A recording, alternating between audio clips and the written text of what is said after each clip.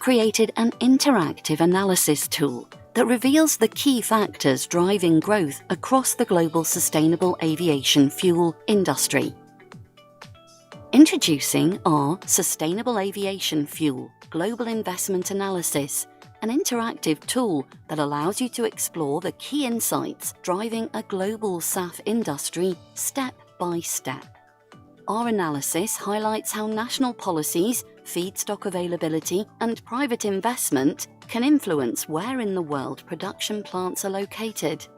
The global landscape is changing rapidly. We aim to benchmark today's state of play and document how the global industry changes over time as more nations develop their policies and instruments. We welcome any feedback or questions on the analysis. Get in touch with us via email.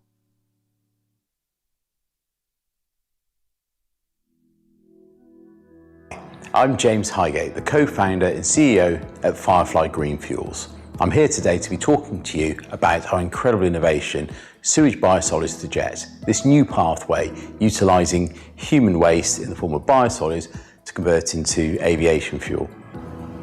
As a business, we exist to decarbonise aviation. That requires a gigaton plus saving in carbon. So to enable that, we need multiple sites, multiple locations. That drove our feedstock selection. We were looking for a material that was fully biogenic and ubiquitous. We need something that is everywhere in the world. It has to be incredibly low cost. It has to be consistent.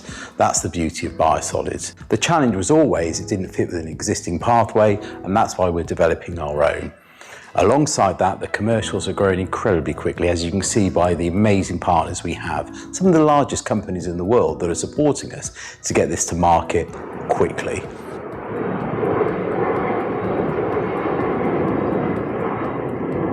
My name is Jan Malin, and I'm the Chief Financial Officer of Wizz Air Group, based here in sunny Budapest, Hungary.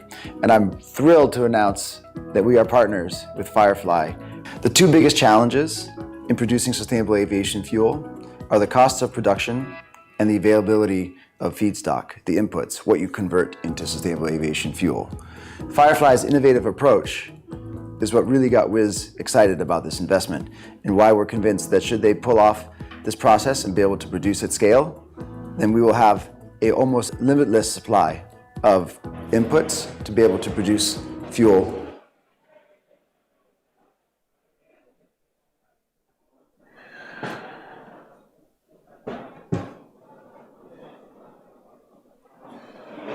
Right, good morning, everybody. Morning. We'll just give people a chance to get to their seats and then we can make a start.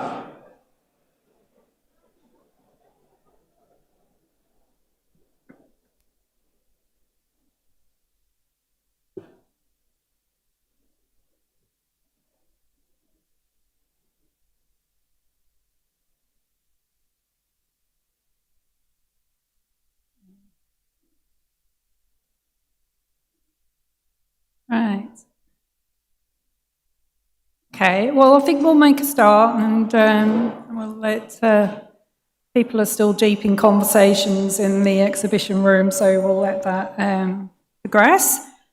So good morning, I'm Michelle Carter, I'm Head of Transport at Innovate UK Business Connect, and this is the third SAF supply chain initiative, and it's really good to see you all here today and this time in Yorkshire. We're back in Yorkshire again after being in London last year. So before we get started, I think you will have found all the refreshment areas which are sort of at the back, and the exhibition is sort of on my right or your left. Hopefully you found the Wi-Fi as well, which is free, so if you just go on City Hall and you'll be able to find the Wi-Fi. So today we've got a bit of a mixed agenda. We kind of operate right across that supply chain, as the name of the event implies. So we kind of like to sort of mix it up a bit. And what we're trying to do as well, because what we've found, and I say this every year, is that this SAF is growing now. The industry is growing, and actually globally there are so many events now on SAF. And so what we wanted to try and do is not necessarily copy and paste of that, but just give something a bit different. So we're always open to feedback. So if there's anything that you want to see from these events going forward, please do let us know. In terms of that agenda, hopefully you will find it's a good mix of presentations and also with the exhibitions. So this event today is delivered by Innovate K Business Connect, and we have our SAF Innovation Programme. And for those of you that are not familiar with it, it was launched in 2022, and our objective is to sort of grow the SAF supply chain in the UK.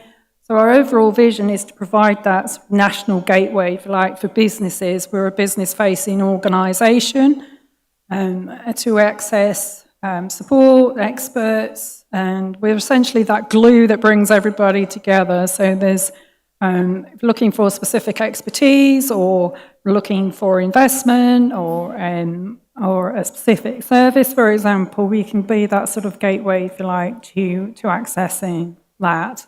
And we have a few work packages as well. We have the business engagement program, investment program, and that's about building up a sort of community of investors that are interested in investing in SAF, and that's constantly growing all the time, and that's led by my colleague Keir. And you can go and talk to him about that program. He's sitting over there with his hand up. We also do analysis and insights, and we've got a new one that we're launching today.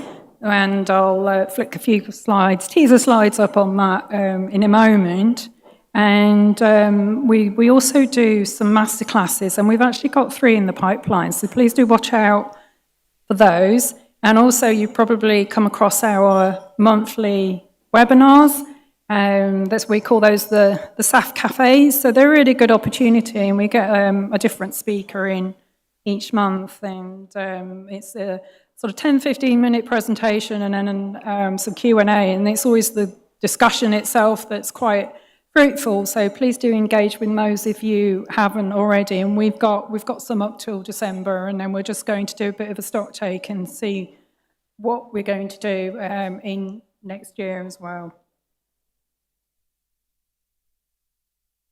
So the way we see the SAF IP is as sort of as a sort of portfolio of measures that are going to help drive the UK SAF industry.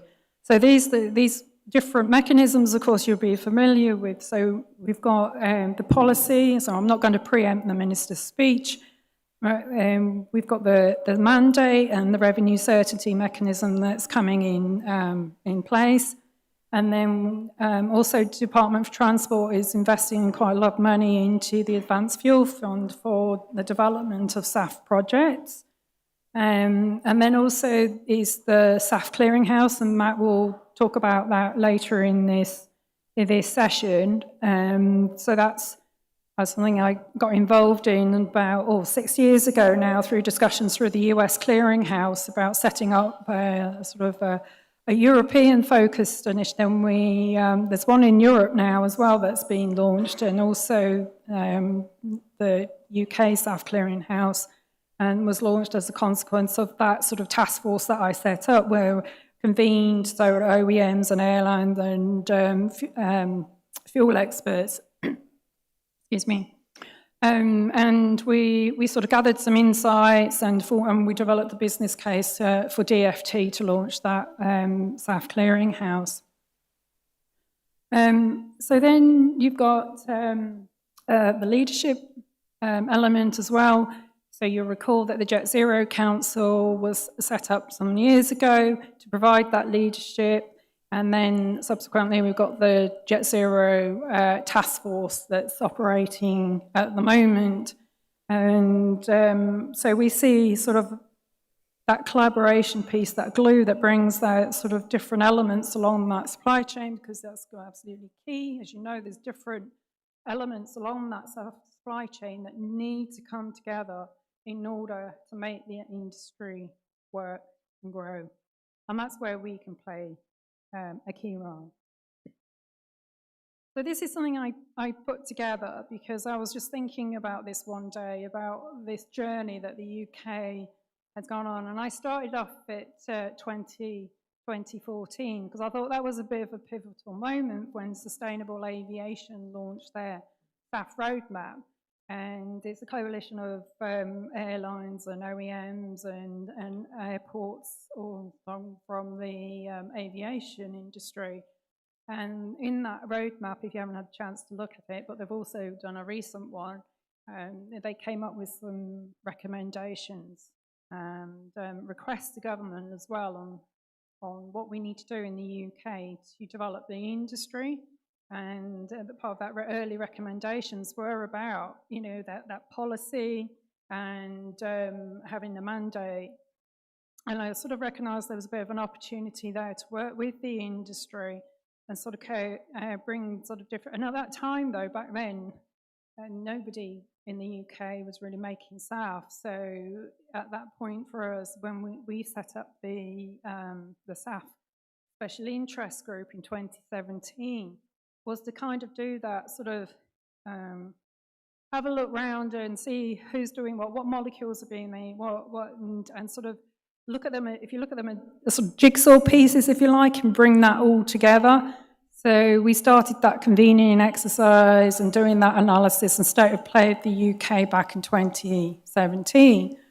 So when you look at the timescales from, as we have here, from 2014 to 2023, we've got the business case that was submitted for the clearinghouse, and then you started seeing some investment into SAF projects from the Department for Transport, and then there's various strategies and an initial mandate consultations as well. And then we've got the SAF Innovation Programme, which was launched in 2022. So there was a bit of activity as we were sort of around that COVID time. Remember that COVID time and lockdown, and then as we came out of it, there was a peak of activity.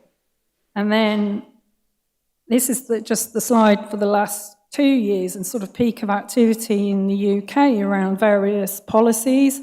Certainly, we've had the launch of the mandate this year, and then the energy bill and the commitment to develop a revenue certainty mechanism.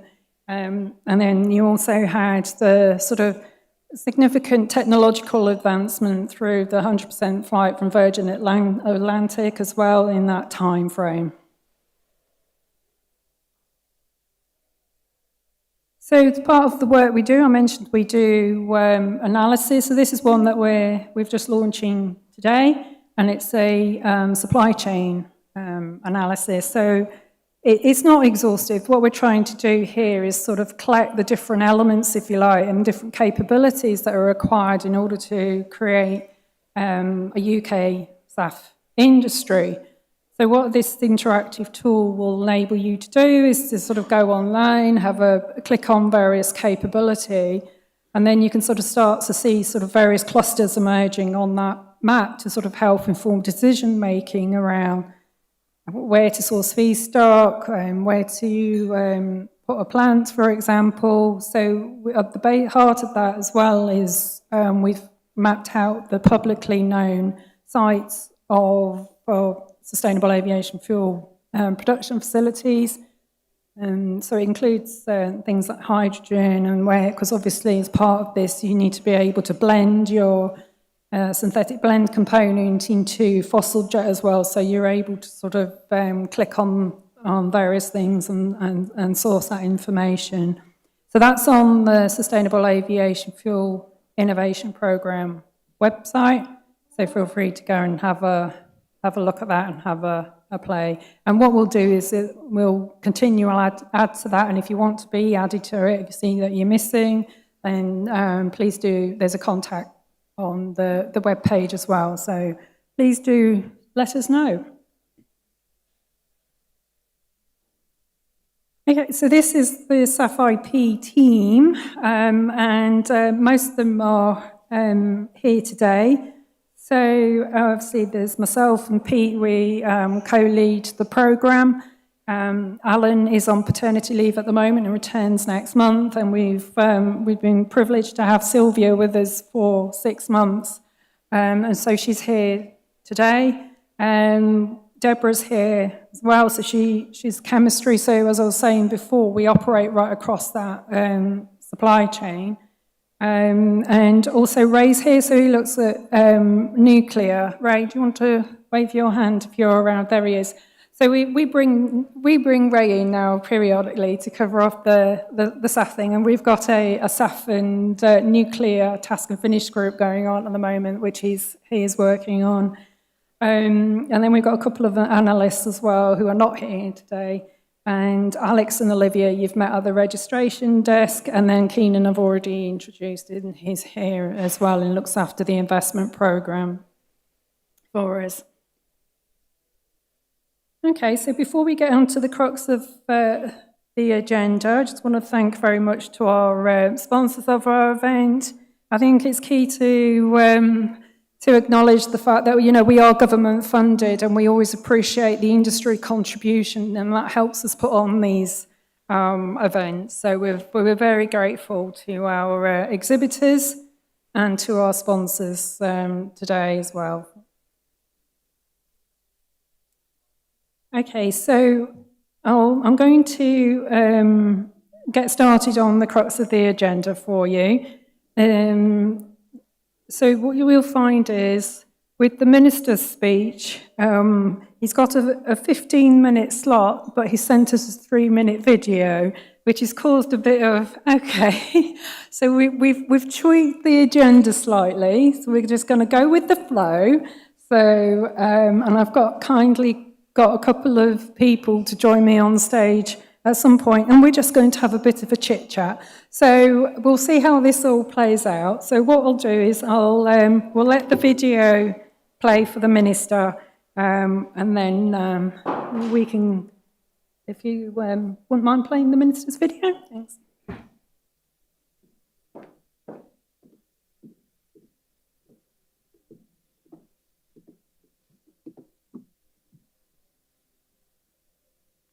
Thank you for inviting me to speak today, and I'd like to send my apologies for being unable to attend in person.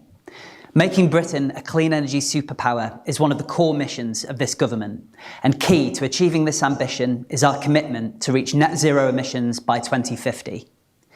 As transport remains the UK's largest emitting sector, it is vital that we work with industry to escalate decarbonisation and deliver greener transport, and this is a key priority for the Secretary of State. Sustainable aviation fuel is fundamental to the government's strategy to decarbonise aviation, and this is why we're supporting the development, production and use of SAF through our world-leading support package.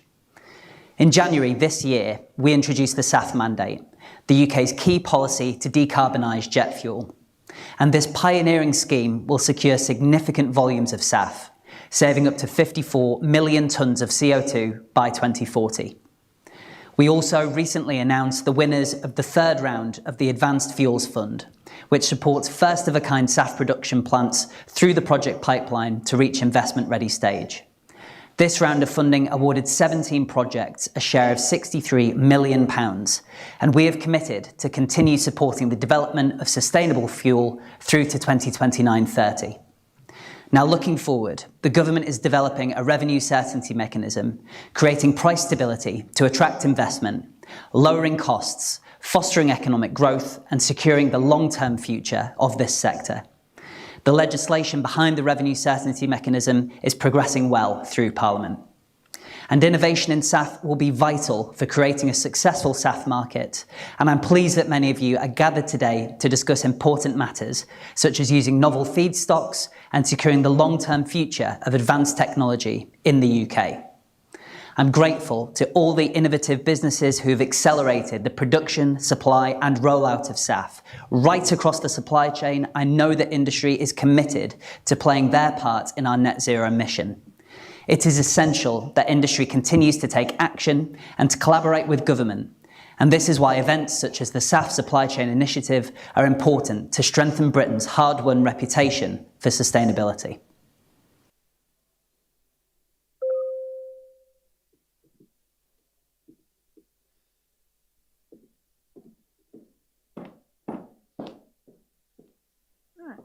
Okay, well, there we go. It's nice of him to mention the event. I wasn't expecting that. So, great. Well, thank you. So what we've got now is another video, because unfortunately Jonathan Simpson couldn't be with us today from Scottish Enterprise, and I think he's got 2 videos actually. So we'll just let that play out, and then we can bring on Matthew, who is actually here. So if we can play Jonathan's video, then thank you. Good morning, everyone. My name is John Simpson, and I'm a specialist in hydrogen utilisation and alternative fuels at Scottish Enterprise.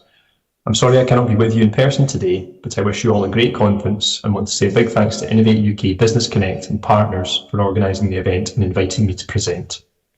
Today I'll be sharing an overview of the transformation underway at Grangemouth, Scotland's largest industrial cluster, and how it's evolving into a hub of low-carbon innovation. We'll focus on Project Willow, the strategic transition of the site, and the emerging opportunities around sustainable aviation fuel production. This is a pivotal moment for Scotland's energy and industrial future, and Grangemouth is right at the heart of it. At Scottish Enterprise, our work is guided by 3 core missions: energy transition, capital investment, and scaling innovation.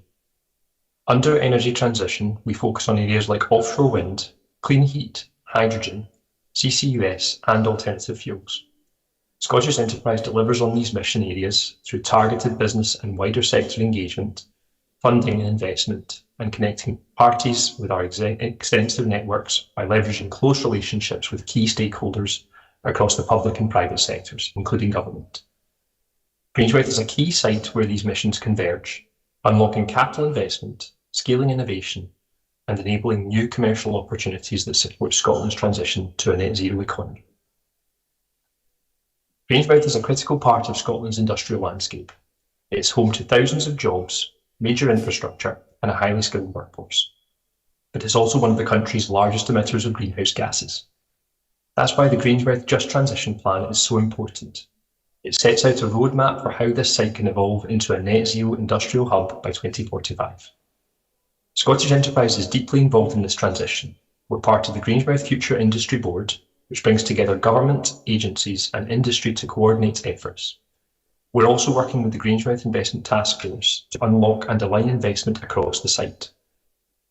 Our work is structured around 3 layers: our core missions, the delivery mechanisms like infrastructure and cluster strategy, and the wider partnerships that ensure everything is pulling in the same direction. This is a coordinated strategic effort to deliver long-term transformation. Grangemouth has been a cornerstone of Scotland's energy infrastructure since the 1920s. Until its closure earlier this year, it hosted Scotland's only crude oil refinery and one of only 6 refineries in the UK. The site contributes around £900 million in GVA annually, supports over 3,300 direct jobs, and plays a vital role in Scotland's energy security. It's home to the Forties pipeline system, which transports crude oil and gas from the North Sea, and it hosts Scotland's largest port, handling over 9 million tonnes of cargo each year.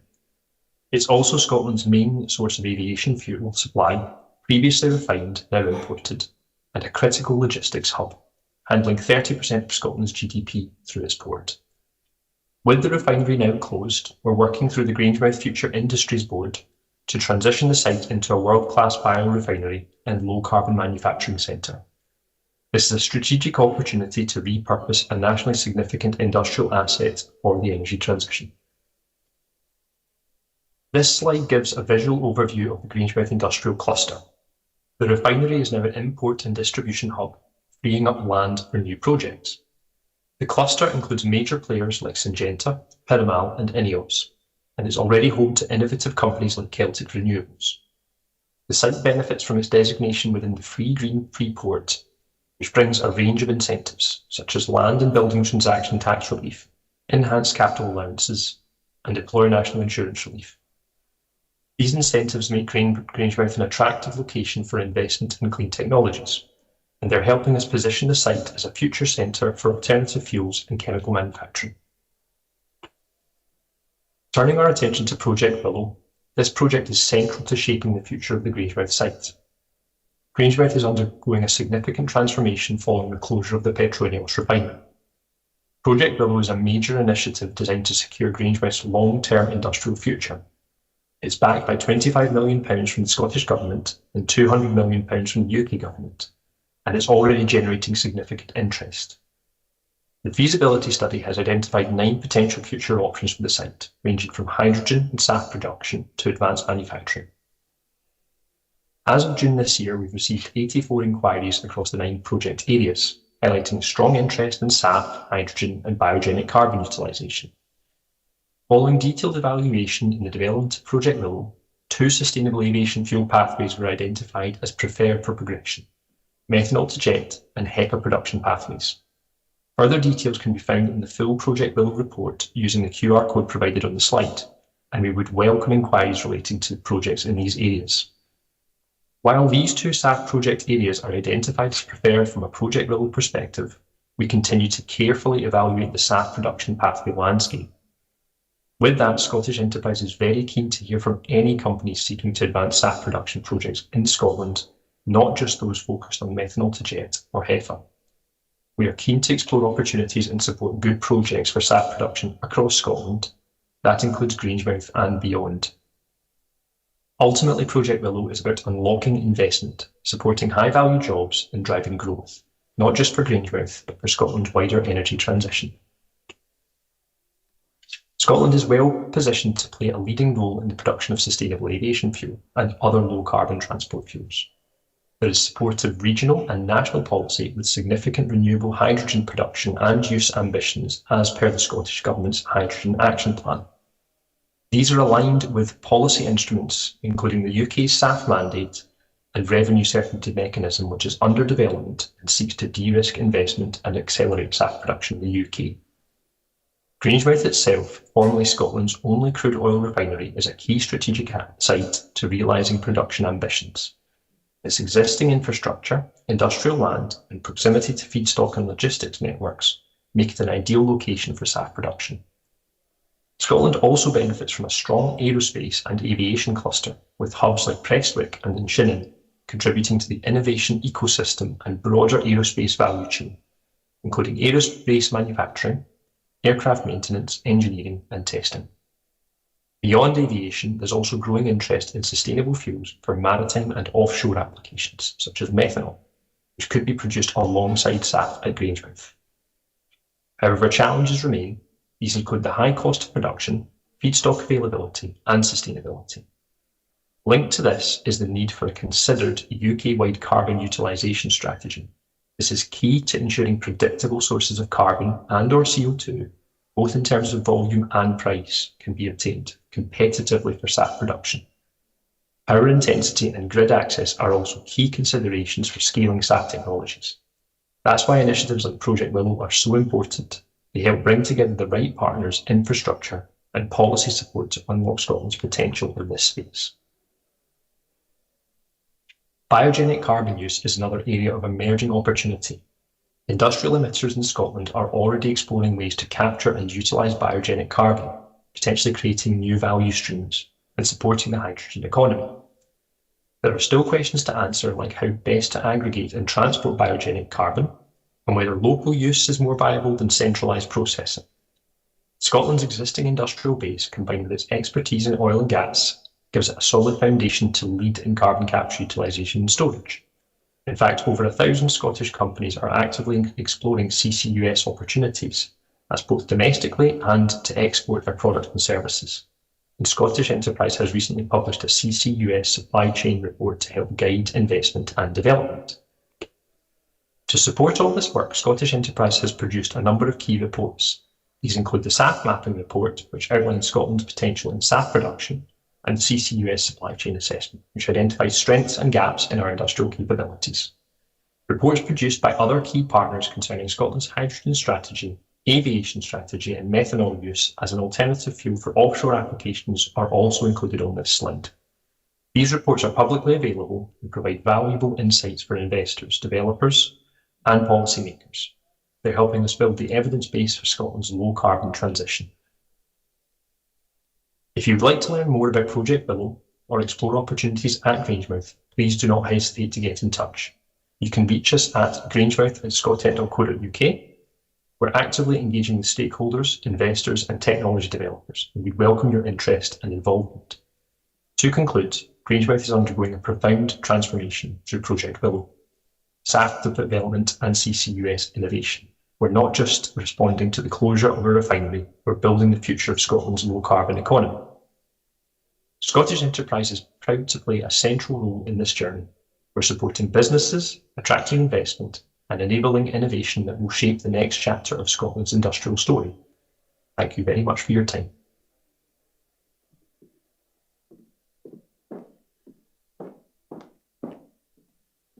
So I think there is another video to play. Ambition. Excitement. Success. Hope. Transformational. Opportunity. Future.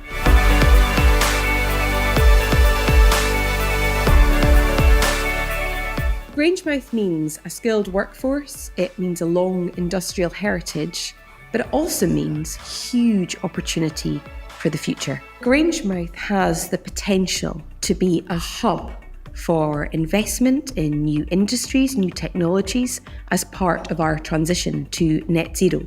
Grangemouth isn't a problem to be solved, but it's opportunities to be grabbed. But there's going to be huge opportunities both today and in the future at the Grangemouth site. It's well connected to the North Sea, it's between Scotland's two major cities, it has a wonderful industrial pass, it has all the skills on site that's required from the workforce. It's a terrific opportunity, I think, to take forward what has been a very successful industrial story over many, many decades. As Project Willow has very clearly set out, there are opportunities in areas like plastics recycling, in fine chemicals, in industrial biotechnology, in life sciences, in green energy, hydrogen, for example. If these are of interest to you, there's a very determined group of people here to make that investment happen for you. As Acorn, we're going to be delivering carbon capture services for Grangemouth. We're going to be investing in the future of Scotland, and we'd like Grangemouth to be part of that picture. You couldn't build a Grangemouth today from scratch. It is unique because the infrastructure is in place, the skills are in place, the future skills are in the pipeline as well.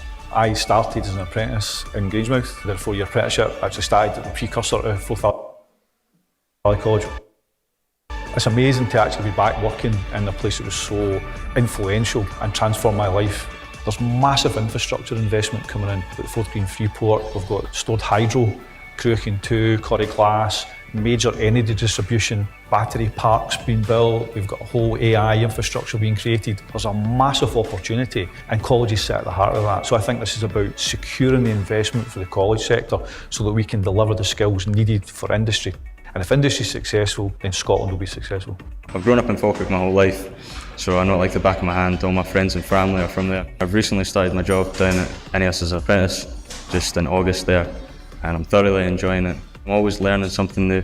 Our role at Scottish Enterprise is to really drive up that awareness and interest in the Grangemouth transition. And what we want to do is really drive in that investment into those projects to create Scotland's net zero industrial cluster and to deliver those new jobs that will really help drive forward the Grangemouth transition. You've got access to the right kind of people, you've got access to the right kind of sites and land, and there's so much commitment to that site. I think it's going to be something really special. Our Grangemouth is what we've done here at Celtic Renewables, establishing Scotland's first biorefinery. You've got a great landing place for both technology and investment. As an investment proposition, I think it makes huge sense. I think this is a place of great potential. There's a collective endeavour to make it work. Here we are in the centre of Scotland, a great road network, Scotland's major port.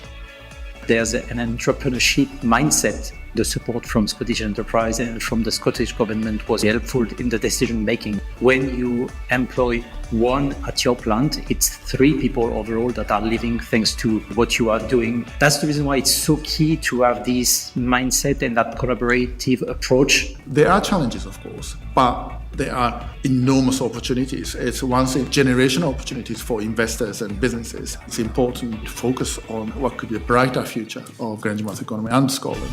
Grangemouth is open for business. In the fine chemicals sector, situated here on Earls Road, you benefit from cluster economics, shared services, local suppliers, access to specialist talent. It all adds up to lower costs and faster innovation.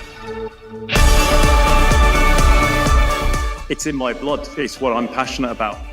I came up here originally on an 8-month placement, which was 34 years ago. So I've spent all of my working life up here, working in Grangemouth over all the businesses that we have here. Come and have a look, come and meet the people, see what we're trying to do and create here, because it's a brilliant future. Once you see it, once you feel it, once you touch it, you'll want to invest. Transformation, opportunity, Passion. Dare. Dynamic. Potential. New skills. Prosperity. It's about opportunity.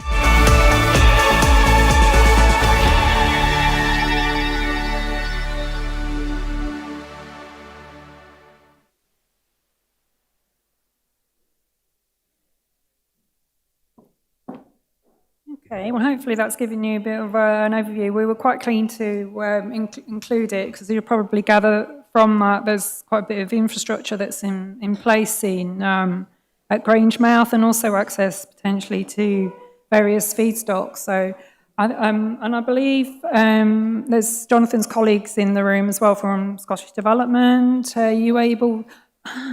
Thank you. And Jonathan says if you've got any questions at all around the site about those opportunities, then please, it's Bob, isn't it? Yeah, Bob. So please do speak to Bob. Right, okay. So if we move on to our speaker, who is actually in the room.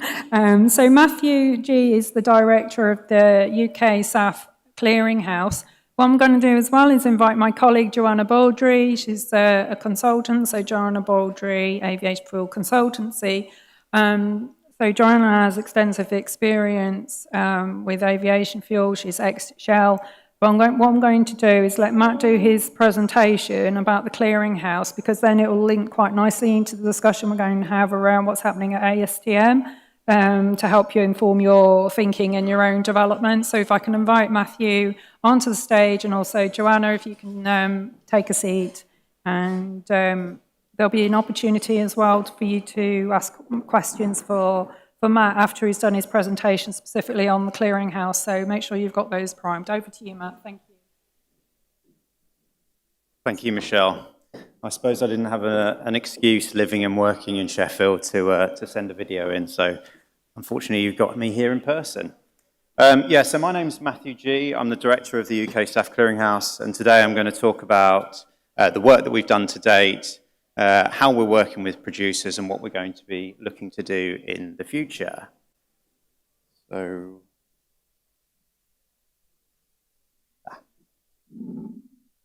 let's just start with the basics. What is the clearinghouse? Well, our mission is to support producers during the development, optimization, qualification, and evaluation of new aviation turbine fuels from sustainable sources.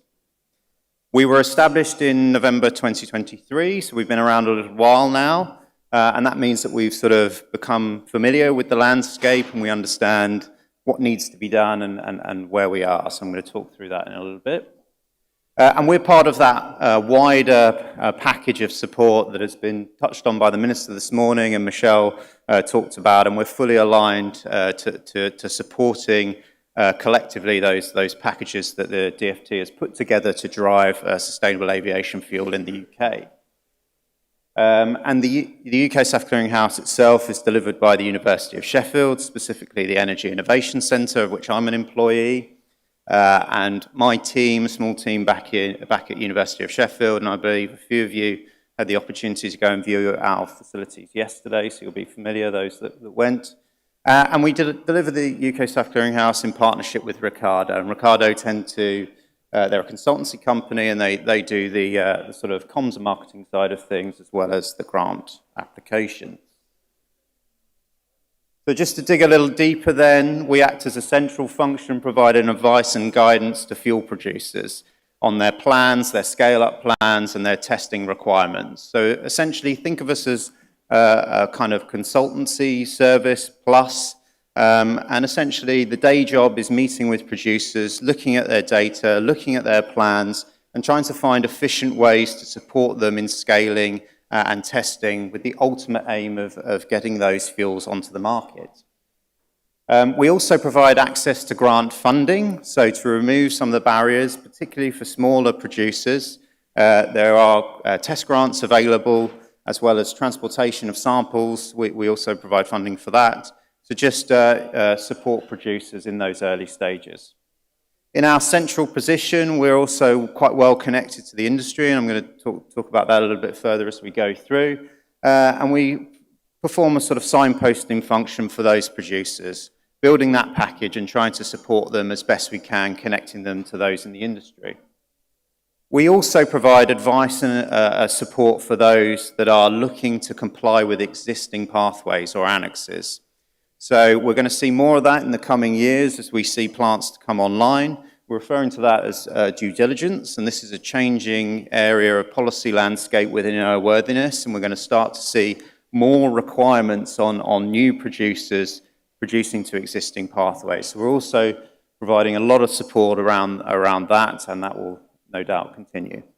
And all of this is done on the world stage, so we work very closely with my colleagues in the US and the EU that also are running clearinghouses, and we need to do that in order to be efficiently working together, because ultimately this is evaluations and the development of jet fuel is happening on the world stage, and I'll speak to that a little bit more as we go through.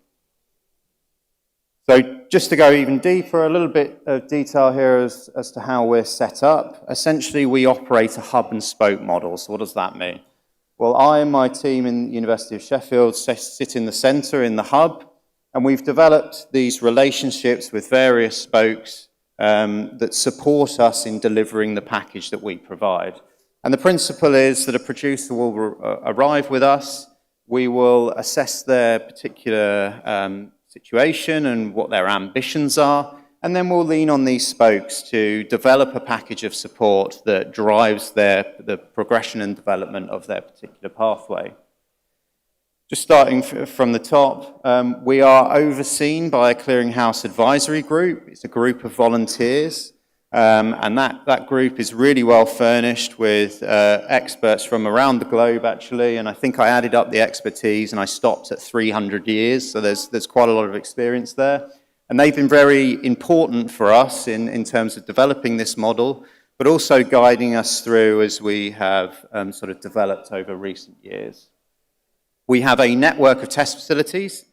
Some of them are here today that we understand deeply what their capabilities are, and obviously that's key to working with producers and sending them to the right test facilities to get the right work done. We have technical advisors on call as well, so there are occasions when our expertise is exhausted, and in those situations we pull in expertise from consultants and other areas to support us in specific cases. We work very closely with the various fuel specifications, so I myself am on the EXCO committee for DEFSTAN 91091, which is the aviation fuel specification predominantly used in the UK and Europe. We also contribute heavily to the activity at ASTM, and I think we're going to discuss that a little bit further later on after this session. And of course, that is key to understanding how the evaluation process is evolving, but also understanding deeply the methods that are used to produce that data and how they're evolving over time. And of course, actually working live with those producers that are going through the evaluation process. Absolutely key for the work we do. As I said, we're quite connected to industry, so we've got connections with various parts of the aviation fuel industry. I've mentioned the international clearinghouses, dotted line there. We also have a network of pre-screening facilities that we are continuing to develop.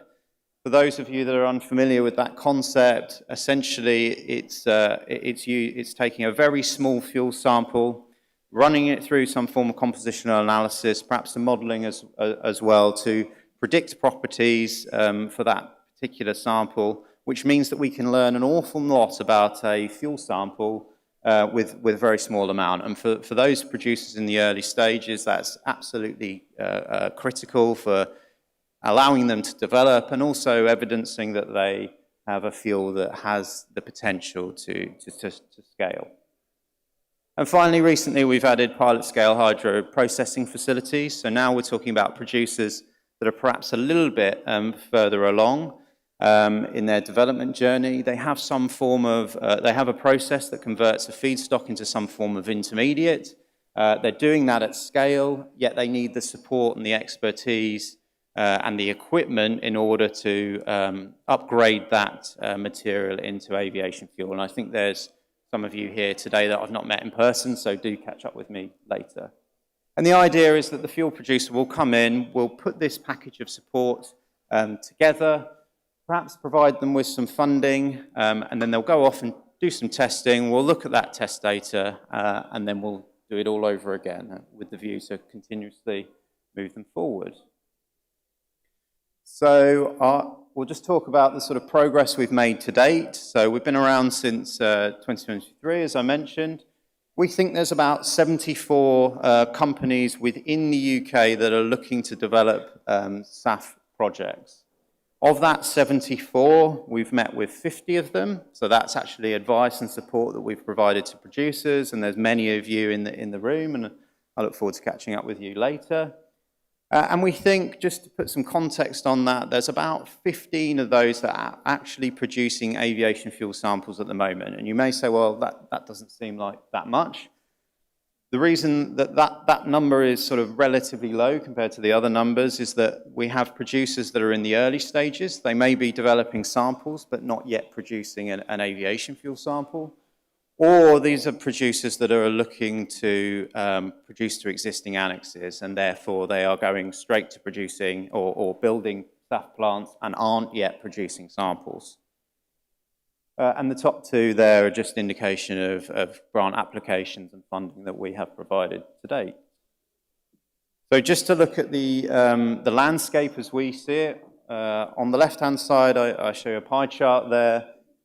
Those segments in blue show the segments that show the producers that are looking to produce to existing annexes as we see it. And I've included in that the MTJ in the alcohol-to-jet annex. I've already had questions on that today, and I think we're going to touch on that in our later session, so I won't mention any more on that. Then we've got approximately a quarter that are developing new pathways and are actually progressing with projects in the UK, and as I said, some of you are here today. We've got a small segment aiming at co-processing, so those are producers that are not intending to produce a synthetic blend component that is then blended with jet fuel. Instead, they are looking to produce a material that they will offer to a refinery that is co-processed. And then we've got a segment at the top that are looking into aviation fuels, but don't necessarily have plans to commercialise in the UK at this point in time, but we're still supporting them. On the right-hand side, I've tried to break down the maturity, for those of you that are interested, of those producers developing new pathways. We typically do this using fuel readiness levels, but it's a sort of challenge to do that, particularly if they're in the earlier stages.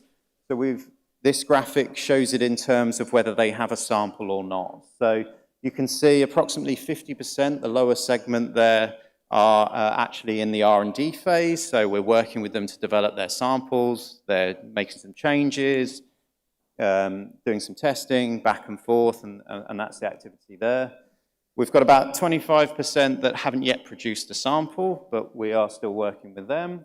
And then we get to the sharp end then, the producers, approximately sort of 10% that are about to go into ASTM, and 10% that are there already offering up their fuels. And just to give some context to that, the UK hasn't actually taken a pathway. There has been no sort of entity from the UK that has resulted in a pathway to date. So we're soon to see, hopefully in the coming years, and I'm sure we'll hear about that as we go on, we will see a pathway come from the UK.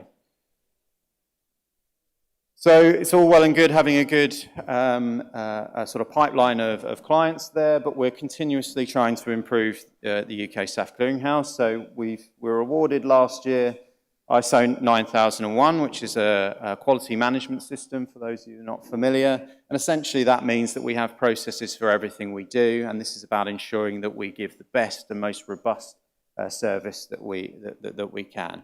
Obviously, data management is a big deal for us. We're seeing people's data, fuel data is extremely sensitive, so we have a very robust NDA process, and that's one of the elements of that quality management system. We're continuing to work with the test facilities to enhance the service that they provide.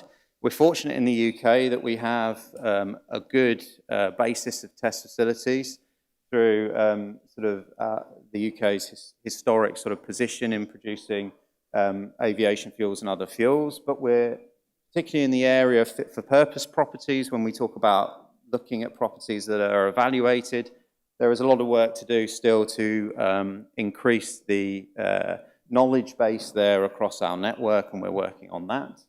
I talked about pilot-scale hydroprocessing and fractional distillation facilities. We soon, I think it'll either be today or tomorrow, we'll be publishing the first of those on our website, and there is a whole sort of backlog of facilities that we are analysing to further put on our website. And again, this is just about supporting those producers, actually turning their material into something that looks like jet fuel.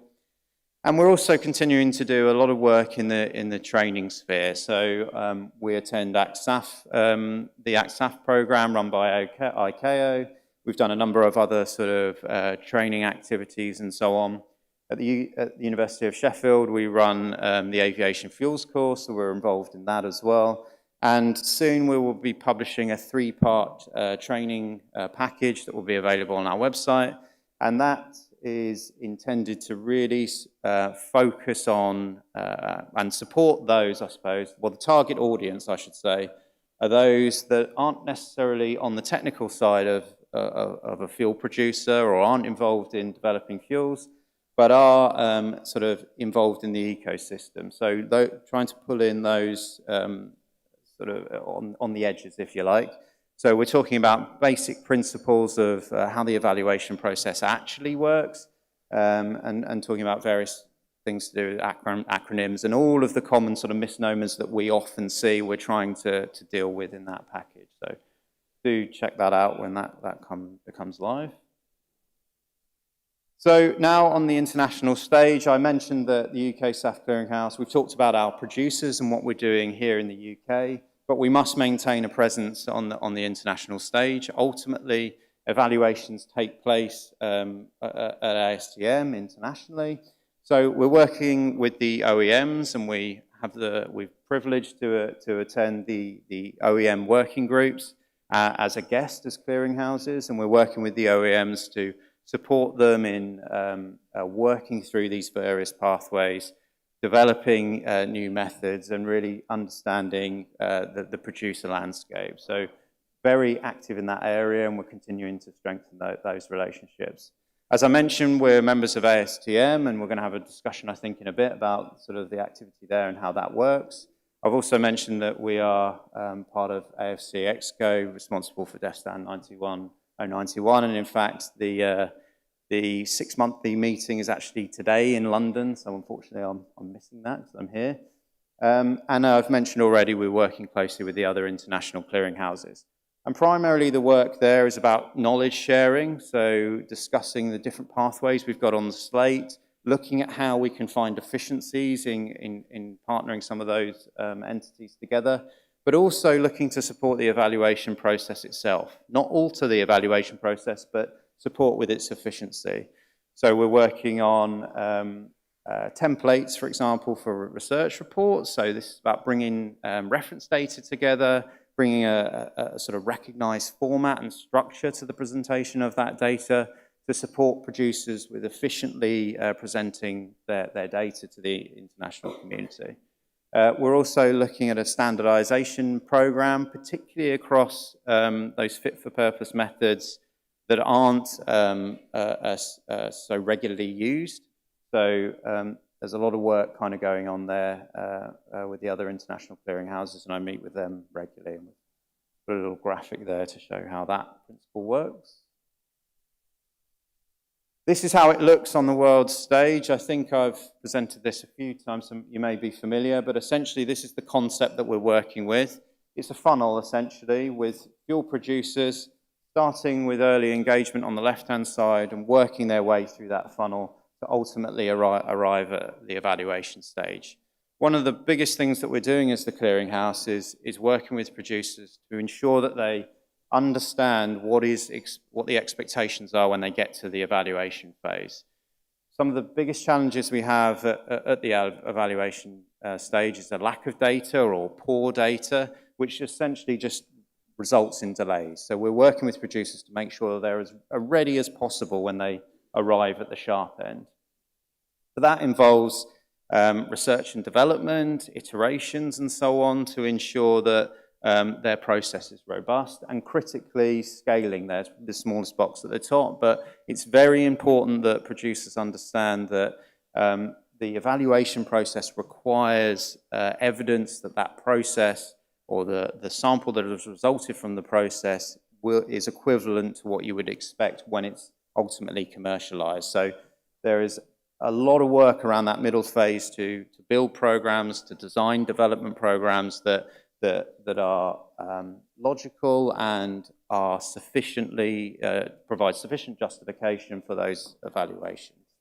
And of course, that's happening internationally, and we are working with producers and seeing occasions where we can put those producers together because they're doing something very similar. And in fact, we've got several examples of that in the UK where we've put those organisations together for efficiency there. So that's a sort of quick run through of kind of where we are and what we're doing on the world stage. So looking ahead, our priorities for the future, we're going to continue to advance more fuels through the qualification pathway. We're very clear. We know where our clients are. We know we have sort of timescales, particularly for those that are on the leading edge.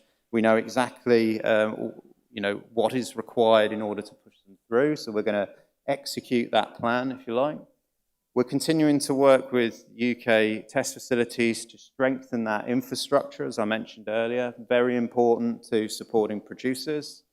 We're going to continue to support with those novel pathways. So a lot of that is to do with ensuring that we have the pre-screening and access to the pre-screening facilities for those early novel pathways that are coming through and we want to drive through to completion.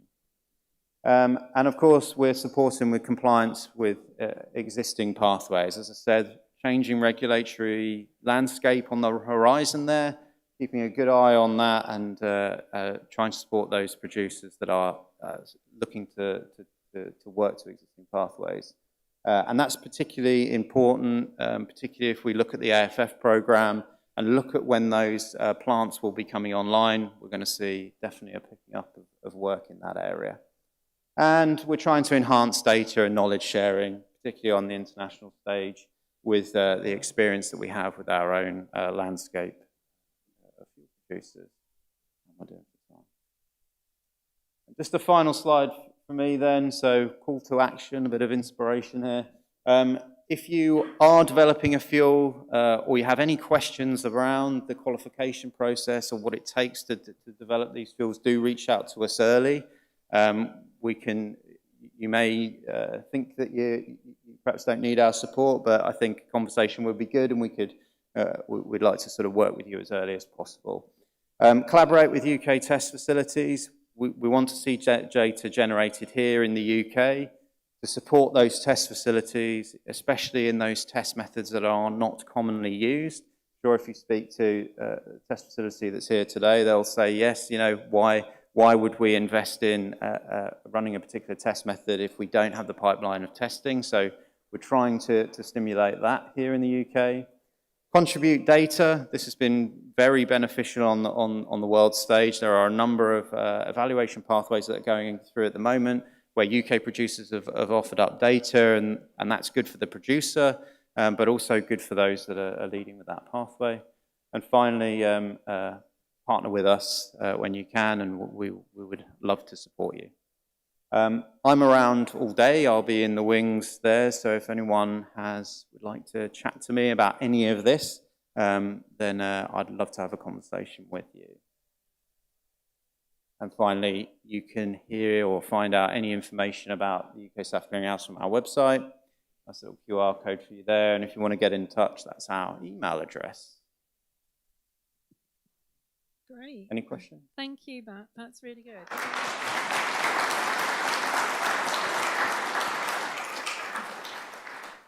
Great. Has anybody got any questions for Matt? Because the key thing is, if you're developing pathways, to make sure you engage with the clearinghouse as early as possible. And Matt and the team can help connecting to the OEMs as well. So any questions from anybody? And if you can wait for the microphone as well, let me hand up. Okay, so I think that was really clear, maybe. Okay, well, we'll let you think about your questions, and you can cut throughout the day. So this is the bit where we're going to wing it a bit, so if you can bear with us. If you'd like to take a seat, Matthew, and I'll give you the microphone, because we just want to pick up on, I guess, this testing element and how our audience, anybody that's working on their fuel, and it's potentially, particularly if it's potentially a new pathway. So obviously through the ASTM D7566, there are specific pathways that are approved, but if you're looking at a new pathway, then that's when you need to engage with the clearinghouses and get early, and enable the OEMs to get early sight of that fuel. But there's also some interesting developments at ASTM through the task and finish groups, isn't it? The working groups that are happening at ASTM, where we've got some new pathways that are being looked at, and existing ones, and refining them, but also around 100%. So I'm going to hand over to the experts now, because I thought it might be quite useful to give you an update on what's happening at ASTM. So Joanna, you've got the microphone, so I'm just going to hand over. It is on, yeah, and as soon as you start speaking, it'll come on. Okay. So can you tell us a bit more about these working groups and what is being worked on, and how can our audience engage in those meetings? Well, I'll start from the second point. ASTM sounds like it's in America and it's them, but actually for a very nominal fee of about £100, anybody can join ASTM, and then you get to be part of their processes. This includes, if you're available, you can attend the meetings, most of which are in the US, but not all. But you can always do the work within the task forces, the working groups, virtually. And certainly you get to take part in the ballots, because ASTM is a consensus organization where proposals come forward to change or add new methods and specifications, and they have to go through with 100% not objected to.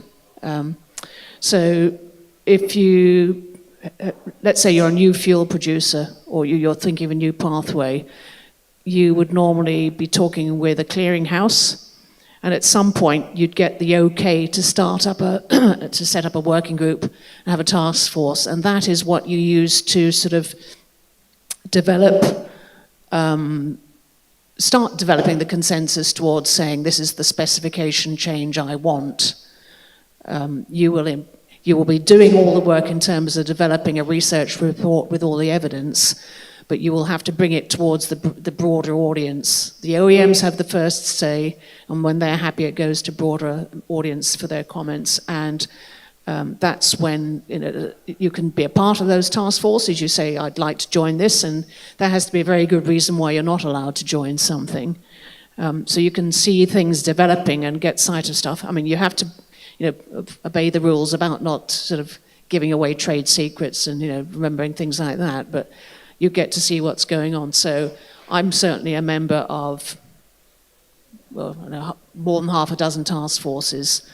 And we have meetings both virtually and then at these other then at the 2 meetings a year where the aviation committees meet. And I will just give a brief comment on what's sort of top of the pile at the moment, or what's working its way through, and Matt can then sort of qualify more precisely. So I think most of the existing things that have been approved as blending components, there are 8 streams for blending components. Most of those are isonormal alkanes of one sort or another, some with a smidge of aromatics and some with a smidge of cycloparaffin, cycloalkanes. So top of the list of the things that's almost certainly going through very soon, and I think the ballot's imminent, is for a methanol to jet route that makes these alkanes, the simpler alkanes. There is another task force that's going forward with methanol to jet that makes cycloalkanes. That one is probably some months behind. So the methanol to jet will be added on to making the normalized alkanes, is going to be added into the alcohol to jet annex. The other one will need a new annex. So we've got a number of prospects that are producing various cycloalkanes that are at research report level, that are within the OEM's eyesight. They won't be approved, this year, but within the next year or so, those will be coming through, and those are interesting components for various reasons. If you go back to the feedstocks, though, clearly this is where sustainability comes in, and maybe affordability.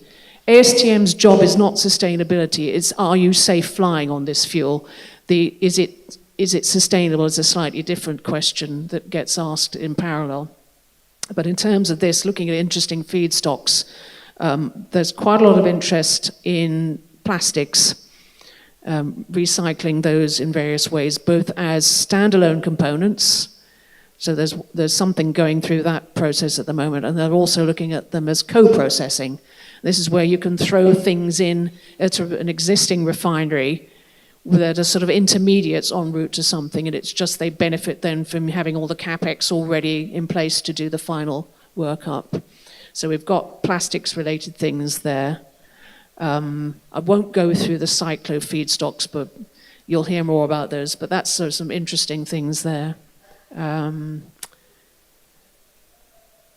more co-processing things going through. There are bits and pieces working with looking to a future 100% synthetic fuel. Not so far clear how that's moving forward. New chemistries. But anyways, Matt can sort of clarify. Matt, is there any development on the 100% drop-in?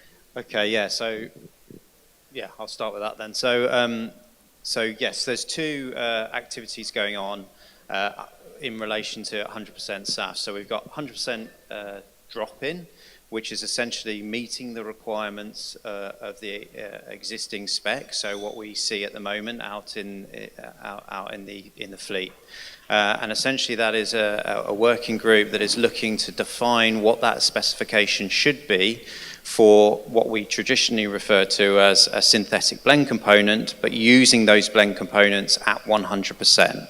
And obviously the benefit there is obviously from a sustainability perspective, you're then able to get 100% a sustainable fuel through, as opposed to what we have at the moment with most of the annexes being capped at 50%. Some less than that, but most at 50.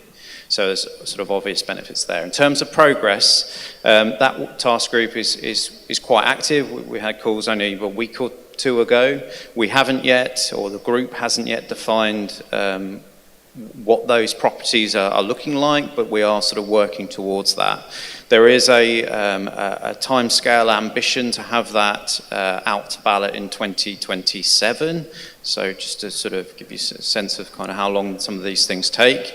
But we are tracking that very closely to kind of see where that lands. It's very interesting for us as the clearinghouse because that task group is an opportunity to see how many view particular properties, and that can support with other pathways in terms of the direction things are going. For example, cyclos, we're seeing an increase in cyclos. In fact, I looked at some of the World Fuel Survey data and we're starting to see an increase there. So it's sort of building on the justification for accepting higher cyclos. And there's a few producers in here that will affect. Some are nodding that I can see. So it's very interesting to see what's going on there. So I think that's 100% non-drop-in. Drop-in, sorry. Then 100% drop-in, which is being referred to as the JetX task group. 100% non, did I say drop-in? Right, 100% non-drop-in now, so that's being referred to as the JetX task group. So this is a test fuel. This is for fuel producers to sort of wrap their agreement or understanding around a specification, a series of property limits to target for the future, with the view then to either to essentially manufacture or continue to manufacture their equipment that would meet that requirement. So it's a future where we're looking at essentially an optimum fuel for both the OEM, but also for producers, with and also driving those sort of sustainability elements like reducing aromatics, for example. That task group, again, very active at the moment. We're looking at a similar time scale, possibly longer. Again, there's no sort of final sort of agreement on any of those properties, but it is really sort of picking up traction this year. I think that's probably enough on that. Okay. Was there one on tar pyrolysis oil? Should I do that? Yeah. Oh, yeah, sorry. Yeah. So yeah, there's a number of tire pyrolysis oil is a co-processing task force. Again, Joanna just mentioned that. There are numbers, plastics as well, and a few others looking at co-processing. That particular task force, we're waiting for. They've been to ballot already. There was a number of negatives. Those negatives are being assessed by the organisation that's pushing that task force through, and they are. We're just waiting to see what their second research report looks like. Essentially, they won't be going to ballot this time round. There has been an agreement amongst the community to really focus on this 5% generic co-processing task force that Joanna briefly mentioned. We're having a discussion this morning about when that would have to hit ballot in order to go through. That too had some negatives, and they are being worked through, and we think that it will probably be balloted not this time round, but the time after in June of next year. So just to be clear, that is essentially a generic co-processing, opening up refiners to allow any kind of feedstock up to 5% to arrive in the jet fraction. So that's obviously very key, particularly for refiners to get non-conventional feedstocks from a sustainable source into all of their fractions within that refinery, including the aviation fraction. So that's sort of the main emphasis at the moment within the OEMs on a co-processing front. So that's where the work is. That's really good. I think we're going to have to finish it up now. And if anybody's got any questions for these two, please pick them up in the break. But if you can join me in thanking Matt and Joanna for their contributions. Thank you.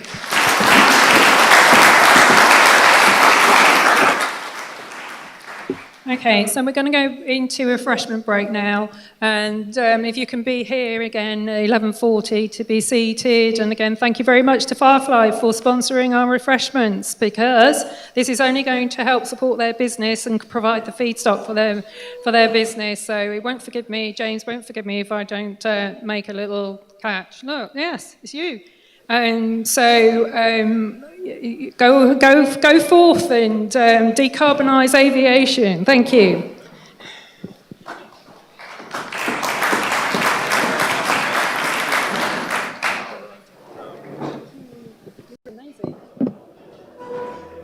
I'm James Highgate, the co-founder and CEO at Firefly Green Fuels.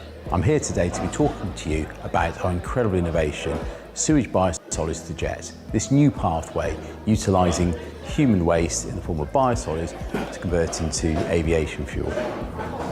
As a business, we exist to decarbonise aviation. That requires a gigaton plus saving in carbon. So to enable that, we need multiple sites, multiple locations. That drove our feedstock selection. We were looking for a material that was fully biogenic and ubiquitous. We need something that is everywhere in the world. It has to be incredibly low cost. It has to be consistent.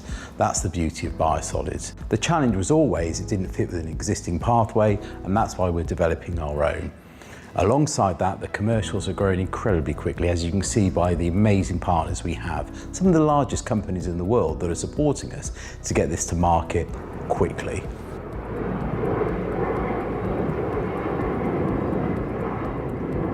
My name is Jan Malin, and I'm the Chief Financial Officer of Wizz Air Group, based here in sunny Budapest, Hungary.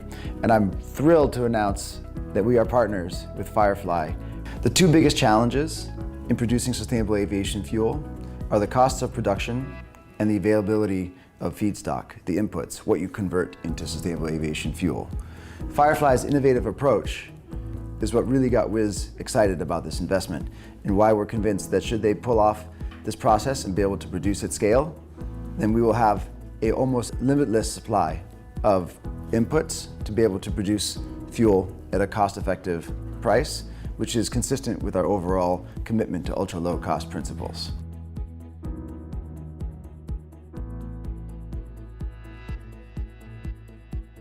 Hi, my name is Gerrit Polhaar. I am the Commercial Director for Chevron Lumens Global. And we are a licensor and designer of process technology for hydroprocessing applications. We have lots of experience in the hydroprocessing technology. We've designed basically half of all the hydrocrackers that produce kerosene in the world. So every other plane that you see up in the sky is flying on kerosene that has been produced in the unit that we designed. We're using that same technology and all that experience to design a new process for Firefly. We're very excited to do that. It looks very promising based on sewage sludge. We're planning to scale up the technology from pilot plant scale all the way up to major refinery size units. It's been a pleasure so far to work with Firefly. We think they have a very exciting concept and we're proud to associate ourselves with Firefly.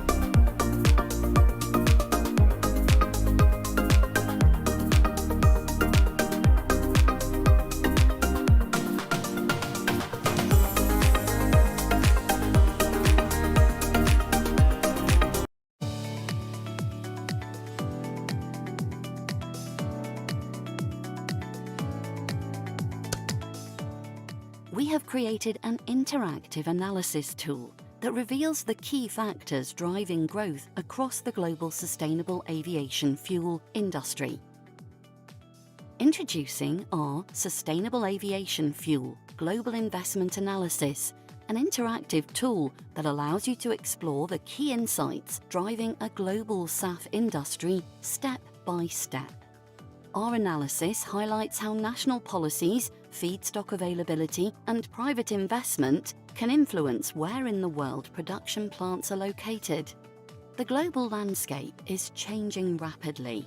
We aim to benchmark today's state of play and document how the global industry changes over time as more nations develop their policies and instruments. We welcome any feedback or questions on the analysis. Get in touch with us via email.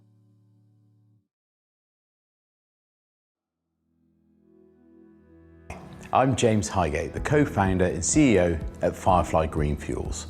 I'm here today to be talking to you about our incredible innovation, Sewage Biosolids to Jet, this new pathway utilising human waste in the form of biosolids to convert into aviation fuel. As a business, we exist to decarbonise aviation. That requires a gigaton plus saving in carbon. So to enable that, we need multiple sites, multiple locations. That drove our feedstock selection. We were looking for a material that was fully biogenic and ubiquitous. We need something that is everywhere in the world. It has to be incredibly low cost. It has to be consistent. That's the beauty of biosolids. The challenge was always it didn't fit with an existing pathway, and that's why we're developing our own. Alongside that, the commercials are growing incredibly quickly, as you can see by the amazing partners we have. Some of the largest companies in the world that are supporting us to get this to market quickly.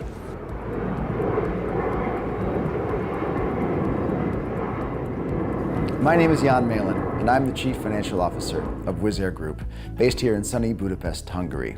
And I'm thrilled to announce that we are partners with Firefly. The two biggest challenges in producing sustainable aviation fuel are the costs of production and the availability of feedstock, the inputs, what you convert into sustainable aviation fuel.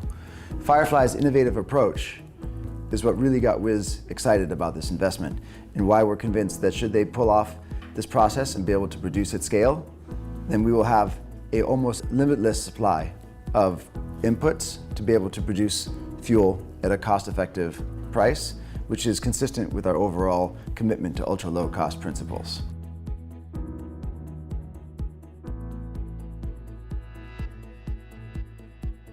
Hi, my name is Gerrit Polhaar. I am the Commercial Director for Chevron Lumen's Global. We are a licensor and designer of process technology for hydroprocessing applications.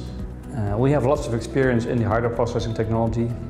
We've designed basically half of all the hydrocrackers that produce kerosene in the world. So every other plane that you see up in the sky is flying on kerosene that has been produced in the unit that we designed. We're using that same technology and all that experience to design a new process for Firefly. We're very excited to do that. It looks very promising based on sewage sludge. We're planning to scale up the technology from pilot plant scale all the way up to major refinery size units. It's been a pleasure so far to work with Firefly. We think they have a very exciting concept, and we're proud to associate ourselves with Firefly.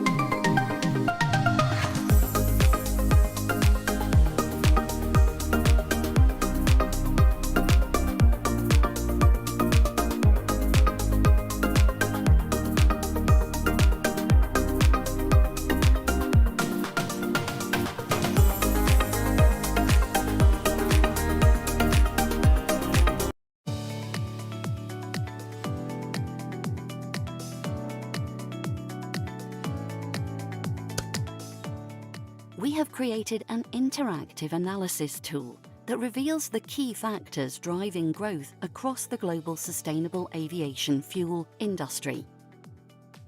Introducing our Sustainable Aviation Fuel Global Investment Analysis, an interactive tool that allows you to explore the key insights driving a global SAF industry step by step.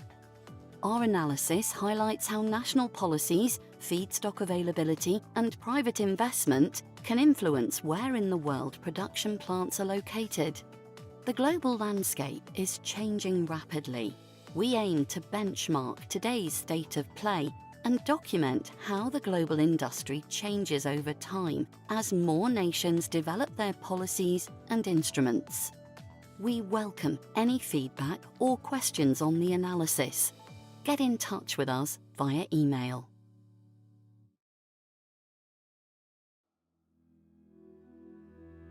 I'm James Highgate, the co-founder and CEO at Firefly Green Fuels.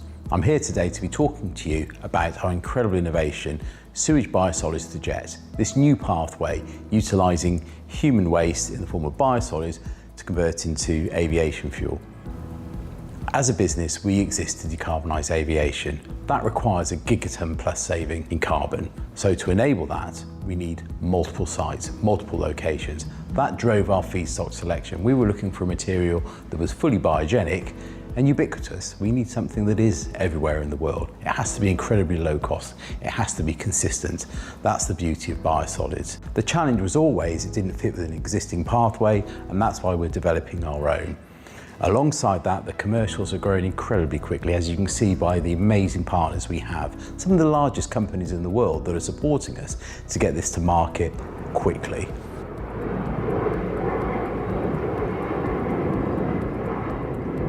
My name is Jan Malin, and I'm the Chief Financial Officer of Wizz Air Group, based here in sunny Budapest, Hungary. And I'm thrilled to announce that we are partners with Firefly. The two biggest challenges in producing sustainable aviation fuel are the costs of production and the availability of feedstock, the inputs, what you convert into sustainable aviation fuel. Firefly's innovative approach is what really got Wizz excited about this investment, and why we're convinced that should they pull off this process and be able to produce at scale, then we will have a almost limitless supply of inputs to be able to produce fuel at a cost-effective price, which is consistent with our overall commitment to ultra-low cost principles.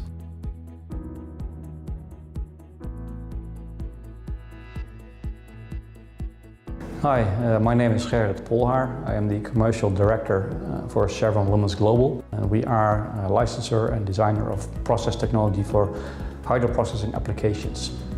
We have lots of experience in the hydroprocessing technology. We've designed basically half of all the hydrocrackers that produce kerosene in the world. So every other plane that you see up in the sky is flying on kerosene that has been produced in the unit that we designed. We're using that same technology and all that experience to design a new process for Firefly. We're very excited to do that. It looks very promising based on sewage sludge. We're planning to scale up the technology from pilot plant scale all the way up to major refinery size units. It's been a pleasure so far to work with Firefly. We think they have a very exciting concept, and we're proud to associate ourselves with Firefly.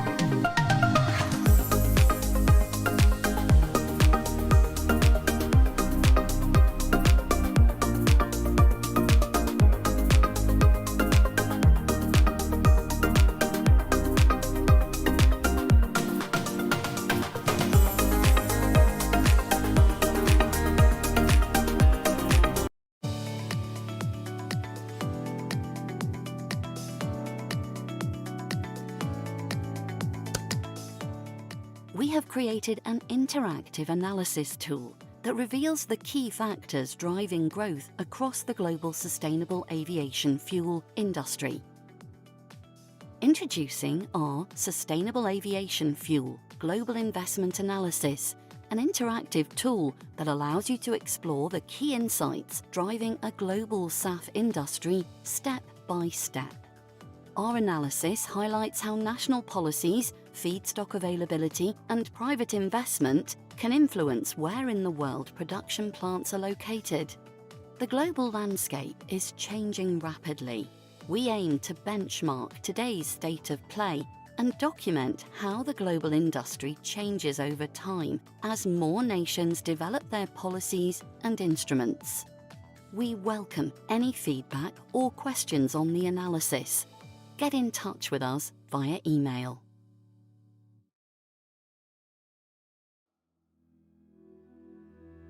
I'm James Highgate, the co-founder and CEO at Firefly Green Fuels. I'm here today to be talking to you about our incredible innovation, Sewage Biosolids to Jet, this new pathway utilising human waste in the form of biosolids to convert into aviation fuel. As a business, we exist to decarbonise aviation. That requires a gigaton plus saving in carbon. So to enable that, we need multiple sites, multiple locations. That drove our feedstock selection. We were looking for a material that was fully biogenic and ubiquitous. We need something that is everywhere in the world. It has to be incredibly low cost. It has to be consistent. That's the beauty of biosolids. The challenge was always it didn't fit with an existing pathway, and that's why we're developing our own. Alongside that, the commercials are growing incredibly quickly, as you can see by the amazing partners we have. Some of the largest companies in the world that are supporting us to get this to market quickly.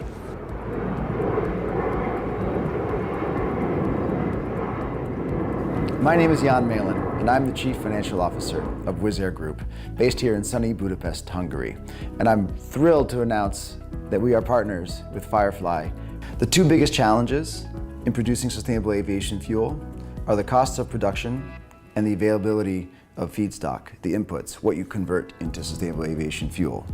Firefly's innovative approach is what really got Wizz excited about this investment, and why we're convinced that should they pull off this process and be able to produce at scale, then we will have a almost limitless supply of inputs to be able to produce fuel at a cost-effective price, which is consistent with our overall commitment to ultra-low cost principles.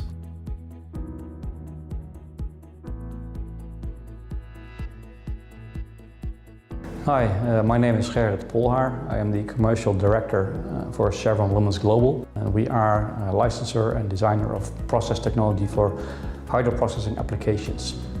We have lots of experience in the hydroprocessing technology. We've designed basically half of all the hydrocrackers that produce kerosene in the world. So every other plane that you see up in the sky is flying on kerosene that has been produced in the unit that we designed. We're using that same technology and all that experience to design a new process for Firefly. We're very excited to do that. It looks very promising based on sewage sludge.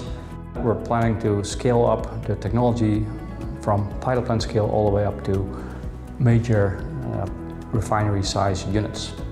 It's been a pleasure so far to work with Firefly. We think they have a very exciting concept, and we're proud to associate ourselves with Firefly.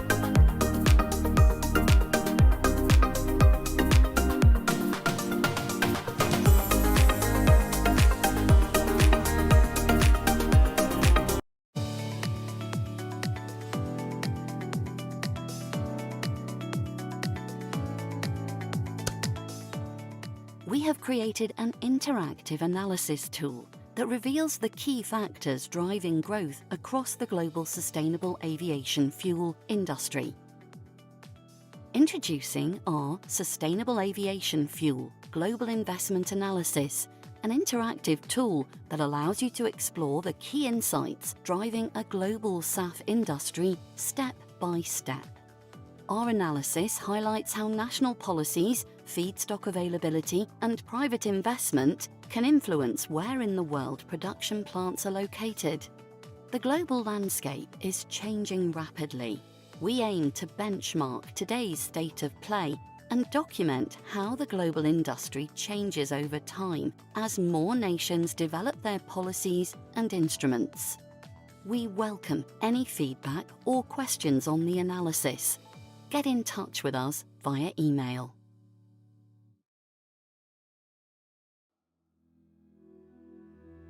I'm James Highgate, the co-founder and CEO at Firefly Green Fuels.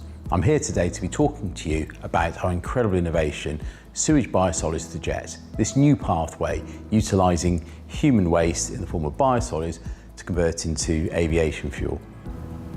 As a business, we exist to decarbonise aviation. That requires a gigaton plus saving in carbon. So to enable that, we need multiple sites, multiple locations. That drove our feedstock selection. We were looking for a material that was fully biogenic and ubiquitous. We need something that is everywhere in the world. It has to be incredibly low cost. It has to be consistent. That's the beauty of biosolids. The challenge was always it didn't fit with an existing pathway, and that's why we're developing our own. Alongside that, the commercials are growing incredibly quickly, as you can see by the amazing partners we have. Some of the largest companies in the world that are supporting us to get this to market quickly.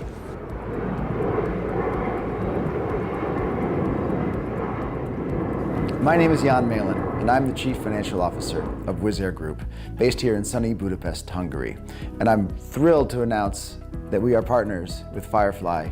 The two biggest challenges in producing sustainable aviation fuel are the costs of production and the availability of feedstock, the inputs, what you convert into sustainable aviation fuel. Firefly's innovative approach is what really got Wizz excited about this investment, and why we're convinced that should they pull off this process and be able to produce at scale, then we will have an almost limitless supply of inputs to be able to produce fuel at a cost-effective price, which is consistent with our overall commitment to ultra-low cost principles.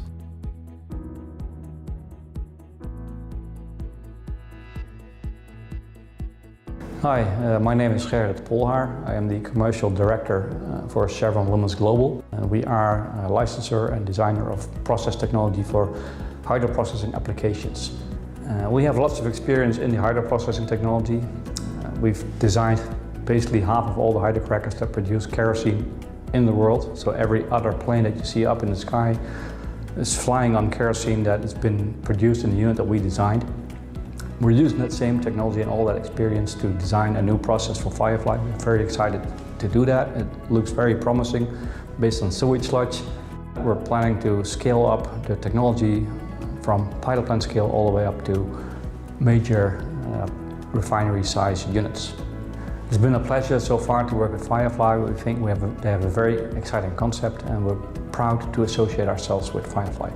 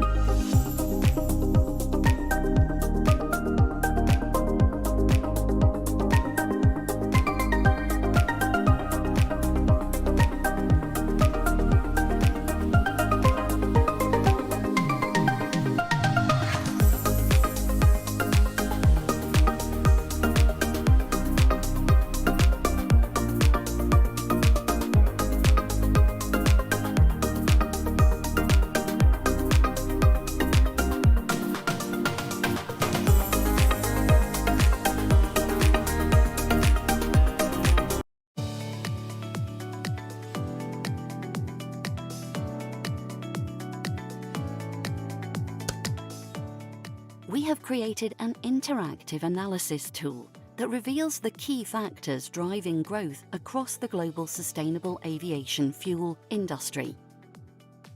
Introducing our Sustainable Aviation Fuel Global Investment Analysis, an interactive tool that allows you to explore the key insights driving a global SAF industry step by step. Our analysis highlights how national policies, feedstock availability, and private investment can influence where in the world production plants are located. The global landscape is changing rapidly. We aim to benchmark today's state of play and document how the global industry changes over time as more nations develop their policies and instruments. We welcome any feedback or questions on the analysis. Get in touch with us via email.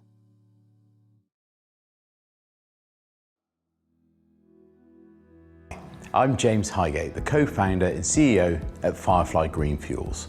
I'm here today to be talking to you about our incredible innovation, Sewage Biosolids to Jet, this new pathway utilising human waste in the form of biosolids to convert into aviation fuel.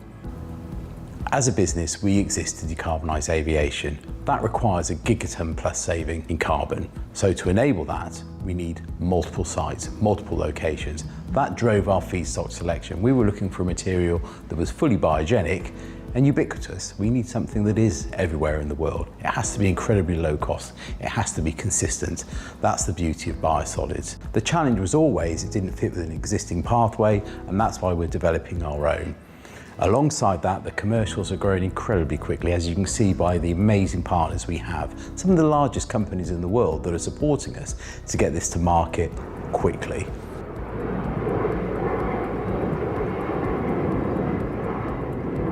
My name is Jan Malin, and I'm the Chief Financial Officer of Wizz Air Group, based here in sunny Budapest, Hungary. And I'm thrilled to announce that we are partners with Firefly. The two biggest challenges in producing sustainable aviation fuel are the costs of production and the availability of feedstock, the inputs, what you convert into sustainable aviation fuel.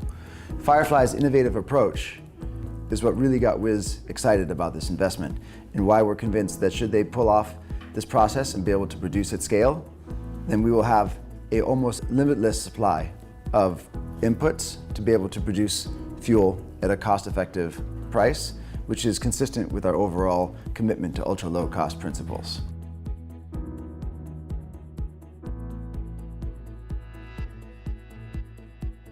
Hi, my name is Gerrit Polhaar. I am the Commercial Director for Chevron Lumen Global. We are a licensor and designer of process technology for hydroprocessing applications.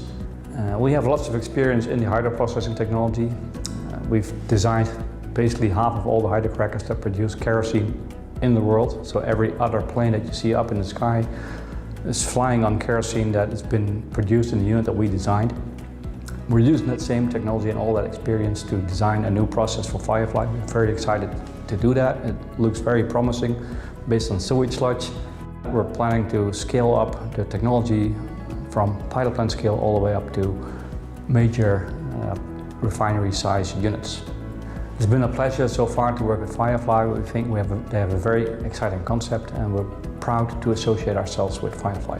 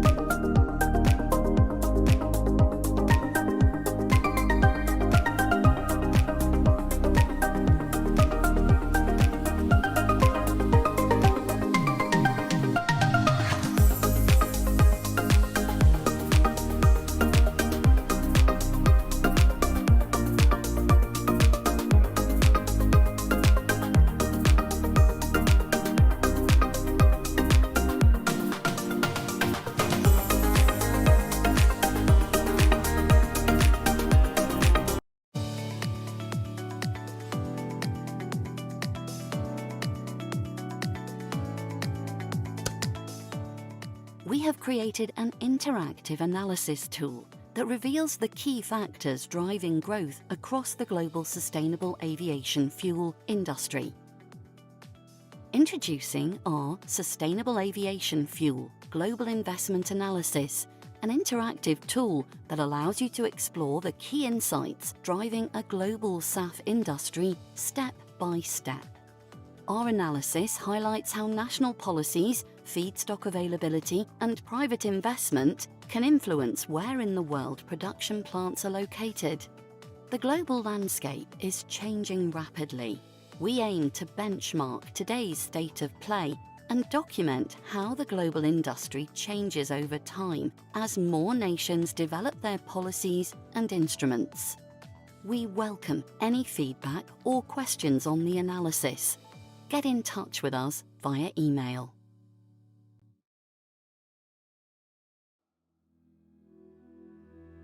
I'm James Highgate, the co-founder and CEO at Firefly Green Fuels.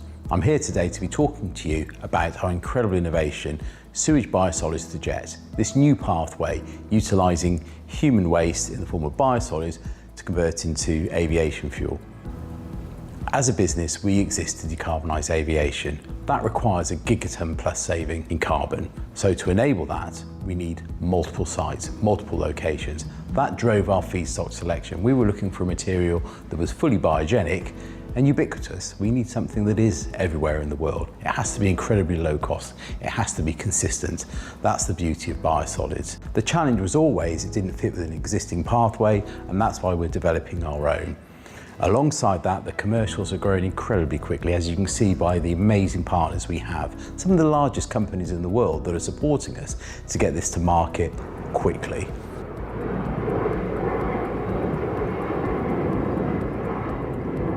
My name is Jan Malin, and I'm the Chief Financial Officer of Wizz Air Group, based here in sunny Budapest, Hungary. And I'm thrilled to announce that we are partners.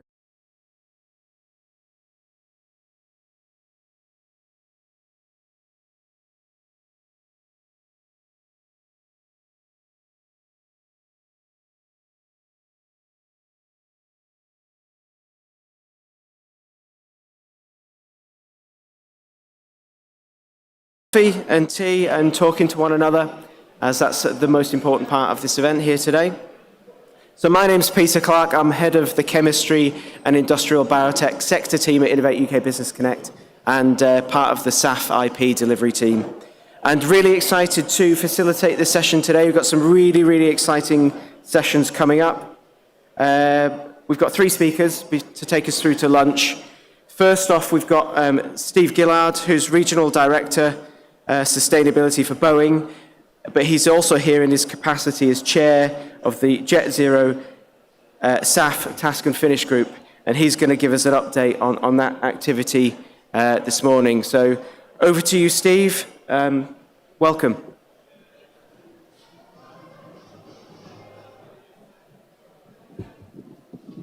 Okay, can everybody hear me? Just do a quick check.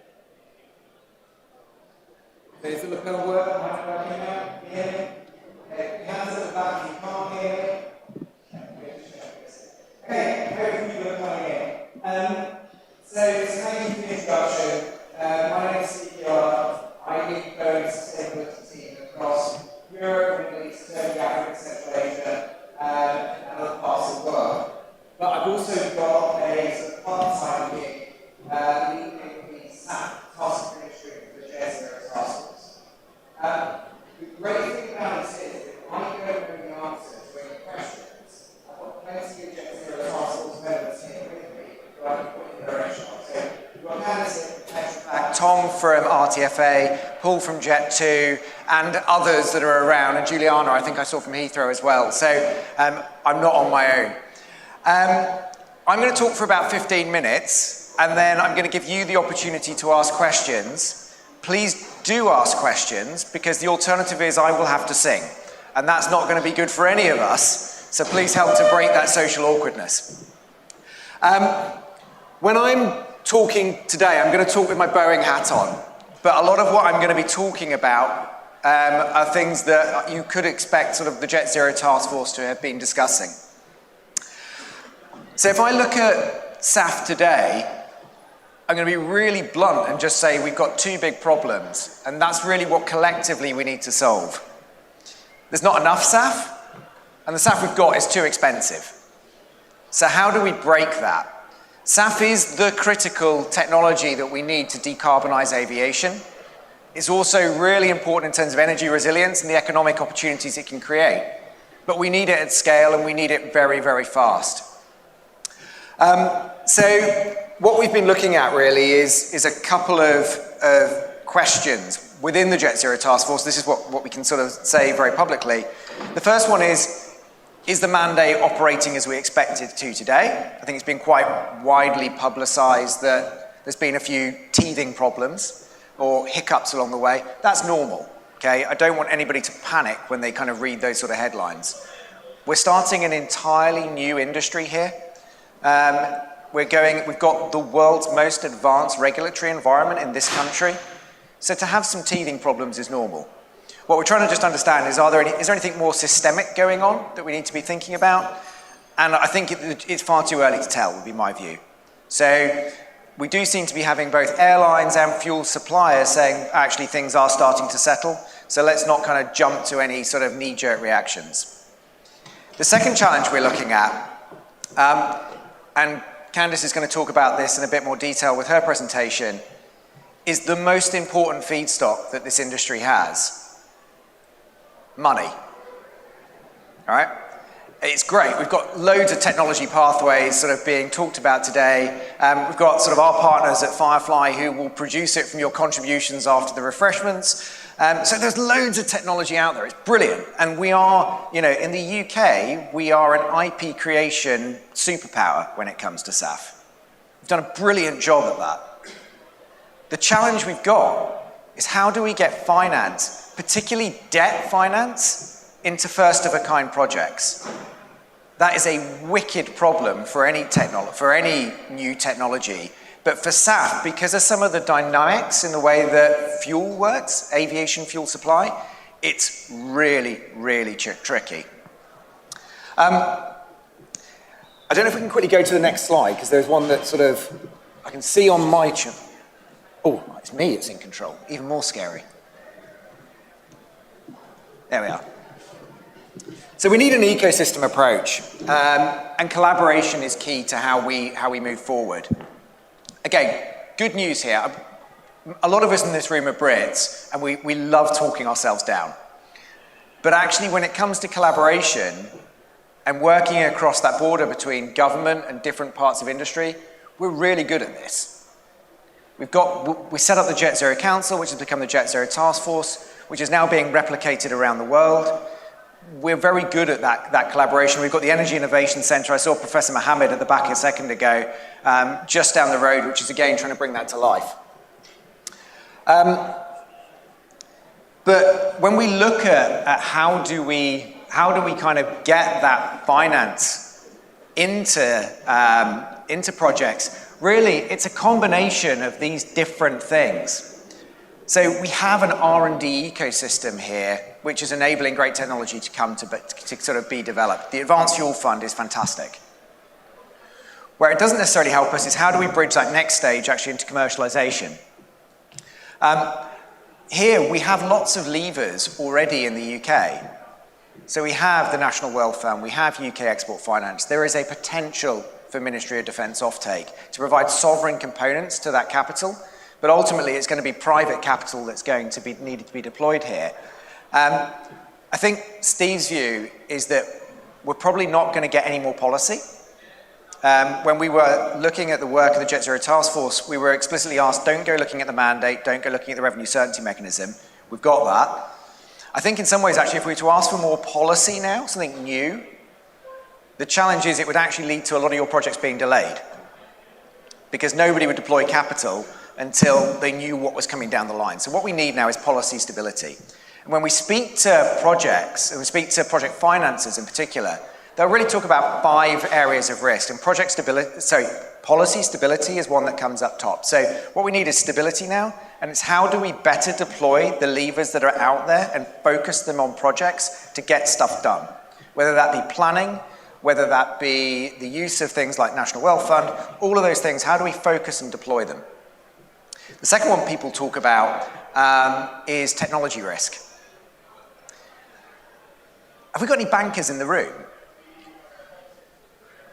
No, nobody's going to admit it, which is also a good sign, you know, so maybe there's some bankers hiding. But when we speak to the bankers, I'll often sort of say, how close are you to the very early sort of innovation? And they'll say, well, we come in kind of when somebody wants to get something built. The best projects we see are bringing bankers in right at the very beginning. And it's certainly when we've been working with the Energy Innovation Centre, it's something we've been encouraging is how do you get the finance community into that early stage of technology discovery to demystify some of these things. So that's something we're going to keep on sort of banging the drum on. The third piece is around construction. A lot of SAF companies have never built anything big. You know, we've got obviously people who've got lots of experience building big things. So Jonathan over at Nova Pangaea has built very big things in the past. And it's that kind of experience of building big things that we need. And having the EPC contractors, I'm pleased we've got one coming up afterwards, close into the projects early on to help to sort of de-risk it. But there's also a role that insurance can play here, and also government in terms of streamlining planning. So all of these things, how do we deploy those levers that we have at our disposal to get projects built? Once we've got a plant built, revenue risk is talked about. Very, very excited about the revenue certainty mechanism. What's being done here is being watched globally. It's not the only model to provide revenue certainty. There's double auction models and all kinds of other things, but it is being watched very closely in Brussels and elsewhere. So again, I think we're in a good place here, but there are other things that we can do to promote revenue certainty. So I'm a passionate believer that defence has a role to play here in providing revenue certainty as a bankable off-taker. And I'm very happy to talk to people about that. We've been working very closely with the Ministry of Defence and understanding how we could move that discussion forward. But again, there are opportunities there to deploy existing levers.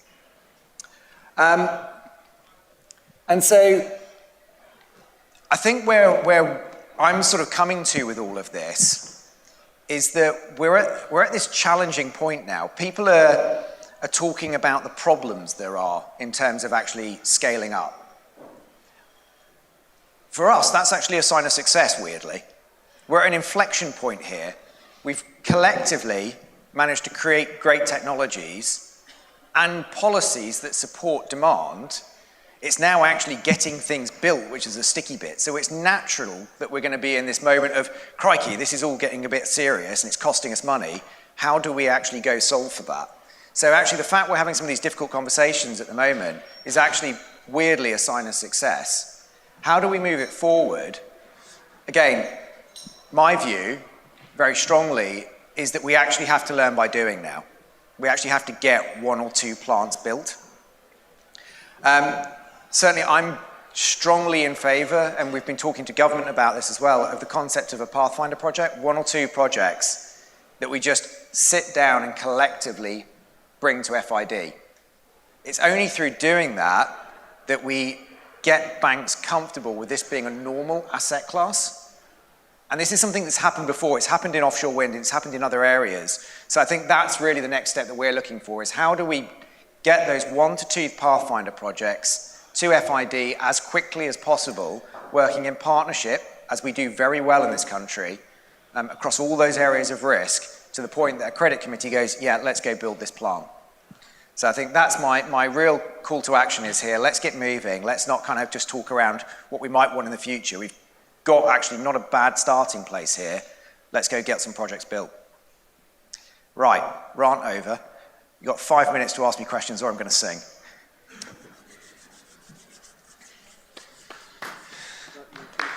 Yeah, do you want to ask any questions, please?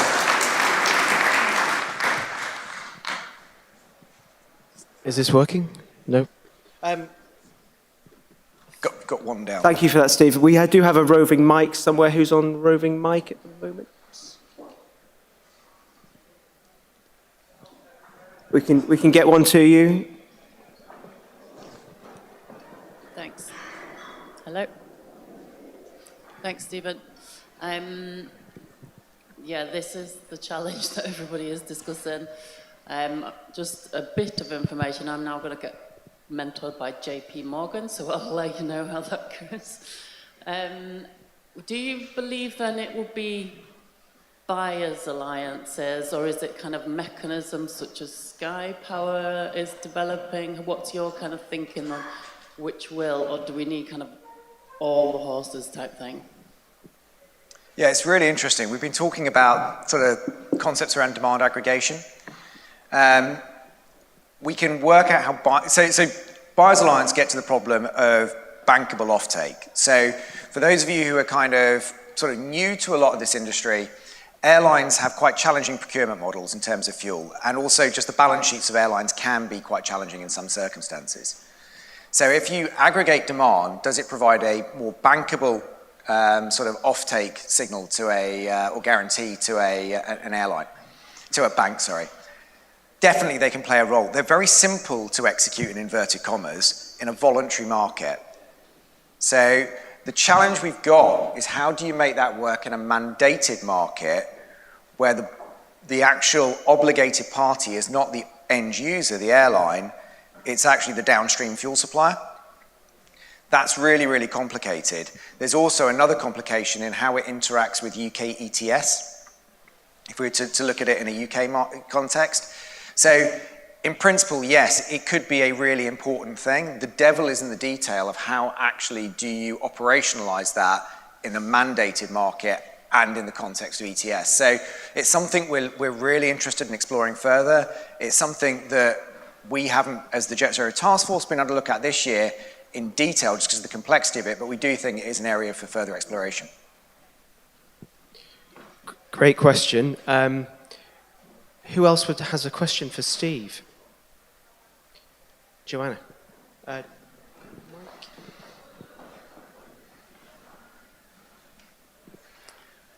This is an open question, but how do you think we could encourage first-of-a-kind plants to be co-located at existing or being closed down refineries to take advantage of the whole supply system that those areas already have and the hydroprocessing such that they already have? Because if you can avoid having to spend capex on standalone jet fuel component production, that must be a good thing. Yeah, it's a great question. So when we talk about deploying the existing levers, how can we best focus? I mean, SAF is in the industrial strategy. You can find it in there. It's something that the government wants to get built. I know that when projects go to find ways to get things built, or go to look at how do we actually operationalize this, planning consent is a real problem, particularly when you're making large amounts of things that could potentially go boom. So to your point, actually being able to have government there helping to guide some of these projects towards those existing brownfield facilities to provide more certainty in the planning system, I think that's really important. I think that's the big lever. It's actually, look, this is going to be far easier and far lower risk just to get your plant consented and then therefore built, rather than some of these greenfield ideas we're seeing. So I think that's the primary lever. It's the planning system that we use to encourage that. Another question at the front here. Yes, please.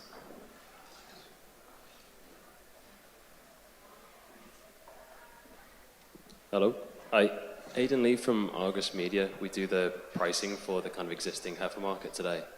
Question actually on the power to liquid or ESAF mandate coming in 2028. Do you think the timing of that would need to be looked at given the slowness of the revenue certainty model and the fact we've got no FIDs and the construction time for projects? What do you think about the timing of it? Wow, thanks for that nice easy one. Sorry about that. So look, I understand, and I'm going to kind of slightly give a politician's answer here. Okay, so again, I'm speaking in a company capacity, not in a Jet Zero Task Force capacity. The mandates are really important in terms of setting project, instead in creating policy stability. We understand that some of our airlines have very real concerns, particularly in the EU, because of the way the EU sub-mandate works in terms of how that will be applied. But actually, we've got the mandate now. The question for me is, how do we make that work? And so we've got partners that are pretty optimistic about their ability to get projects built. So Norsk e-Fuel in Norway, for example, being a good example of that. So I'm not going to stand here and sort of say yay or nay on the policy. All I'd say is that, policy stability is really important. We've got to focus on how do we get stuff built, and lots of talk in the Sustainable Transport Investment Plan around that in Brussels, and there are some really exciting projects out there. Thank you. Great set of questions. Steve, thank you so much for giving us that overview of what's going on in the Task and Finish group. Really like the idea of the pathfinders that you presented as well. So if you could put your hands together, please, for Steve. Thank you so much.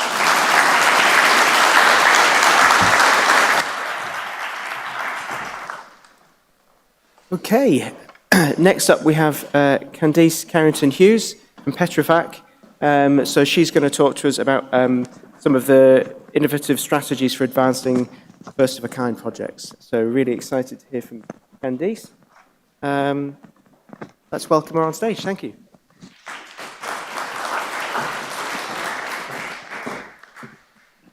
Okay, thank you very much. Thank you, Peter. Right, so thank you so much, everybody. I'm really pleased to be here, to be able to have an opportunity to speak about it. This industry is something that's quite passionate, quite a passion of mine. I have spent over 22 years in the energy transition, refining, oil and gas, petrochemicals industries, but I've always wanted to move and transition more towards that energy transition, which is something that I do now as a technology consultant with Petrofac. And in fact, we've been in that energy transition business for at least the last 10 years in a range of different sectors, which I'll talk a little bit about. But I really have a passion for making sure that this energy transition is a success. And I have some ideas today on some innovative strategies that can be deployed for first-of-a-kind projects. So I hope it'll be of interest and use to you. So firstly, what I'd like to do is just speak a little bit about what we are at Petrofac, so that you can understand the perspective that we're coming from when I present on some of the potential solutions.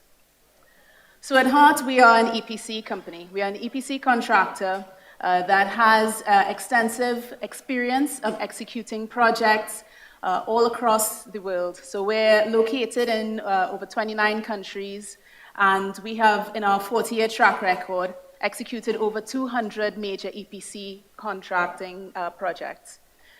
Now, these are some very big numbers here. I understand that in the energy transition space, there's a range, and not all projects are going to be of this specific capacity. But what I'd like to just show here is our experience and the fact that we've executed projects very similar to these and projects like these. So we have experience to be able to bring to bear when we're talking about the energy transition space. In terms of our lines of business, we are 3 lines of business at Petrofac. So we've got the engineering and construction, which is associated with executing large projects, putting them on the ground. So this is detailed engineering, procuring equipment, and constructing and getting this kit on the ground. This is very much based out in our Middle East office in Sharjah. And then we've got the assets control. So this is where we maintain and operate existing clients' assets. So we are actually a large support company for operating assets that other clients own, but we help to go in there and operate it and maintain it. And I think that gives us a very big advantage because we can bring that experience of a practical operating plant when we're designing and specifying. We know what it practically takes for these units to be running reliably. We know what it takes to be maintaining them. So that is something that we bring when we are designing projects as well.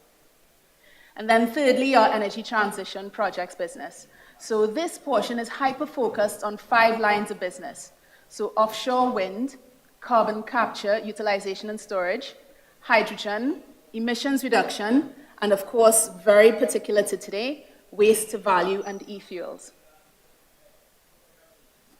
Okay, so that's enough about Petrofac, but why are we here today? So I would like to talk to you about some of the challenges that we've seen in first-of-a-kind projects. So these are projects in energy transition. Some of them are SAF, some are other value products as well. But I can say we can break them down into these main 8 categories of technology, of project challenges. And I'll go through them in a little bit more detail and try to give some practical scope to each one. So the first one is cost and schedule. No surprises there. As Steve was saying earlier, we are trying to bring a whole new industry online. So it's obviously going to be new. There are going to be challenges in terms of costs, but there's a time pressure, right? So there are time pressures for making sure that opportunities are available as they're needed to be, financing, policies, so mandates and so that come into play. So there's always schedule challenges that rival against that cost pressure. Regulatory barriers. So that is something as well when we talk about policies. Again, you talk about planning, permissions, and engaging various entities. That's something that can be quite a challenge as well for first-of-a-kind projects that may not have built anything like this before. Technology maturity. Well, we hear a lot about that. So you heard earlier the SAF Clearinghouse discussion about evaluating new pathways and bringing new technologies online. And many of us here in the room have new technologies that we're bringing online. There are other projects that are relying on third parties as well, where technologies are being used in a novel way, or they're being stitched together with other technologies. And that needs to be managed and evaluated in a carefully considered manner. Construction and commission, certainly a big one there. We're talking about large-scale projects that have many years between the idea concept and actually getting kit on the ground. So how do we manage making sure that by the time we get to construction, that we have all the supply chain partners engaged, lined up, and that construction schedule doesn't overrun, and again, impacts on the cost. Then I've got on the right-hand side some additional project challenges, which I'll touch a little bit on, but I will be able to speak more on the ones on the left. But certainly, operating experience, like we mentioned before, a lot of these are new technologies, perhaps the project developers are bringing online. And what we found is, depending on what feedstocks you're talking about, co-locating those with the actual project may mean that you're bringing together different industries that have not necessarily worked together before. Like, for instance, a cement factory capturing carbon to make SAF. You know, that's going to be very different operations there. Feedstock availability and variability. Well, that's certainly a challenge that we can touch on a little bit in a bit. Market dynamics and policy. So again, Steve mentioned about policy stability, and I wholeheartedly agree with that. There can be tweaks and modifications made to policies, you know, or desired to be made to policies to make them more suited. But really, every tweak and every adjustment that's made to that means that it needs to be approved. And until that approval is in place, a lot of projects are not going to be able to make their decisions because they want to know, well, what is that going to look like? So I'm not going to make my decision until I know what that looks like, and that impacts on the schedule. So policy stability, very, very important. And last but not least, energy, especially for some particular pathways in the SAF space, can be absolutely crucial. So the first one I'll touch on here is the cost and schedule. So what's the challenge? Well, we are trying to implement projects with novel technologies that need adjusting into the pathways that we are working with now, perhaps novel products. But we've got a time constraint to be able to take advantage of funding opportunities or maybe opportunities for feedstocks, which may be available for a limited period of time before something else needs to be done with it. What we think is really useful in that sphere is making sure that you engage partners with holistic engineering expertise for that whole phase of the project. So certainly when you're coming to build and to implement your project, you would engage partners that will be able to complete the detailed engineering and take it through.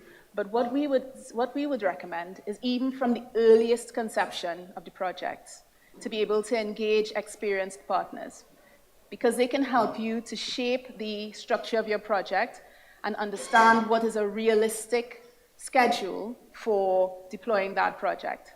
So at what points would you want to engage your supply chain partners? You know, at what stage do you want to be considering maintenance implications to your project? And I think that's really important, because what we see sometimes, if projects build their concept and they've not been aware of some of these factors, by the time they come to it, then compromises may need to be made. But if you're aware of those items up front with your eyes wide open, then you understand where the challenges are, and you can understand where you will want to be able to make approaches to the various stakeholders, or even if you need to make some compromises, you'll make it with an eyes wide open approach, but at least you can do it from a point of realism. Realistic contracting models. So we come from an oil and gas background, and we understand that certainly in the past, lump sum turnkey models are very, very attractive. First of a kind projects are very challenging for all involved, and we understand that there's risk involved and there needs to be some risk sharing in that. So what we recommend for here is a negotiation of realistic contracting models and new models that are adopted between the engineering partner and the project developers that takes into account that there isn't a proven, fully commercialized technology necessarily with several operating references, but in some ways, some portions of that project need to be able to be covered and to be wrapped to be able to allow that project to go forward. So a level of flexibility in those contracting models does need to be implemented. And I think that realistic contracting models that takes into account where the risks are and understanding how those particular risks can be addressed and carved out and covered will really help to advance those projects through to construction and commissioning. Flexible project scopes. So again, what I can see on this one is you don't necessarily need to do a standard templated format. So if you need a class 4 estimate for a particular stage of your project, liaising with an experienced contractor will be able to help you understand what is actually needed for that. Do I need all of the P&IDs to be able here? Do I need all of the equipment listed at this stage?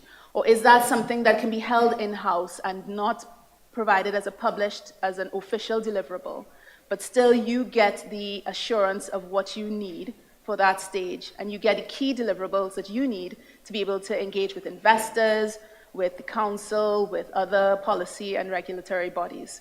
So I think understanding and being flexible on those project scopes is very important, and having that dialogue with your partners to understand, well, this is exactly what I need and this is why I need it, will help you to have that conversation and understand what can I extract from that scope so that I can spend my money wisely on what I need.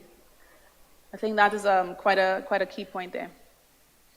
And then lastly on here, consideration of stage deployment. So a lot of these projects are going to be, they can be fairly large and fairly costly. And managing that risk of building a complete plant on the ground and making sure that all the parts work can be a challenge. Some of these solutions we've seen in some projects has been to perhaps consider a stage deployment. So perhaps you implement a portion of that project, which will run for a period of time, bring in revenue, bring in money, and also allow you to test and to figure out the problems until you move on to the other stage. There are lots of models that can operate like that, and I think that considering how you can be creative will be really critical. The next set of challenges that I'll touch on here are regulatory challenges. So the challenge here is you need early engagements with interested parties, particularly for receiving permits and for discussions of land use and so on. But how do you do that when they will be asking for very specific information on emissions and plot space and what is it going to look like in terms of visual structure? That's really difficult if you've not built that before. So I think engaging again with experienced partners who can give you that overview of this is what the project can look like. These are the types of questions that you typically are asked. These are estimates of what can be expected. That will really quite help you with early engagement of the interested bodies. And again, just to press on the customized engineering scopes, because perhaps you need information on an effluent and emissions list with a plot plan and some idea of the sizing and the scope. That may not necessarily mean that you need a full equipment count. So being able to have that open dialogue with your contracting partner and having a flexible approach will help you to decide exactly what you need and make sure your money is well spent and your time is well spent on producing those deliverables that are needed for that particular interaction. So I'll talk a little bit about an example here of a project, just to bring the principles to life of what I've been discussing. So this project here was for a conglomerate in Spain looking to decarbonize an existing cement facility. I really loved this project. So they're looking at capturing carbon from an existing cement facility, adding green hydrogen, and then making SAF out of it. So as you can imagine, there were lots of interfaces here, from the carbon capture, technology selection, the hydrogen, what pathway should be chosen for the SAF, how do you export the additional CO2 that's being captured that won't be utilized? And at this stage, the client needed to engage with regulatory bodies and understanding what permitting they needed and have those early discussions. In addition to that, they also wanted to apply for the European Innovation funding, European Innovation Fund for optional additional funding. So that's looking at how can we make sure and de-risk a little bit of the spend that they're putting into the project. So we helped them with this. We conducted an evaluation of technologies and licensors, and we also scoped the balance of the plant. We produced engineering documents to support their environmental discussions so that they can approach all the different interested parties. So without doing a full pre-feed or any extensive official deliverables that would be only linked to that, we were able to give them cost estimates and effluent emission summaries, a good understanding of what the plant would look like, what the effluents would be, just for those early engagements, and to be able to supply enough information for them to apply for the European Innovation Fund. So I think having that flexibility and approaching experienced partners will help you to get that early information that can help to facilitate those. It's been mentioned as a risk because we have novel technologies that are in play.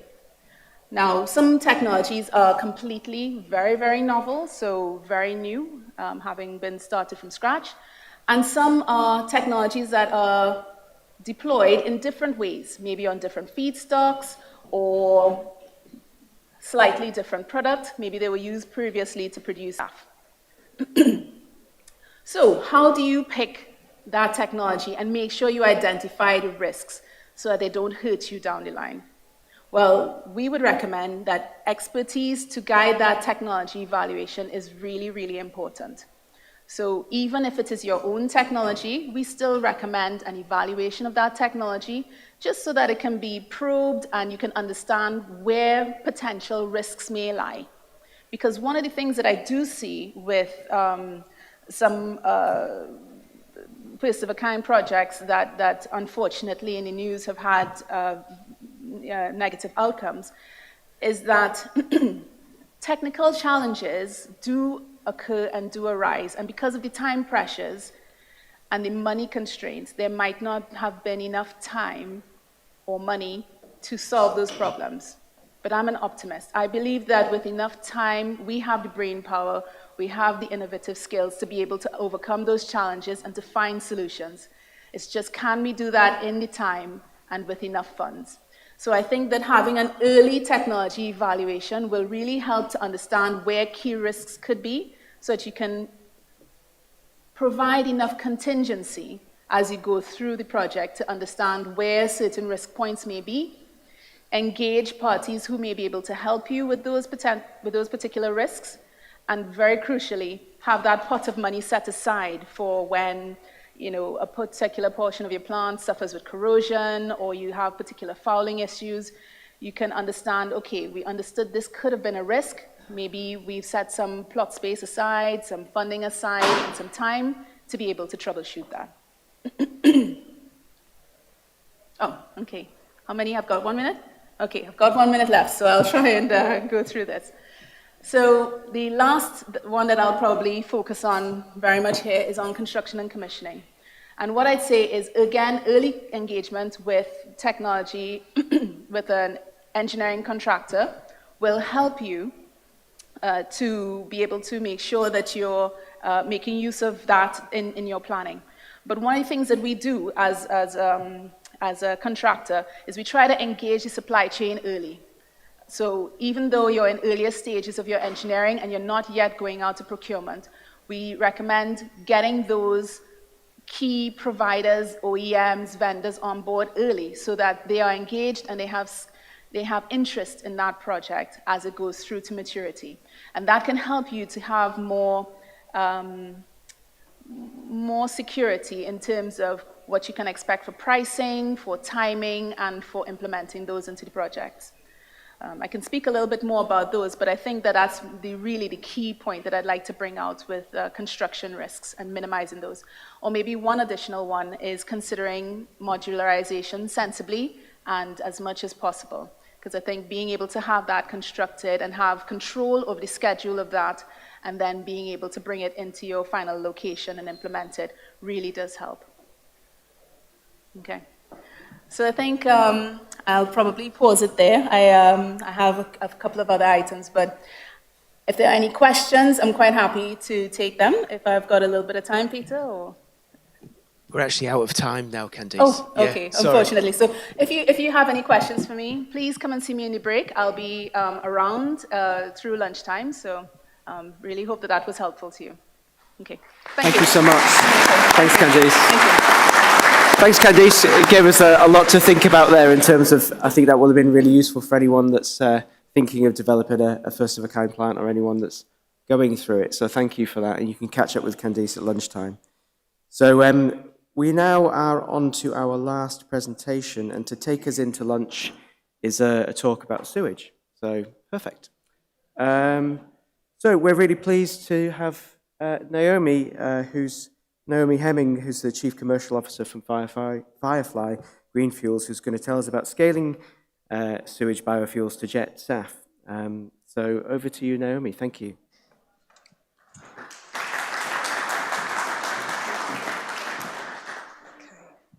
I haven't worked one of these to talk to you about the really exciting work that we're doing both in the UK and broadly internationally to bring our new sewage biosolid to jet pathway to the market. So many of you will have heard James Highgate, our co-founder and CEO of the business, talk to you. So I'm not going to do a full deep dive into Firefly today, but I am going to give you a bit of a recap as to who we are and what we do. So in essence, Firefly takes two big complex sustainability and decarbonisation challenges and solves it through one solution, our novel SAF. On one side of the equation, you've got the global need to decarbonise aviation. Everybody in this room recognises that problem and recognises that challenge. But demand versus supply is out of odds. We've got Haffner in the market, but with the UK and European mandates and an increasing voluntary market, there is a big delta between what we've got today and where we need to get to. And with a HEF 2030, we need other SAF solutions that are going to come to the market. And then on the other side of the equation, we've got something that seems completely unrelated. Biosolid waste has been traditionally taken to agricultural purposes as a soil conditioner. But globally across the world, that's starting to be phased out now. So the water companies globally are starting to really wrangle with that problem. What do we do with this? We've got PFAS contamination within it. We can't take it to land. What do? Do we incinerate it? Do we take it to landfill? Either of which have got environmental issues. So where Firefly comes in is that we've taken a systems approach and circular thinking to think about, well, how can we take a problematic feedstock, which is abundant, you find it absolutely everywhere in the world, wherever there's people, there's biosolid waste, and we're turning that into a sustainable aviation fuel, which not only provides 90% carbon savings, so it's, you know, it's really up there, but it's also really, really low cost. So that's really where our focus is catalysing this as a new pathway. It doesn't exist under ASTM at the moment. We're going through that route, and we're working with partners such as Boeing in order to transition that through the process. So through 2026, we'll be completing that process. So by the end of next year, we hope to have that as an established new pathway. And the business of what we're doing is based on a foundation of more than 20 years of biofuels experience. James and Paul, the co-founders of Firefly, have already done biofuels work for more than 20 years with the team. They deployed international operations in biodiesel plants, and they learned a lot during that journey. And from there, we've also achieved a number of other key milestones, which is really helping the business to move from a scale-up position into, a startup position into a scale-up position, and that's where we're focused. So for those of you that aren't so familiar with the Firefly process, what we essentially provide is a unique two-stage process combining hydrothermal liquefaction, which we position next to the sewage treatment works, which essentially takes a biosolid waste, pressure cooks it through that hydrothermal liquefaction process and creates a biocrude, which is almost a mimic of a crude oil that you find naturally in the ground after millions of years. What we're doing is really speeding up that process and delivering that in minutes rather than millions of years. And we also get a biochar off the side of that, and we're looking at ways in which we can best generate value out of that biochar. Very promising conversations in the green construction industry, as well as looking at agricultural uses for the future. So then we take that biocrude and then we transport that to a refinery, which is the downstream part, where we'll go through more of a classical hydroprocessing treatment approach to create that sustainable aviation fuel and also produce some bionaphtha off the side of it. And this is just it's shown to you pictorially. So how we'll split out as a business is we'll have that upstream part, the what we call the spoke of our system, positioned next to the sewage treatment plants where it goes through an anaerobic digestion process, and then typically today goes by truck either off to farmland, where farmers have a low-cost contracts, and that's being phased out due to the PFAS contamination, and it's being moved to landfill or incineration, such as they do in Germany and Japan. It's not doing anything. Hopefully the system will catch up. Hang on one moment. Thank you.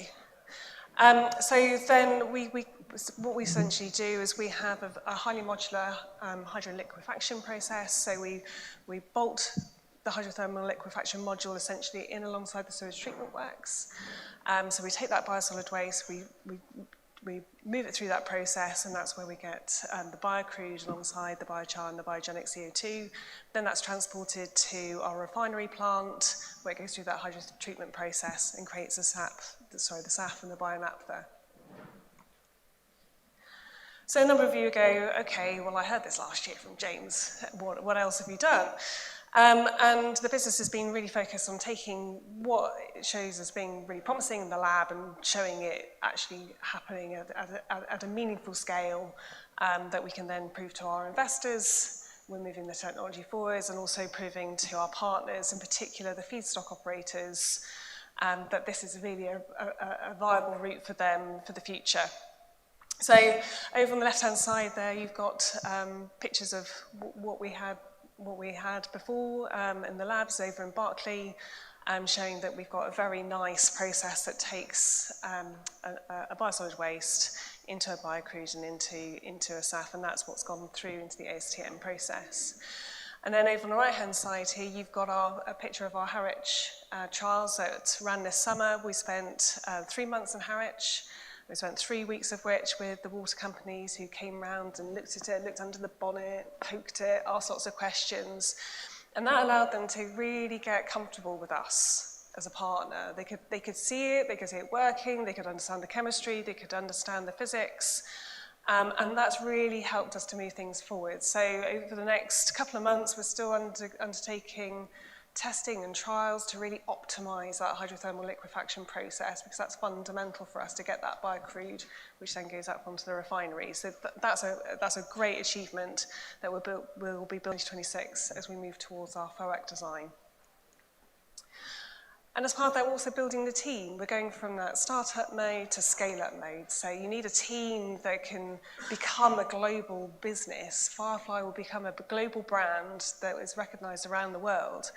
And as such, we're bringing in people who've worked in technology innovation, major engineering corporations, understand that startup scale-up world, have lived it, breathed it, got the t-shirt, understand the scars, can see those challenges up ahead. And so I joined, as I said, in August. Catherine Cheetham has joined us a couple of weeks ago as Chief Ops. And we've also got two brilliant team members who've come into the technical team, Callum and Chris, who come from an interesting mix of oil and gas and also SAF startups. So understand the two sides of that dynamic. And this is, as a team, we're laser focused on developing the world's first of a kind sewage biosolids to jet plant. This is a picture of Harwich. On the right-hand side where you see the dotted lines, that's a parcel of land that we've got an agreement with Haltermann Cardice. And Haltermann Cardice have been absolutely brilliant as a partner, helping us to really mobilise this into a real plan. But so have a number of other amazing partners. We've got Boeing in the room who've supported us and been part of that ASTM journey. CLG have been amazing. CLG provide the catalyst for 50% of kerosene production today. So they absolutely understand the hydrotreatment process, and that's where we're going to get our maximum yield and maximum performance and lowest operating costs. As I said, Haltermann Cardice. We've got a fantastic portfolio of investors who really come to the party with a shared vision and mission to see this scale out globally, really have an impact on decarbonising aviation. Skies 50 is here, hi Glenn. And they're a key part of our Series B round, which we expect to close at the end of this year. But none of that would have been possible without Wizz. Wizz Air have been an amazing investor, and they're also a future customer. So we've got one of the best-in-kind bankable offtakes for 525,000 tonnes of SAF over 15 years. And that's really helped us to secure best-in-class investors who've really got behind it and can see what we're doing. And then finally, but not lastly, the feedstock producers. So we've got conversations going on all over the UK with the water industry. There's only two on there, but we're talking to all of them. There's simply not enough space on this slide. Also Synagro over in the US. I was over in New York Climate Week a couple of weeks ago, sat on stage with Synagro, who are North America's largest biosolid waste managers, talking about how we're going to scale this up at pace over in North America. So that's really, really exciting as well. That's the UK plan, but Firefly is going to be global. If we're going to have a fundamental impact on decarbonising aviation, we have to be global. So we're taking that blueprint that we've got in the UK, we're scaling that out in North America, and we've got people all over the world reaching out to us and saying, we want this, we want to bring this to our country. And we've got established conversations and partnerships in a number of other emerging markets, including Brazil, Australia, Japan. So it's really the world is our oyster. It's almost, taking very critical business decisions about where do we want to move to first, and at what scale and pace. But this is very much a global business and a global opportunity. And as I said, all of this comes down to delivering our mission. Firefly was born out of a passion and desire to see aviation decarbonised. And the founders understood very early on that you can only do that if you've got a truly commercially cost-effective solution that can be globally scaled, and that's where this makes sense. So our focus is delivering not only the UK operations but globally, but with the aim of saving a gigaton of CO2. And we believe that with the plan that we've got in place, we can do that within 15 years, which is really, really exciting. So together with our partners, we see ourselves powering the future of flight. We see this as being a multi-mix of SAF producers. We need it all, but we certainly see Firefly playing a really important part of that journey. That was it.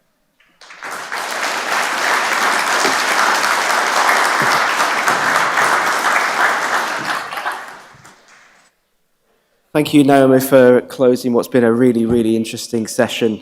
Each year at the SAF IP, we just continue to see fantastic progress in some of these homegrown innovators like Firefly, so thank you for that.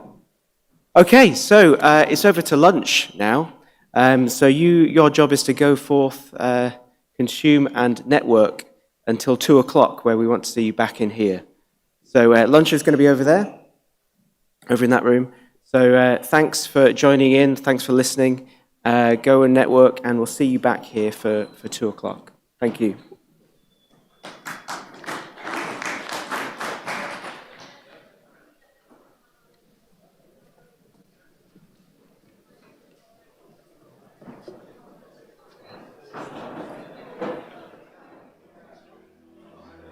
I'm James Highgate, the co-founder and CEO at Firefly Green Fuels. I'm here today to be talking to you about our incredible innovation, Sewage Biosolids to Jet, this new pathway utilising human waste in the form of biosolids to convert into aviation fuel. As a business, we exist to decarbonise aviation. That requires a gigaton plus saving in carbon. So to enable that, we need multiple sites, multiple locations. I'm James Highgate, the co-founder and CEO at Firefly Green Fuels.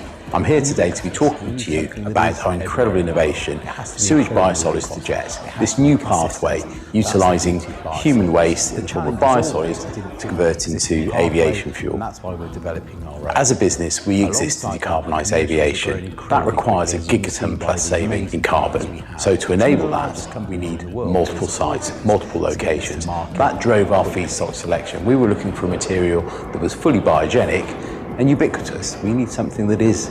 My name is Jan Malin, and I'm the Chief Financial Officer of Wizz Air Group, based here in sunny Budapest, Hungary. And I'm thrilled to announce that we are partners with Firefly. The two biggest challenges in producing sustainable aviation fuel are the costs of production and the availability of feedstock, the inputs, what you convert into sustainable aviation fuel. Firefly's innovative approach is what really got Wizz excited about this investment, and why we're convinced that should they pull off this process and be able to produce at scale, then we will have an almost limitless supply of inputs to be able to produce fuel at a cost-effective price, which is consistent with our overall commitment to ultra-low cost principles.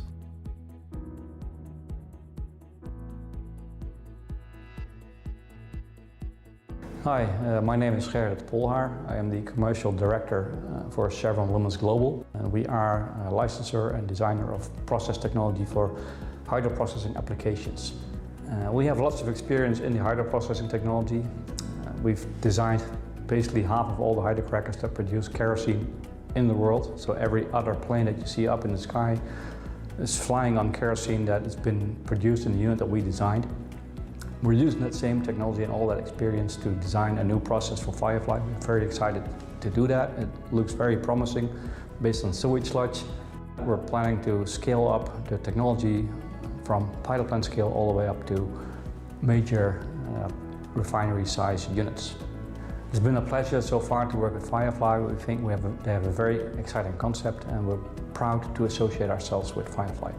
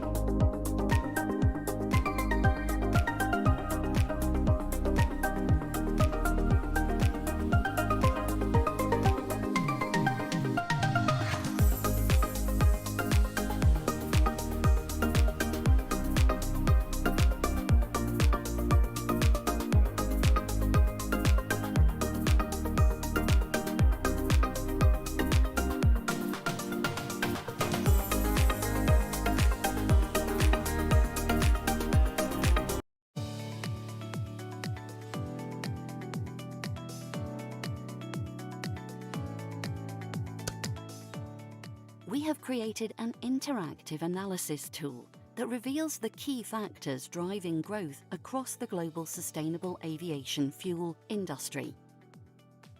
Introducing our Sustainable Aviation Fuel Global Investment Analysis, an interactive tool that allows you to explore the key insights driving a global SAF industry step by step.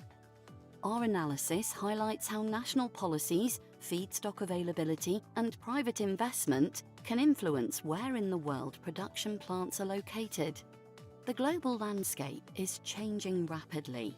We aim to benchmark today's state of play and document how the global industry changes over time as more nations develop their policies and instruments. We welcome any feedback or questions on the analysis. Get in touch with us via email.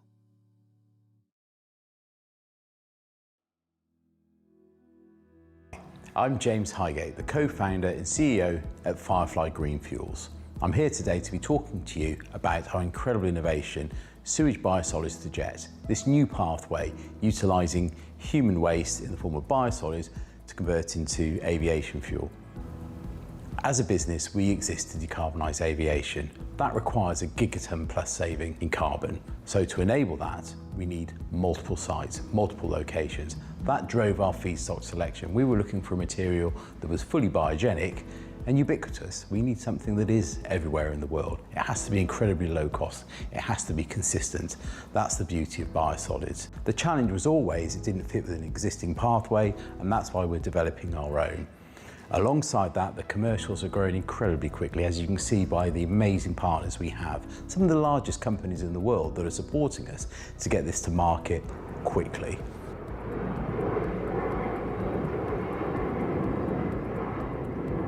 My name is Jan Malin, and I'm the Chief Financial Officer of Wizz Air Group, based here in sunny Budapest, Hungary. And I'm thrilled to announce that we are partners with Firefly. The two biggest challenges in producing sustainable aviation fuel are the costs of production and the availability of feedstock, the inputs, what you convert into sustainable aviation fuel. Firefly's innovative approach is what really got Wizz excited about this investment and why we're convinced that should they pull off this process and be able to produce at scale, then we will have an almost limitless supply of inputs to be able to produce fuel at a cost-effective price, which is consistent with our overall commitment to ultra-low cost principles.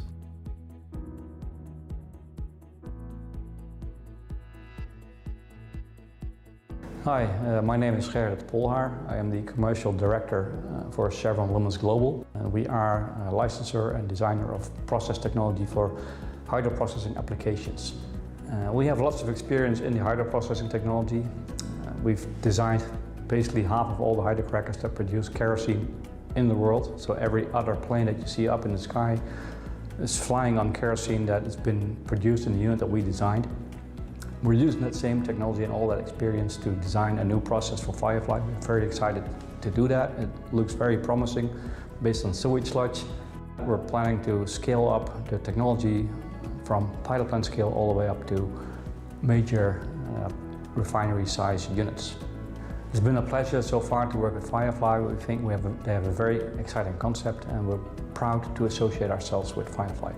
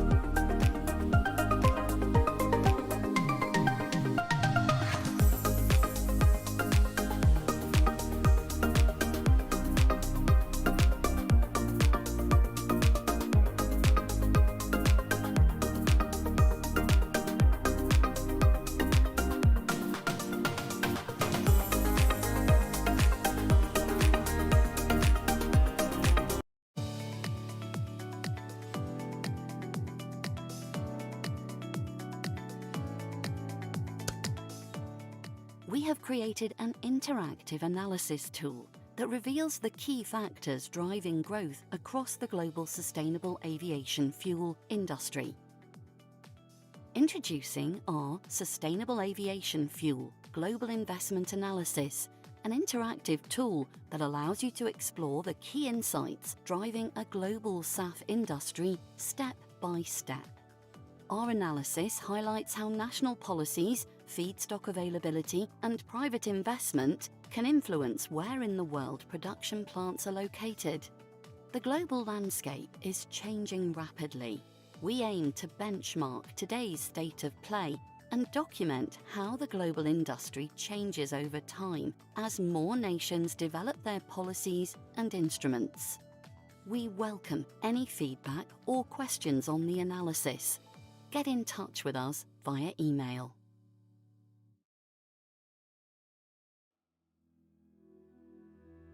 I'm James Highgate, the co-founder and CEO at Firefly Green Fuels. I'm here today to be talking to you about our incredible innovation, Sewage Biosolids to Jet, this new pathway utilising human waste in the form of biosolids to convert into aviation fuel. As a business, we exist to decarbonise aviation. That requires a gigaton plus saving in carbon. So to enable that, we need multiple sites, multiple locations. That drove our feedstock selection. We were looking for a material that was fully biogenic and ubiquitous. We need something that is everywhere in the world. It has to be incredibly low cost. It has to be consistent. That's the beauty of biosolids. The challenge was always it didn't fit with an existing pathway, and that's why we're developing our own. Alongside that, the commercials are growing incredibly quickly, as you can see by the amazing partners we have. Some of the largest companies in the world that are supporting us to get this to market quickly.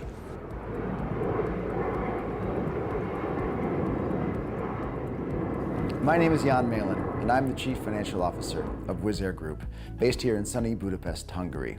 And I'm thrilled to announce that we are partners with Firefly.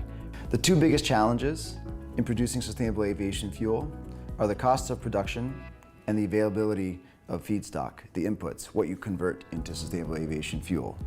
Firefly's innovative approach is what really got Wiz excited about this investment and why we're convinced that should they pull off this process and be able to produce at scale, then we will have a almost limitless supply of inputs to be able to produce fuel at a cost-effective price, which is consistent with our overall commitment to ultra-low cost principles.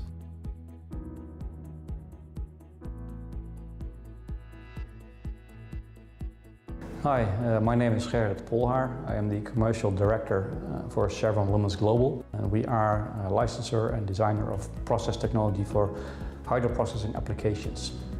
We have lots of experience in the hydroprocessing technology.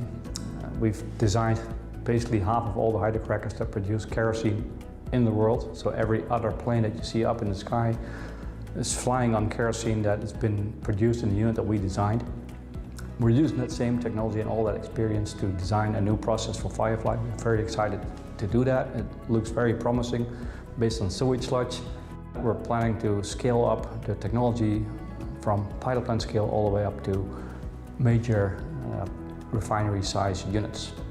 It's been a pleasure so far to work with Firefly. We think they have a very exciting concept and we're proud to associate ourselves with Firefly.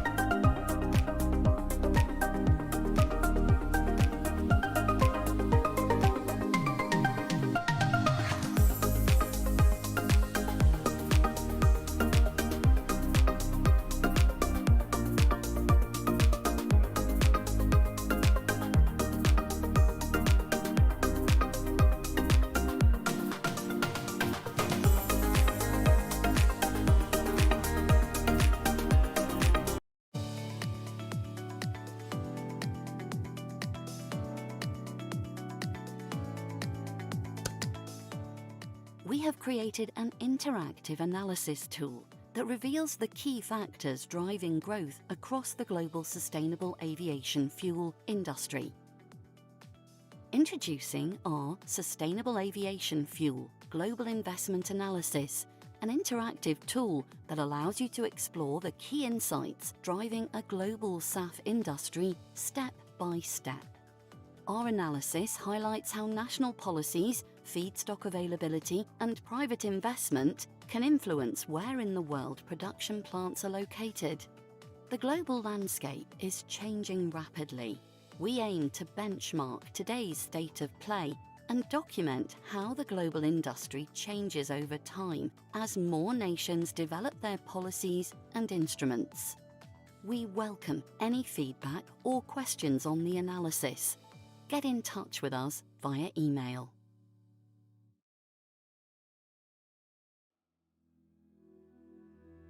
I'm James Highgate, the co-founder and CEO at Firefly Green Fuels. I'm here today to be talking to you about our incredible innovation, Sewage Biosolids to Jet, this new pathway utilising human waste in the form of biosolids to convert into aviation fuel.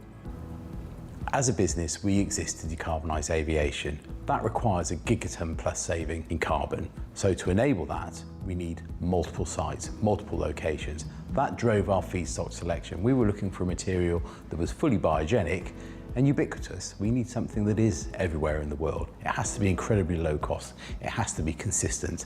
That's the beauty of biosolids. The challenge was always it didn't fit with an existing pathway, and that's why we're developing our own.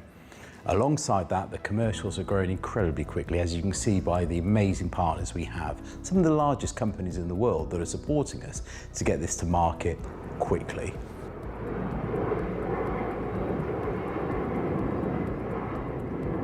My name is Jan Malin, and I'm the Chief Financial Officer of Wizz Air Group, based here in sunny Budapest, Hungary.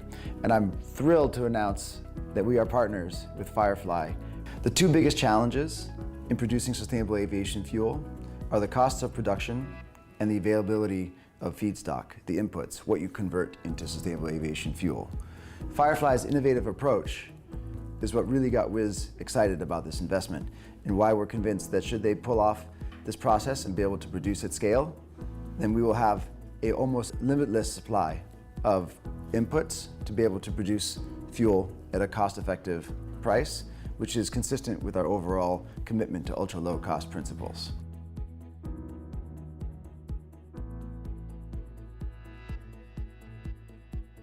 Hi, my name is Gerrit Polhaar. I am the Commercial Director for Chevron Lumens Global. We are a licensor and designer of process technology for hydroprocessing applications.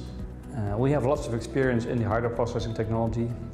We've designed basically half of all the hydrocrackers that produce kerosene in the world. So every other plane that you see up in the sky is flying on kerosene that has been produced in the unit that we designed. We're using that same technology and all that experience to design a new process for Firefly. We're very excited to do that. It looks very promising based on sewage sludge.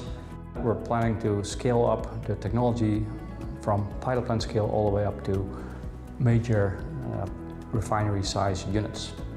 It's been a pleasure so far to work with Firefly. We think they have a very exciting concept, and we're proud to associate ourselves with Firefly.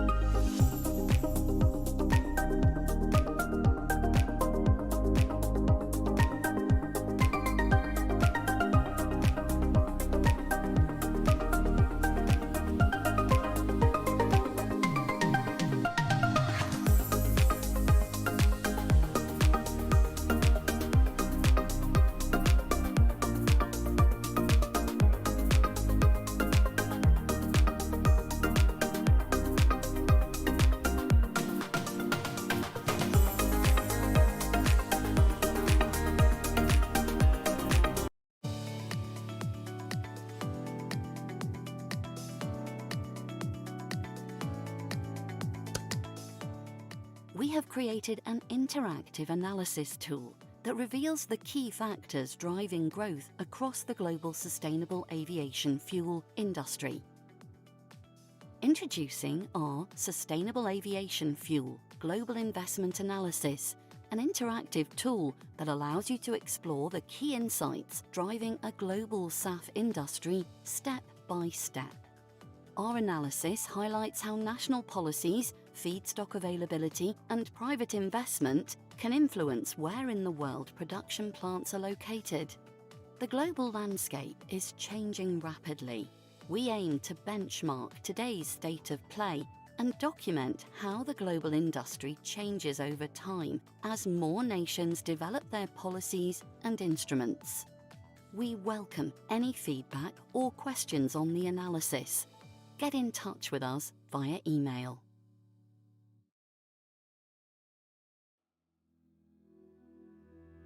I'm James Highgate, the co-founder and CEO at Firefly Green Fuels. I'm here today to be talking to you about our incredible innovation, sewage biosolids to jet. This new pathway utilising human waste in the form of biosolids to convert into aviation fuel. As a business, we exist to decarbonise aviation. That requires a gigaton plus saving in carbon. So to enable that, we need multiple sites, multiple locations. That drove our feedstock selection. We were looking for a material that was fully biogenic and ubiquitous. We need something that is everywhere in the world. It has to be incredibly low cost. It has to be consistent. That's the beauty of biosolids. The challenge was always it didn't fit with an existing pathway, and that's why we're developing our own. Alongside that, the commercials are growing incredibly quickly, as you can see by the amazing partners we have. Some of the largest companies in the world that are supporting us to get this to market quickly.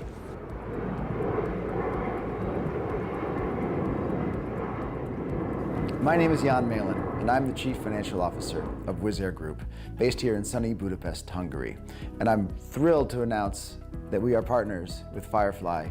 The two biggest challenges in producing sustainable aviation fuel are the costs of production and the availability of feedstock, the inputs, what you convert into sustainable aviation fuel.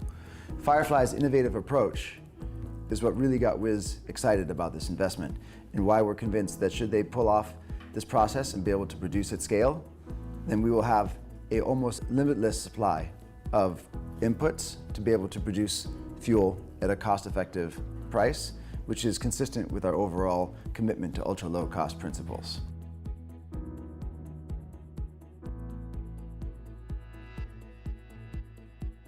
Hi, my name is Gerrit Polhaar. I am the Commercial Director for Chevron Renewables Global. And we are a licensor and designer of process technology for hydroprocessing applications.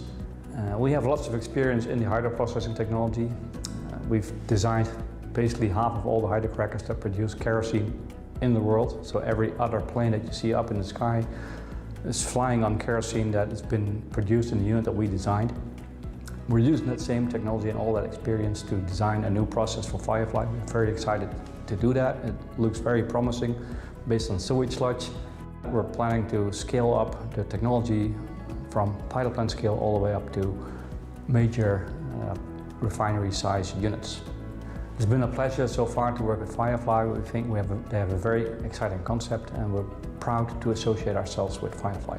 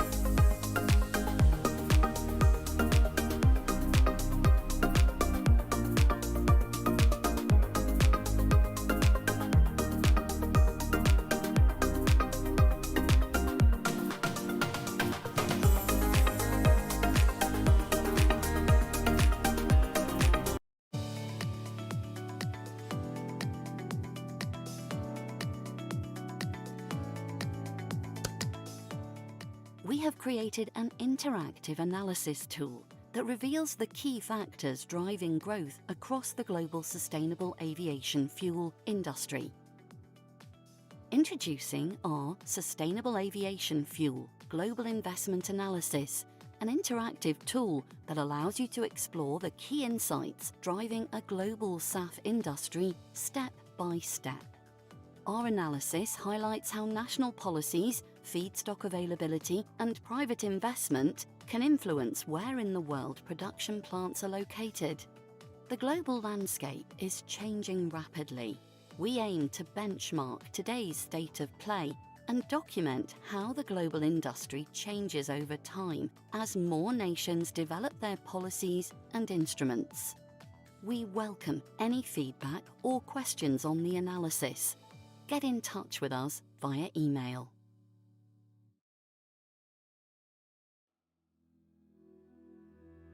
I'm James Highgate, the co-founder and CEO at Firefly Green Fuels. I'm here today to be talking to you about our incredible innovation, Sewage Biosolids to Jet, this new pathway utilising human waste in the form of biosolids to convert into aviation fuel.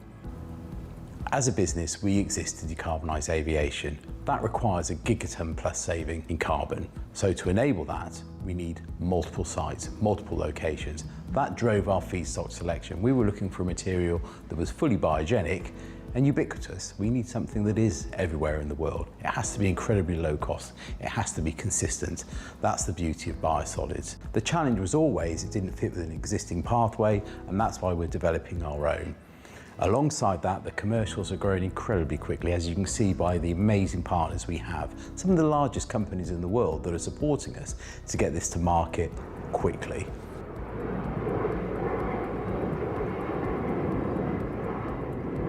My name is Jan Malin, and I'm the Chief Financial Officer of Wizz Air Group, based here in sunny Budapest, Hungary. And I'm thrilled to announce that we are partners with Firefly. The two biggest challenges in producing sustainable aviation fuel are the costs of production and the availability of feedstock, the inputs, what you convert into sustainable aviation fuel. Firefly's innovative approach is what really got Wizz excited about this investment, and why we're convinced that should they pull off this process and be able to produce at scale, then we will have a almost limitless supply of inputs to be able to produce fuel at a cost-effective price, which is consistent with our overall commitment to ultra-low cost principles.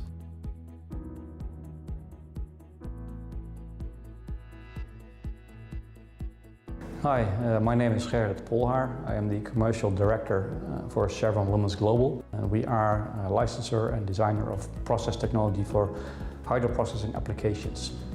We have lots of experience in the hydroprocessing technology. We've designed basically half of all the hydrocrackers that produce kerosene in the world. So every other plane that you see up in the sky is flying on kerosene that has been produced in the unit that we designed. We're using that same technology and all that experience to design a new process for Firefly. We're very excited to do that. It looks very promising based on sewage sludge. We're planning to scale up the technology from pilot plant scale all the way up to major refinery size units. It's been a pleasure so far to work with Firefly. We think they have a very exciting concept, and we're proud to associate ourselves with Firefly.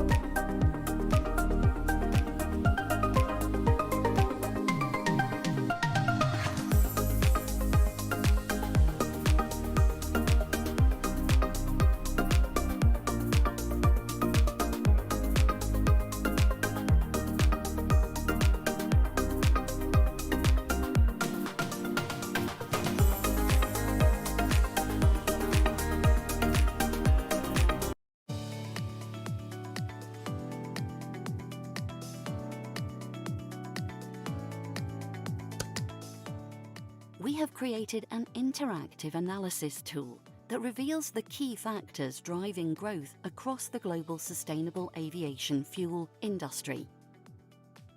Introducing our Sustainable Aviation Fuel Global Investment Analysis, an interactive tool that allows you to explore the key insights driving a global SAF industry step by step.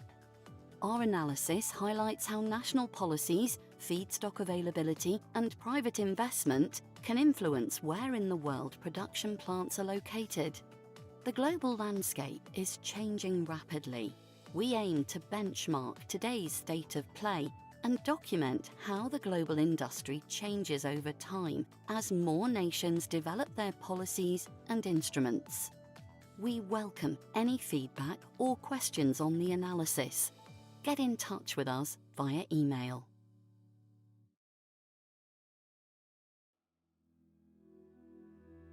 I'm James Highgate, the co-founder and CEO at Firefly Green Fuels.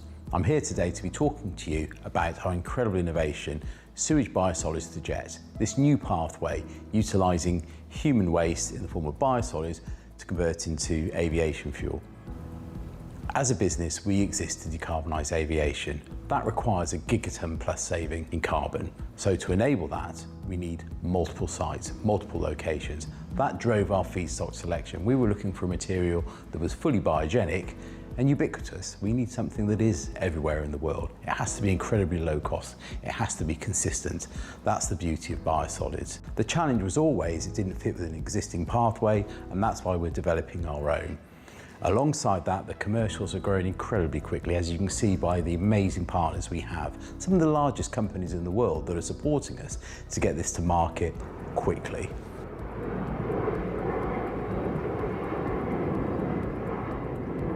My name is Jan Malin, and I'm the Chief Financial Officer of Wizz Air Group, based here in sunny Budapest, Hungary. And I'm thrilled to announce that we are partners with Firefly. The two biggest challenges in producing sustainable aviation fuel are the costs of production and the availability of feedstock, the inputs, what you convert into sustainable aviation fuel. Firefly's innovative approach is what really got Wizz excited about this investment, and why we're convinced that should they pull off this process and be able to produce at scale, then we will have an almost limitless supply of inputs to be able to produce fuel at a cost-effective price, which is consistent with our overall commitment to ultra-low cost principles.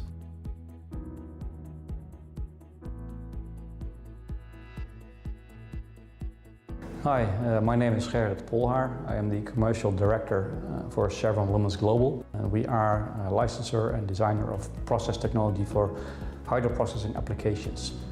We have lots of experience in the hydroprocessing technology.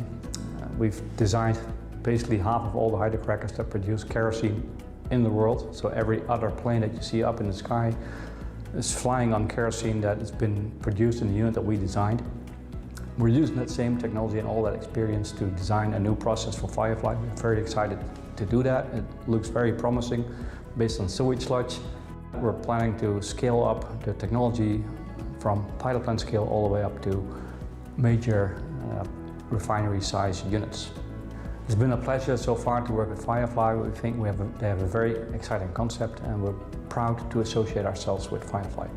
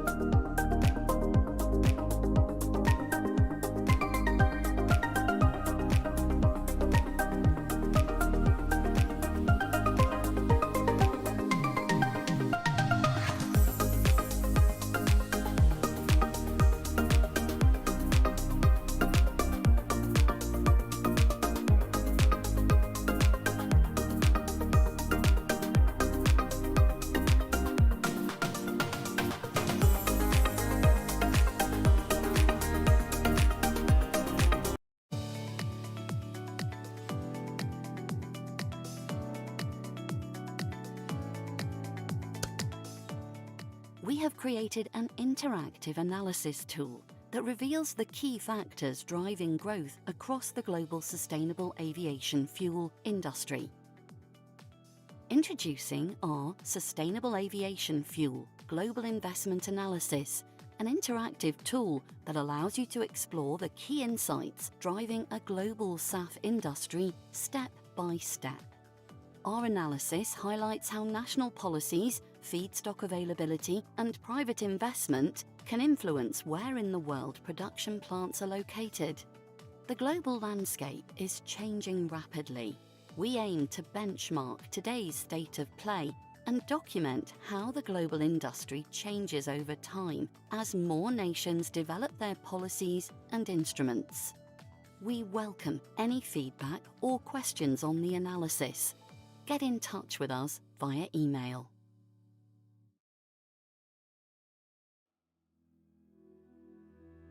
I'm James Highgate, the co-founder and CEO at Firefly Green Fuels.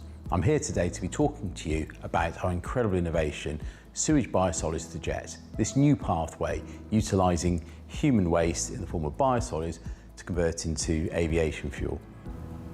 As a business, we exist to decarbonise aviation. That requires a gigaton plus saving in carbon. So to enable that, we need multiple sites, multiple locations. That drove our feedstock selection. We were looking for a material that was fully biogenic and ubiquitous. We need something that is everywhere in the world. It has to be incredibly low cost. It has to be consistent.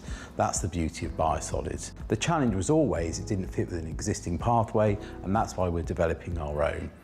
Alongside that, the commercials are growing incredibly quickly, as you can see by the amazing partners we have. Some of the largest companies in the world that are supporting us to get this to market quickly.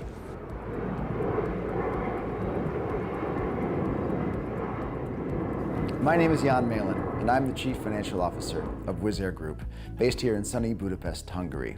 And I'm thrilled to announce that we are partners with Firefly.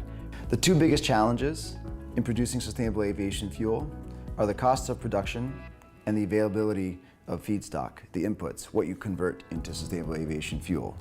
Firefly's innovative approach is what really got Wizz excited about this investment, and why we're convinced that should they pull off this process and be able to produce at scale, then we will have a almost limitless supply of inputs to be able to produce fuel at a cost-effective price, which is consistent with our overall commitment to ultra-low cost principles.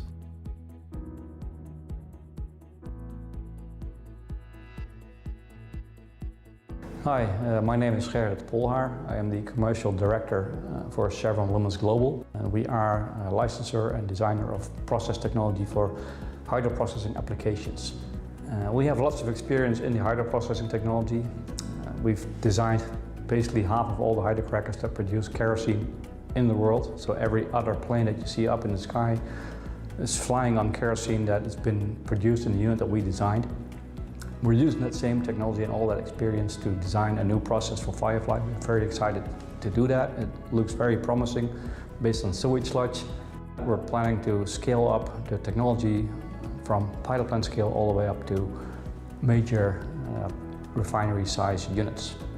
It's been a pleasure so far to work with Firefly. We think they have a very exciting concept, and we're proud to associate ourselves with Firefly.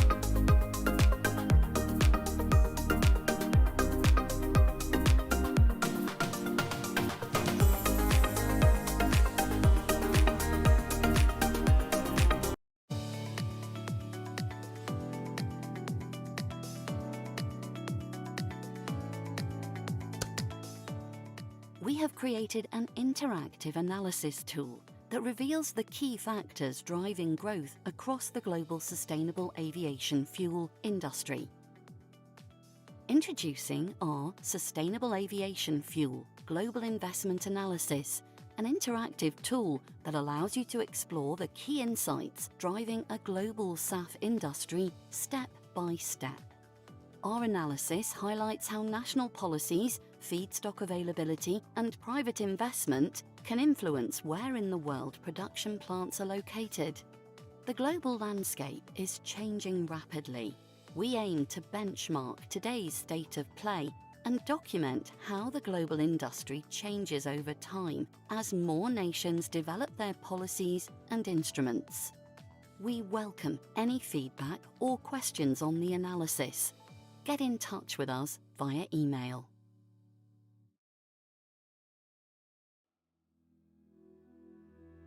I'm James Highgate, the co-founder and CEO at Firefly Green Fuels. I'm here today to be talking to you about our incredible innovation, Sewage Biosolids to Jet, this new pathway utilising human waste in the form of biosolids to convert into aviation fuel. As a business, we exist to decarbonise aviation. That requires a gigaton plus saving in carbon. So to enable that, we need multiple sites, multiple locations. That drove our feedstock selection. We were looking for a material that was fully biogenic and ubiquitous. We need something that is everywhere in the world. It has to be incredibly low cost. It has to be consistent. That's the beauty of biosolids. The challenge was always it didn't fit with an existing pathway, and that's why we're developing our own. Alongside that, the commercials are growing incredibly quickly, as you can see by the amazing partners we have. Some of the largest companies in the world that are supporting us to get this to market quickly.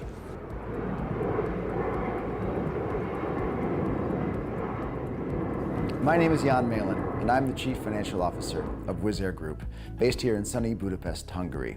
And I'm thrilled to announce that we are partners with Firefly. The two biggest challenges in producing sustainable aviation fuel are the costs of production and the availability of feedstock, the inputs, what you convert into sustainable aviation fuel. Firefly's innovative approach is what really got Wizz excited about this investment, and why we're convinced that should they pull off this process and be able to produce at scale, then we will have an almost limitless supply of inputs to be able to produce fuel at a cost-effective price, which is consistent with our overall commitment to ultra-low cost principles.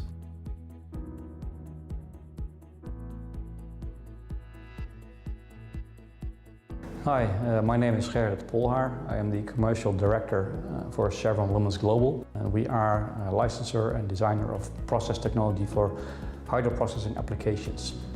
We have lots of experience in the hydroprocessing technology. We've designed basically half of all the hydrocrackers that produce kerosene in the world. So every other plane that you see up in the sky is flying on kerosene that has been produced in the unit that we designed. We're using that same technology and all that experience to design a new process for Firefly. We're very excited to do that. It looks very promising based on sewage sludge. We're planning to scale up the technology from pilot plant scale all the way up to major refinery size units.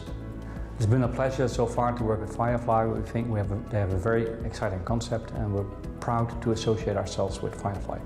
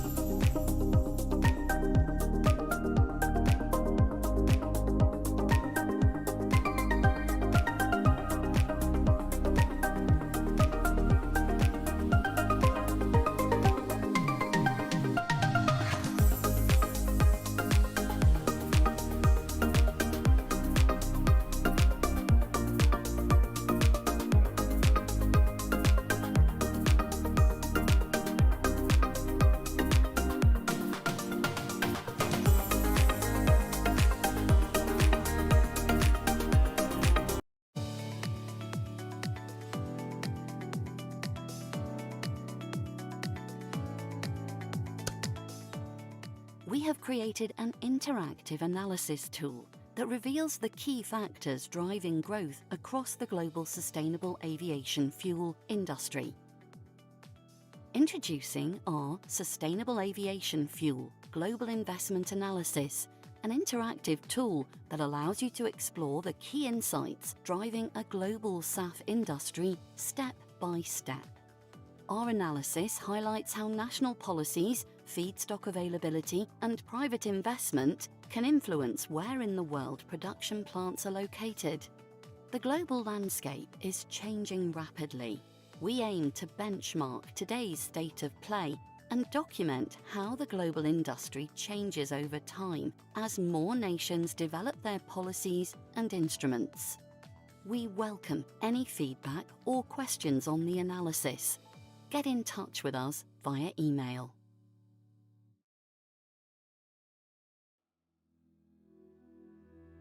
I'm James Highgate, the co-founder and CEO at Firefly Green Fuels. I'm here today to be talking to you about our incredible innovation, Sewage Biosolids to Jet, this new pathway utilising human waste in the form of biosolids to convert into aviation fuel. As a business, we exist to decarbonise aviation. That requires a gigaton plus saving in carbon. So to enable that, we need multiple sites, multiple locations. That drove our feedstock selection. We were looking for a material that was fully biogenic and ubiquitous. We need something that is everywhere in the world. It has to be incredibly low cost. It has to be consistent. That's the beauty of biosolids. The challenge was always it didn't fit with an existing pathway, and that's why we're developing our own. Alongside that, the commercials are growing incredibly quickly, as you can see by the amazing partners we have. Some of the largest companies in the world that are supporting us to get this to market quickly.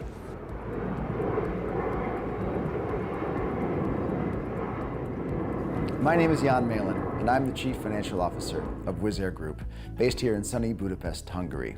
And I'm thrilled to announce that we are partners with Firefly. The two biggest challenges in producing sustainable aviation fuel are the costs of production and the availability of feedstock, the inputs, what you convert into sustainable aviation fuel. Firefly's innovative approach is what really got Wizz excited about this investment, and why we're convinced that should they pull off this process and be able to produce at scale, then we will have a almost limitless supply of inputs to be able to produce fuel at a cost-effective price, which is consistent with our overall commitment to ultra-low cost principles.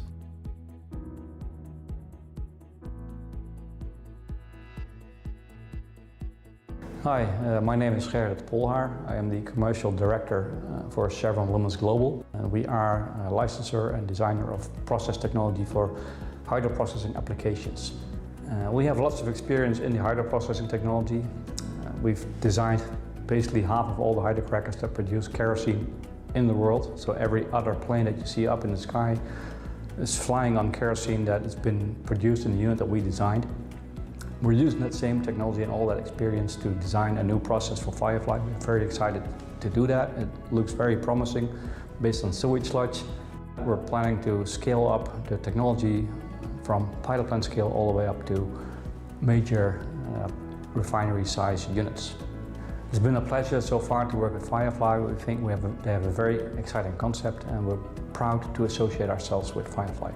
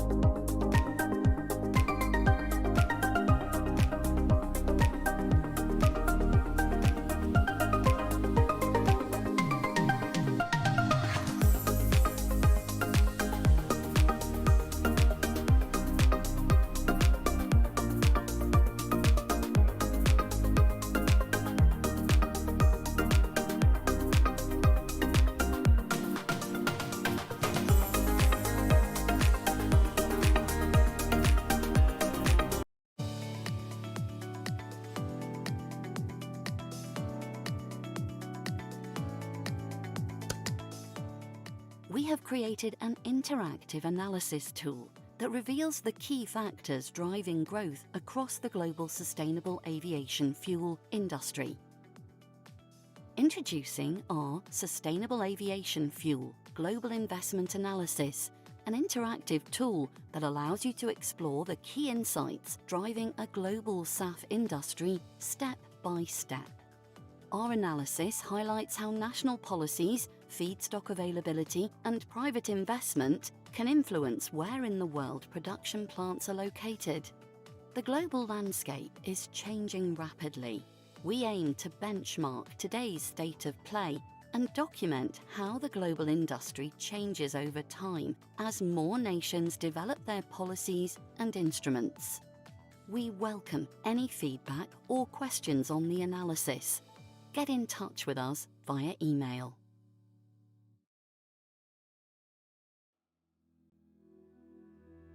I'm James Highgate, the co-founder and CEO at Firefly Green Fuels. I'm here today to be talking to you about our incredible innovation, Sewage Biosolids to Jet, this new pathway utilising human waste in the form of biosolids to convert into aviation fuel. As a business, we exist to decarbonise aviation. That requires a gigaton plus saving in carbon. So to enable that, we need multiple sites, multiple locations. That drove our feedstock selection. We were looking for a material that was fully biogenic and ubiquitous. We need something that is everywhere in the world. It has to be incredibly low cost. It has to be consistent. That's the beauty of biosolids. The challenge was always it didn't fit with an existing pathway, and that's why we're developing our own. Alongside that, the commercials are growing incredibly quickly, as you can see by the amazing partners we have. Some of the largest companies in the world that are supporting us to get this to market quickly.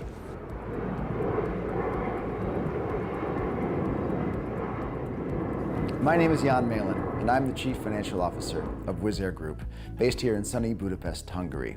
And I'm thrilled to announce that we are partners with Firefly.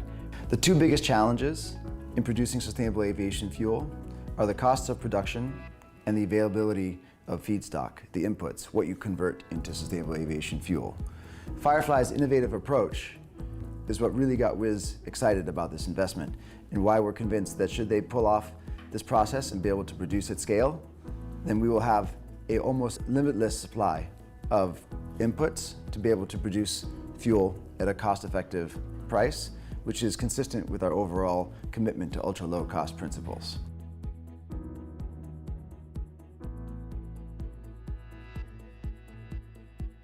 Hi, my name is Gerrit Polhaar. I am the Commercial Director for Chevron Lumen Global, and we are a licensor and designer of process technology for hydroprocessing applications.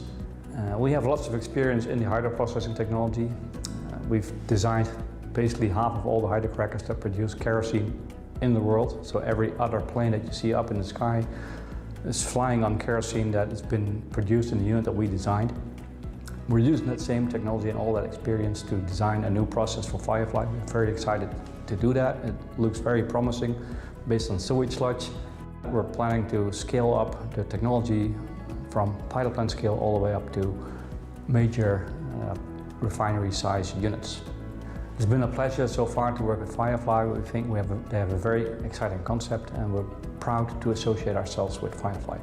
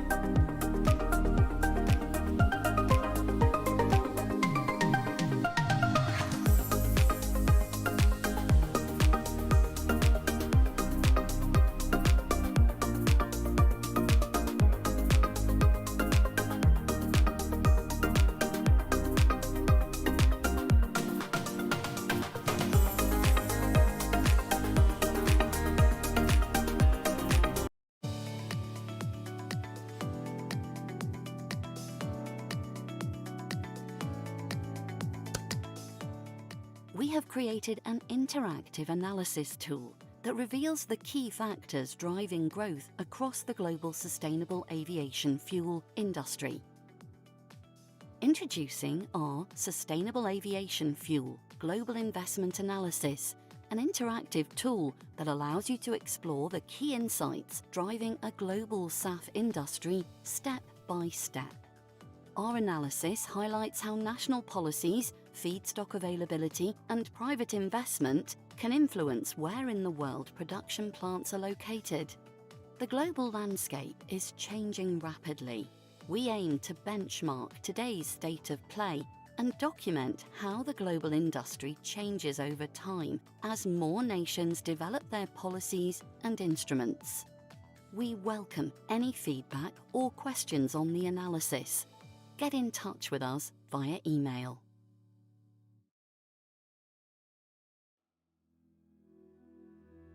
I'm James Highgate, the co-founder and CEO at Firefly Green Fuels. I'm here today to be talking to you about our incredible innovation, Sewage Biosolids to Jet, this new pathway utilising human waste in the form of biosolids to convert into aviation fuel. As a business, we exist to decarbonise aviation. That requires a gigaton plus saving in carbon. So to enable that, we need multiple sites, multiple locations. That drove our feedstock selection. We were looking for a material that was fully biogenic and ubiquitous. We need something that is everywhere in the world. It has to be incredibly low cost. It has to be consistent. That's the beauty of biosolids. The challenge was always it didn't fit with an existing pathway, and that's why we're developing our own. Alongside that, the commercials are growing incredibly quickly, as you can see by the amazing partners we have. Some of the largest companies in the world that are supporting us to get this to market quickly.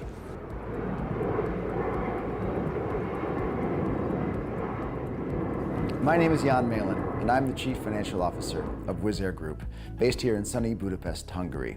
And I'm thrilled to announce that we are partners with Firefly.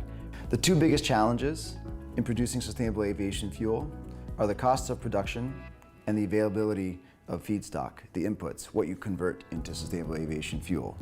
Firefly's innovative approach is what really got Wizz excited about this investment, and why we're convinced that should they pull off this process and be able to produce at scale, then we will have an almost limitless supply of inputs to be able to produce fuel at a cost-effective price, which is consistent with our overall commitment to ultra-low cost principles.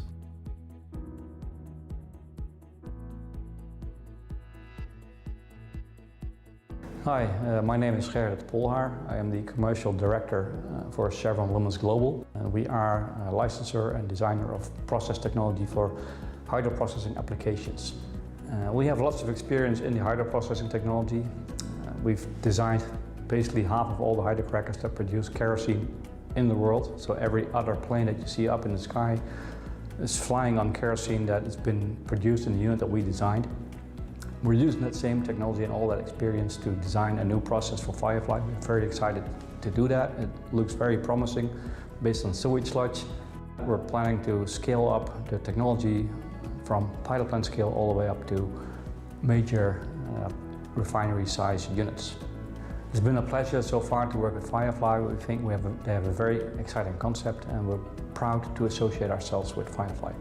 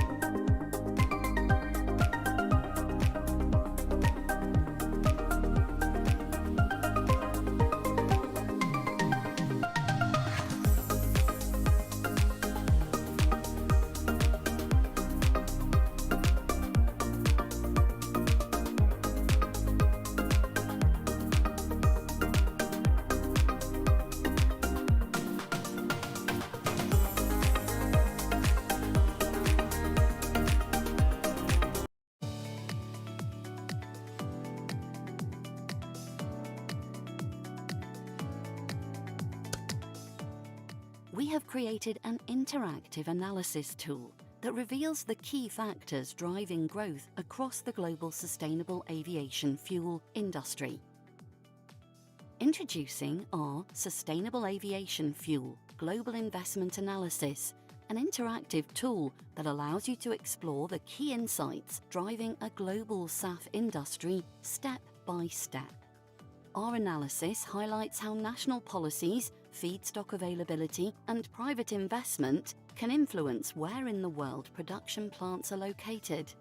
The global landscape is changing rapidly.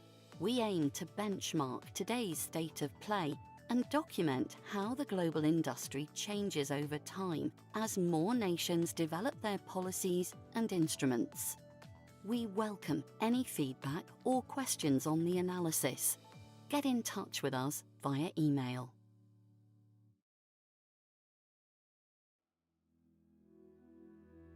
I'm James Highgate, the co-founder and CEO at Firefly Green Fuels. I'm here today to be talking to you about our incredible innovation, Sewage Biosolids to Jet, this new pathway utilising human waste in the form of biosolids to convert into aviation fuel.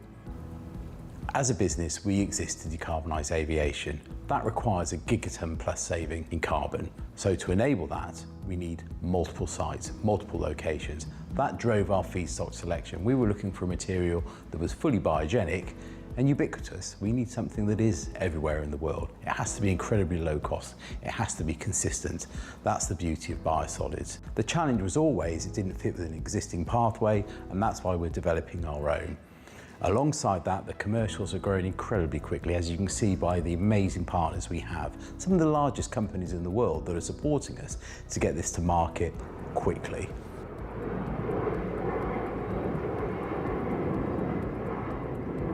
My name is Jan Malin, and I'm the Chief Financial Officer of Wizz Air Group, based here in sunny Budapest, Hungary. And I'm thrilled to announce that we are partners with Firefly. The two biggest challenges in producing sustainable aviation fuel are the costs of production and the availability of feedstock, the inputs, what you convert into sustainable aviation fuel. Firefly's innovative approach is what really got Wizz excited about this investment, and why we're convinced that should they pull off this process and be able to produce at scale, then we will have an almost limitless supply of inputs to be able to produce fuel at a cost-effective price, which is consistent with our overall commitment to ultra-low cost principles.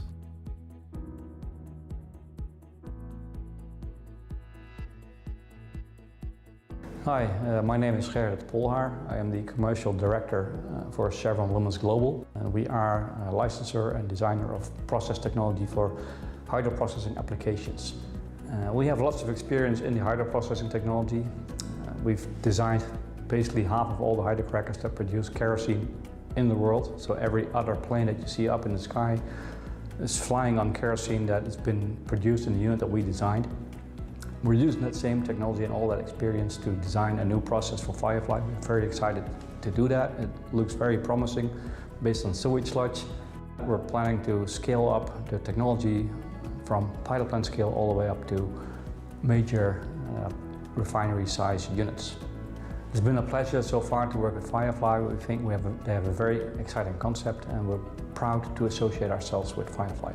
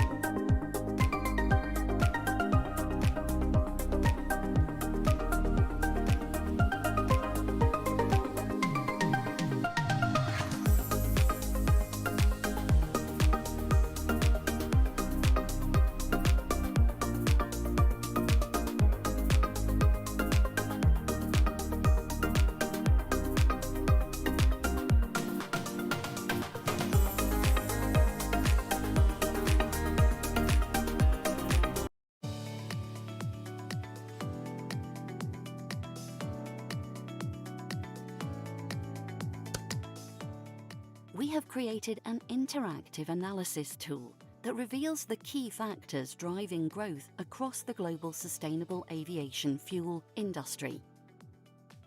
Introducing our Sustainable Aviation Fuel Global Investment Analysis, an interactive tool that allows you to explore the key insights driving a global SAF industry step by step. Our analysis highlights how national policies, feedstock availability, and private investment can influence where in the world production plants are located. The global landscape is changing rapidly. We aim to benchmark today's state of play and document how the global industry changes over time as more nations develop their policies and instruments. We welcome any feedback or questions on the analysis. Get in touch with us via email.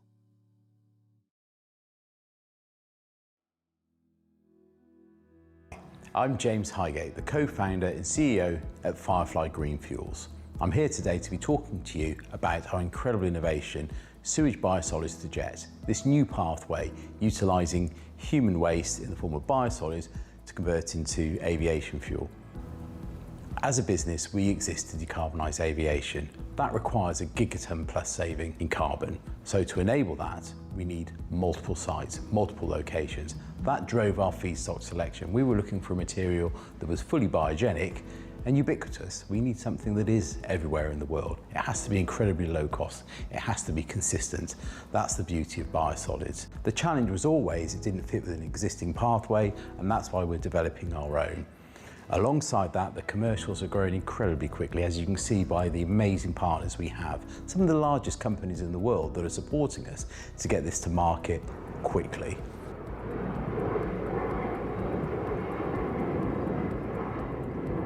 My name is Jan Malin, and I'm the Chief Financial Officer of Wizz Air Group, based here in sunny Budapest, Hungary. And I'm thrilled to announce that we are partners with Firefly. The two biggest challenges in producing sustainable aviation fuel are the costs of production and the availability of feedstock, the inputs, what you convert into sustainable aviation fuel.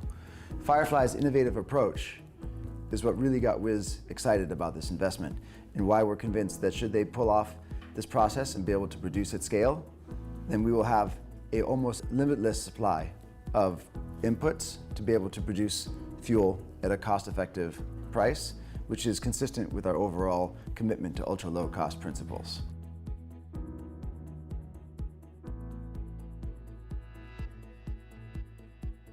Hi, my name is Gerrit Polhaar. I am the Commercial Director for Chevron Lumen's Global. We are a licensor and designer of process technology for hydroprocessing applications. We have lots of experience in the hydroprocessing technology. We've designed basically half of all the hydrocrackers that produce kerosene in the world. So every other plane that you see up in the sky is flying on kerosene that has been produced in the unit that we designed. We're using that same technology and all that experience to design a new process for Firefly. We're very excited to do that. It looks very promising based on sewage sludge. We're planning to scale up the technology from pilot plant scale all the way up to major refinery size units.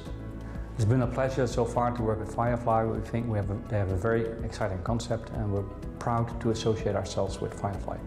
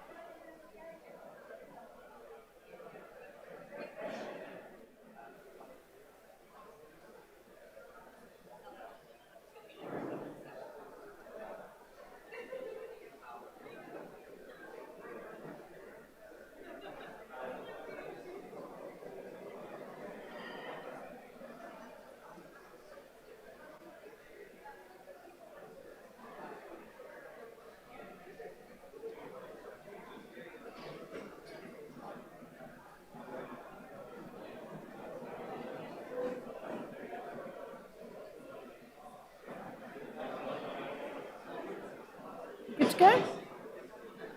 Yeah. Hello, everybody. Hopefully you can all hear me. We're about to start this afternoon's session.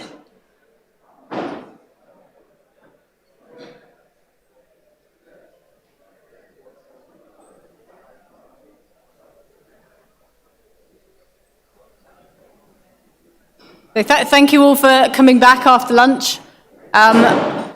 We've got the post-lunch lull slot coming up, so hopefully we've got some interesting and exciting presentations for you this afternoon. So this is a sort of a preview of what we've got coming up. The first three are slightly longer sessions, and then we've got some supply chain pitches, which may hopefully seed some ideas of projects and showcase some technology that you may not have already come across, new modules to build into projects. So without further ado, I will hand over to our keynote speech, Dan, who will introduce himself, and yeah, we'll carry on with the afternoon. Thank you.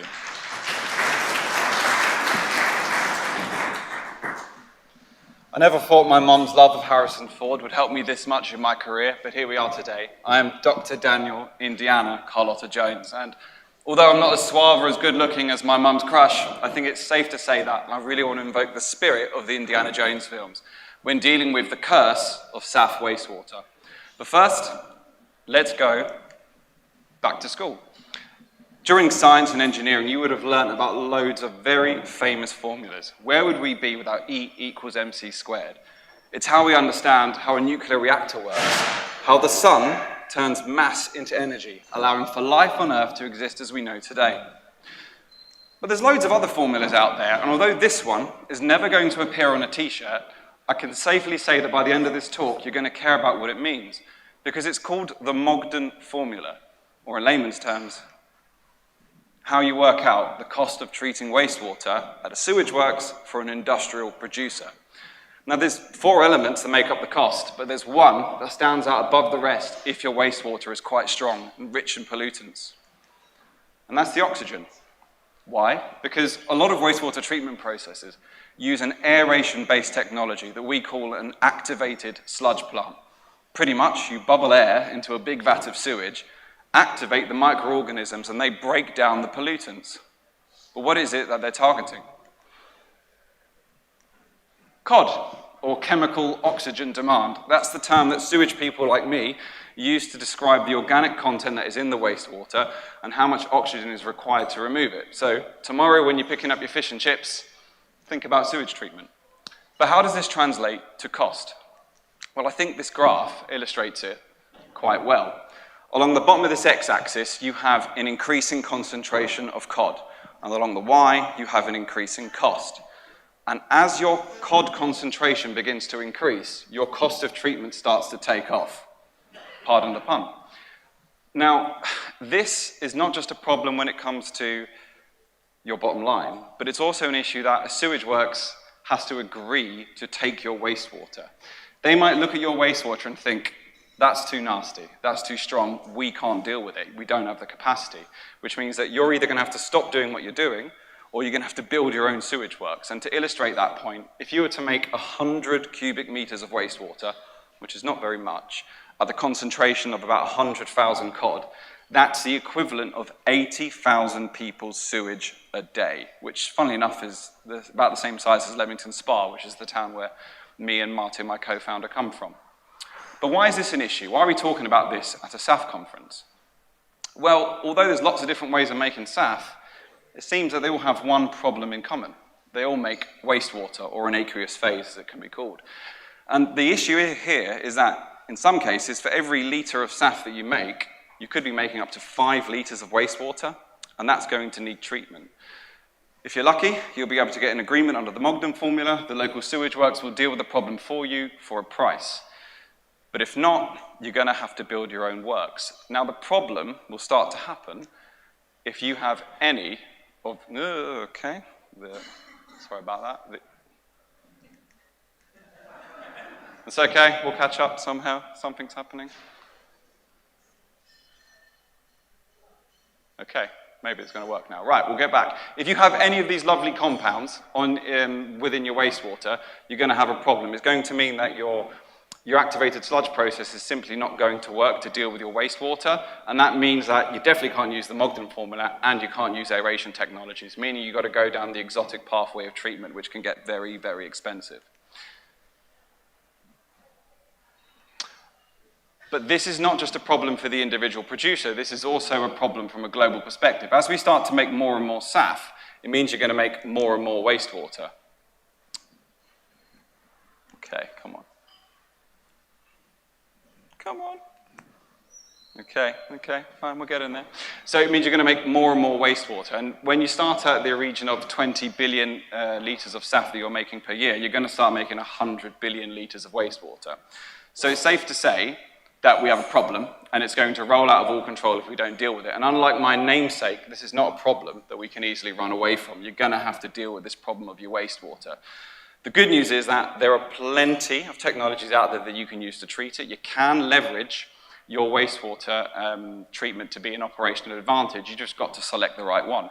So let's have a look what's available today. Now, certainly I think one of the cooler looking wastewater treatment options out there is advanced oxidation.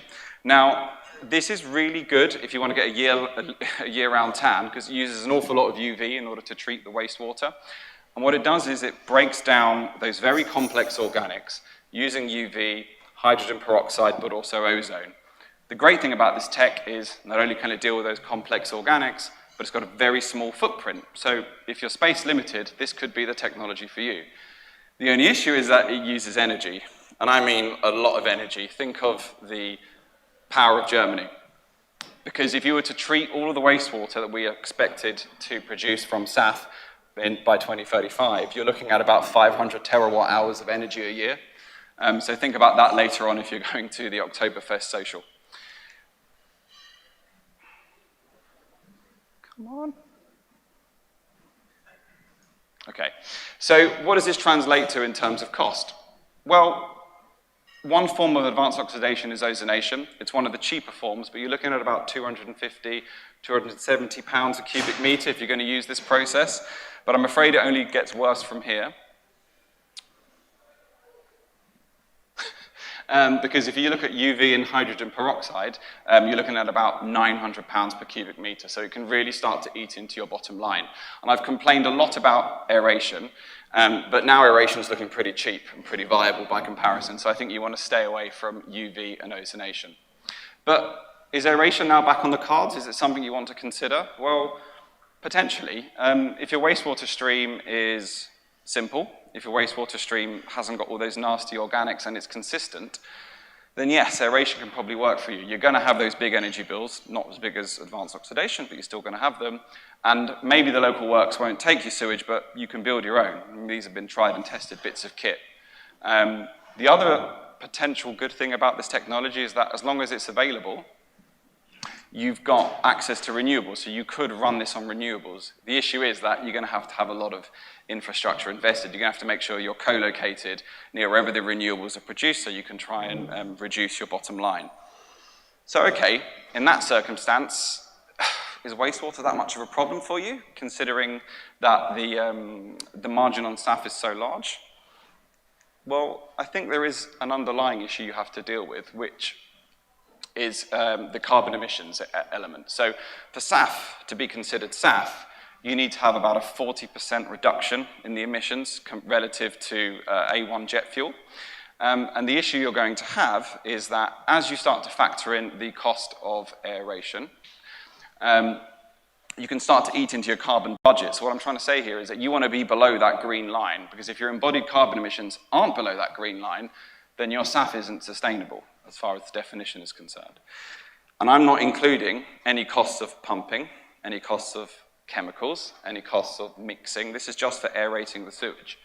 Now, just for fun, I chucked on advanced oxidation to see what it would look like on the graph, and it just goes completely off the scale. So I think that's a technology you really want to avoid from a carbon perspective. But what about nature? Can nature help us? Well, the good news is there's plenty of nature-based solutions out there that can treat wastewater. We use reed beds at sewage works. We can use wetlands in order to recreate biodiversity and deal with these organic compounds. And from an energy perspective, it's great. They're actually so low that they are, from a cost perspective compared to advanced oxidation and aeration, they're basically negligible. So great, we've solved the problem. There is one issue.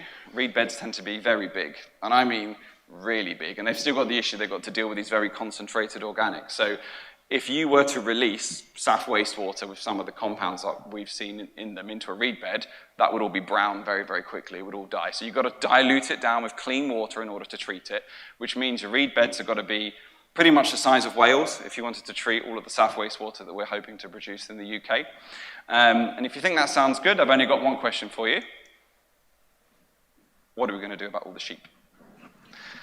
So, at Wastewater Fuels, we sort of think to ourselves all the time, man, this wastewater, trying to deal with it. How do we reduce the carbon? How do we reduce the energy? How do we even treat it in the first place? How do we stop all of the microbes from dying? Like billions and billions of our beautiful baby microorganisms just dying. How do we deal with it? How do we save the sheep from the CFO's axe? How do we deal with these issues? And it comes down to one thing. What we need to be able to do is to supply oxygen to the microbes without aerating the wastewater, which, if you could do that, that would be $1 million idea, but how do you get oxygen into wastewater without aerating? How do you avoid the energy? How do you reach the oxygen that's above the surface of the water? But the answer's been staring us in the face this whole time. What you need is a snorkel. You need to give the microorganisms a snorkel that will allow them to live in an anaerobic environment while also accessing the oxygen that's above them without aerating the water. You need a superhero as far as bugs are concerned. But the good news is, we've got it. What this is an electrogen, and before anybody wonders, no, it's not genetically modified. This is a naturally occurring microorganism that we can find in swamps, we can find under the sea, we can even find it in all of you right now, which means we're going to get it at a sewage works. Now, what that means is that we can colonize it, we can encourage it to proliferate. And what makes this microorganism so special, all those long tentacles, those are nanowires that allow it to basically extend itself out and grab electrons and react with other compounds, including oxygen. All we've got to do is give it the perfect home. And the good news is, if the slide works, we've invented it. This is what we call superfoam. And for obvious reasons, I'm not going to tell you all the things that are in it, but it's got a magic coating of compounds that make it the perfect home for these microorganisms. It turns a piece of plastic into something that has the conductivity of metal while also being as biocompatible as soil. And no, you don't need to have like a budget of NASA to use it. We've made it cost competitive, meaning you can build an asset the size of a swimming pool in order to treat the wastewater. But how does it work? How does it allow us to create a snorkel effect? Well, here's the foam. It's dipped within some lovely sewage and wastewater, ideally SAF wastewater. We encourage the electrogen to attach to the foam and basically form a colony, reproduce and grow a lovely family. You'll then start to break down the organic compounds treating the wastewater. As a result of this consumption, you will get electrons and hydrogen ions that are produced from the breaking down of these organic compounds. And because this material is conductive, because the material is wet, it's able to diffuse up above the surface of the wastewater to the oxygen, reacting with the oxygen to form water, which is great. It means we're not making any nasty compounds, but there's an added benefit here because within those reactions, you also get the formation of hydrogen peroxide. Now, you might remember earlier I talked about hydrogen peroxide being an advanced oxidation process. Because of this formation of this compound, we can target the phenols, we can target the aromatics, the hydrocarbons, without putting the energy in. Now, the great thing about this is because those bugs, and this isn't cruelty to microorganisms, they basically can't reproduce very quickly because to survive in this environment, they've got to basically keep eating the organic compounds, otherwise they're going to die. It means that they don't produce much sludge. And sludge treatment is one of the most expensive components or processes of treating wastewater. And the other thing is, although this sounds a bit crazy, but it's all true, this is a form of bioremediation. Bioremediation has been studied for decades now at universities and by engineers. The only thing that's novel here is our foam that allows this phenomenon to occur at a low cost. So in effect, what we've been able to do is combine the nature-based solution of the reed bed, the low-energy solution of the reed bed, but we've gotten rid of the absolutely enormous space that you'd need to build it, hence the advantage of an activated sludge plant, which is more compact. Now, in order to make this make this dream a reality, we've obviously had to put together quite a large team, engineers and scientists from multiple disciplines, and the journey has been very, very difficult and long, but we are now ready to scale with you to solve the challenge of your wastewater.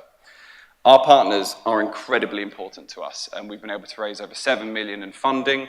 That's been from venture capital, from revenue, and from grants, and that's allowed us to continue to innovate. And want to showcase one innovation that we're working on right now. Okay. Which is in partnership with the Ministry of Defence. So we're in the process of building the next shipping containerised assets, which are going to be deployed at Severn Trent Waterworks in the West Midlands, with whom we've got a good relationship. And the idea here is that the Ministry of Defence are really interested in basically exporting this technology all over the world to their bases in other nations, for example, the Falklands or maybe Cyprus, and also at their bases in the UK. And the thing is, in order to get to this stage, we've had to create over 600 versions of the technology, which have all been tried and tested in lab environments, but also in real wastewater environments. But moving on, we're going to be deploying as part of our Ofwat grant that we won last year in partnership with Severn Trent Water and the Warwick Manufacturing Group, 3 versions of our technology at another increased scale. The first is what we call the MEC1, or the microbial electrolyzer. Now, what this bit of kit is able to do is to break down organic compounds, but produce hydrogen and methane at the same time in an anaerobic environment, which means it's just going to target those organics. Now, what's really great about this is that actually the energy efficiency of this is pretty phenomenal. So for every kilowatt hour we put in, we're getting about 5 out in methane and hydrogen. The next version of our technology is what we call the Redox 1. This is a biochemical cousin of the MEC. The only difference here is that it doesn't recover energy, it doesn't recover any power, but it has a small amount of aeration. And what that means is that it's able to target the ammonia and the phosphates in the wastewater. So if you've got any of those, this could be the kit for you.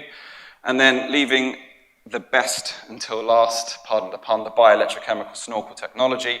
That's a technology I was describing to you earlier in terms of those processes. We can't show you what it looks like. We've got to file a few patents, but this is the kit that's going to be able to target those more complex organics, those phenols, those aromatics. If you want to know more about that, we have a booth just over there. Come speak to myself or to Martin. So our purpose has always been about treating wastewater. You might be surprised to know that 80% of the world's wastewaters are actually returned to the environment without proper treatment, and the last thing we want is to add SAF to that mix. We really want to understand the problems of the industry, to understand the problems of your wastewater, and design the best solution we can to make SAF as low cost as it needs to be, but also as sustainable as it needs to be. I've been Dan, and I look forward to any questions. Thank you.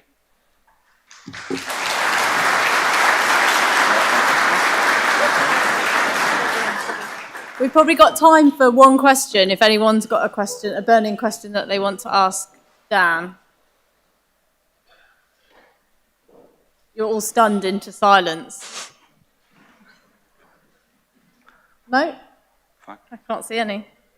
No? Oh, hang on. Yeah, Sarah's got a question there.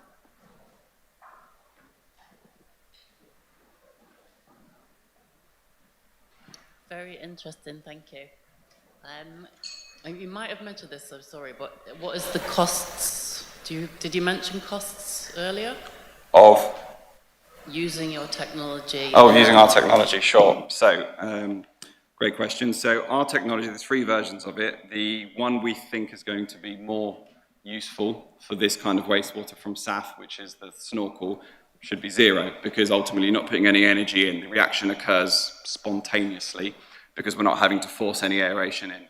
Naturally, there's going to be the potential need for things like pumps. There's going to be the potential need for mixing, but that's true of any wastewater treatment technology typically. If your wastewater can be used with the MEC, then obviously your wastewater treatment cost should become a revenue because of the amount of methane and hydrogen you could make. But that is specific to the wastewater. Have you modelled that yet with any of your partners or potential clients? Yeah. So we've, I love spreadsheets, and I've put together a lot of different models to try and determine basically what is the right kit for you, because ultimately there's also a capital cost associated with each of these assets or with any asset. So you always have to ask yourself the question, is it worth potentially spending more on a bit of kit that's going to give you energy, but in the long run, is it actually worth doing that, or are you better off just having something more simple that just treats the wastewater with no problem? So it really depends. If you're not making enough hydrogen or enough methane, should you build a fuel cell and a purification unit and a CHP engine and all the rest of it? Probably not. So it really depends on the wastewater. Thank you, Dan. Great presentation.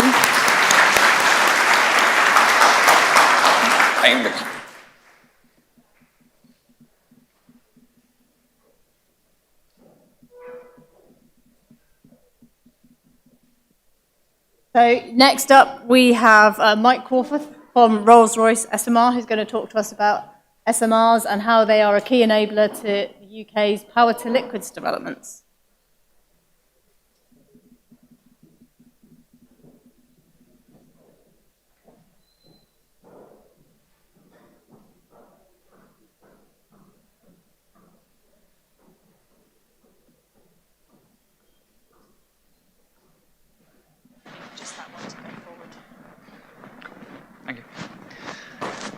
Hi everyone. I thought that was really interesting, Dan, so thanks for that. I've got to follow that now. Hopefully this is a bit of a change of pace, because I'm not going to be speaking about SAF, I'm going to be speaking about energy. So I'm Mike Crawford, I work for Rolls-Royce SMR, and that's small modular reactors, so nuclear power, not steam methane reformation.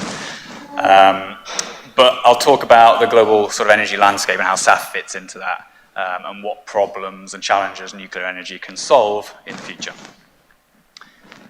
So this is one of my favorite diagrams of all time. It comes out every year. It's a Sankey diagram of global energy use. This one specifically was taken from DNV's Energy Transition Outlook report, which is essentially a yearly benchmark of how well we're doing in the global energy transition. 2 weeks ago, 2025 issue came out, and the big thing to notice is that we're no longer talking about net zero 2050. This is net zero 2060. Along with quite a bold statement that net zero by 2050 is not perceived to be credible. So I don't think that will be the last you see of that sort of rhetoric, and I think that's quite frightening, personally. The diagram's quite complicated, you don't need to understand it. All you need to know really is that on the left is energy inputs in, all the things we use globally. And on the right is all the useful things we do as a society. And I've highlighted aviation at the top there. One of the other scary things is that not only is this 2060, but the top three things on the left there are oil, coal, and natural gas. So about 30% of the energy we use is still going to be coal, oil, and gas come 2060, which is, yeah, keeps me awake at night. Some industries do pretty well. They decarbonize quite quickly. Some manage it by 2050. Marine is now looking quite good. Aviation is not one of those, and quite literally sticks out like a sore thumb with road aviation and feedstocks showing big red bars there. So I think that hopefully sets some of the scene for what I'm going to talk about. So nuclear power is pretty energy dense. That's one of its benefits. We shouldn't underestimate the scale of the challenge here when we talk about SAF. So just from a UK context here, the 2030 SAF or aviation fuel demand of the UK, if you were to make all of that via power-to-liquid process, which obviously is not the most efficient way of doing it, but if you were to do all of that synthetically, you'd need about 40 gigawatts of baseload power. That is more than the current total power demand of the UK. So the total electricity demand of the UK is currently about 30 to 32 gigawatts, give or take the season. So you need more energy than we currently produce in the entire UK. So hopefully that, again, puts into context the levels we're talking about here. Obviously, we have bio pathways, which have a much lower energy requirement, and so we're not quite in as dire a situation as that, but the numbers are big. We're still talking about gigawatts of power across all of those pathways, just for aviation fuel. That's not to mention the electrification of road transport, not to mention data centers and AI and all of the rest of the things that we need to do with that energy. And when you get to this scale, making the logistics work is very challenging. You can see there just the energy density difference between different types of technology. If you're trying to get a gigawatt of power to a site, you know, as this industry scales up from demonstrators to bulk volume production, it becomes very challenging. It's a challenge that the data center industry is currently finding out as they move from the sort of tens of megawatts where it's difficult, you've got to worry about a grid connection, into the hundreds of megawatts, or even starting to talk about gigawatts, where you just cannot magic a gigawatt of generation nor transmission capacity into basically any location. So I think that's a challenge the industry is going to face as we get into the real scale-ups in the late 2030s and 2040s. Which coincidentally is the time frame we're looking at for the real rollout of new advanced nuclear technologies like Rolls-Royce SMR. So I'm very conscious we are not a solution to the challenges this room is facing today, nor are we a solution to the challenges that you're all sort of looking forward to tomorrow. We're a challenge to the solutions. We're a solution to the challenges that you don't even know you have yet. When you start trying to build that 500 megawatt real commercial production facility somewhere. We typically focus on power to liquid because of the huge energy demand. You know, it's well suited to a behind-the-meter solution like a small modular reactor. But essentially, any pathway needs energy, whether that's electrical or heat, and nuclear reactors could be really important sources for that. It's pretty easy to decarbonize an energy system most of the way. To get it all the way to 100% is going to be impossible without solutions like nuclear, and I think that's going to be true for SAF. Rolls-Royce PLC is quite big in the aerospace industry and has a real vested interest in there being availability of clean fuels, because that big red bar for aviation on the right-hand side of the first graph really starts to hurt their business model of building the things that use that fuel. So this is just a comparison that was part of the UK SAF mandate consultation, which I think was put together by the Aviation Impact Accelerator, but it highlights the embedded carbon intensity of all the various pathways that were analysed. And the one on the top there is power to liquid using DAC with nuclear. As you can see, it is the sort of most certain pathway for reducing the carbon that we're emitting. And so I think sometimes we have to stop and make sure we understand what is the question we are trying to solve, and make sure we don't create new problems in trying to put those solutions out there. I'm used to telling rooms, you know, in the energy industry about how nuclear is quite competitive. It's the lowest area, it's the lowest amount of new materials, it's the lowest carbon intensity even compared to things like wind and solar. But when this came out, I didn't actually expect nuclear to be lower carbon than some of the bio pathways, but there you go. So food for thought. And I think the only message I wanted to hammer home was that nuclear energy is not necessarily a compromise. It can be a winner in all dimensions, especially when we consider these co-located solutions and the use of thermal power from a plant as we start to build these bigger integrated facilities using the sort of ever-maturing technologies that we have available. The one compromise that we do have is on time, because our first reactor in the UK has now been committed by the UK government for the first 3, but we're not going to be able to build it and get it up and running until about 2034. So we're really out there in the time horizons. However, I think that aligns with when this industry starts to really consider that bulk volume and cost. So yeah, hopefully that's something to think about. This is the last slide. I'll just leave you on a bit of information about what we are as Rolls-Royce SMR.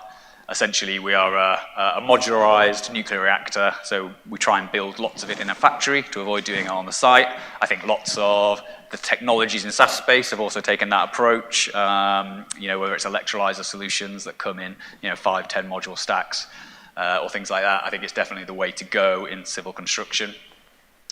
And we're a little bit different to some of our competitors because we're offering a total power plant. But ultimately, we're moving now in the UK, we're moving in the Czech Republic, we're moving in the US. We're hopeful to be successful in Sweden and start laying that energy foundation such that industries like the SAF industry or the production of hydrogen for other means like marine can leverage, essentially, as we head closer to 2050 or 2060, as it were. Thank you.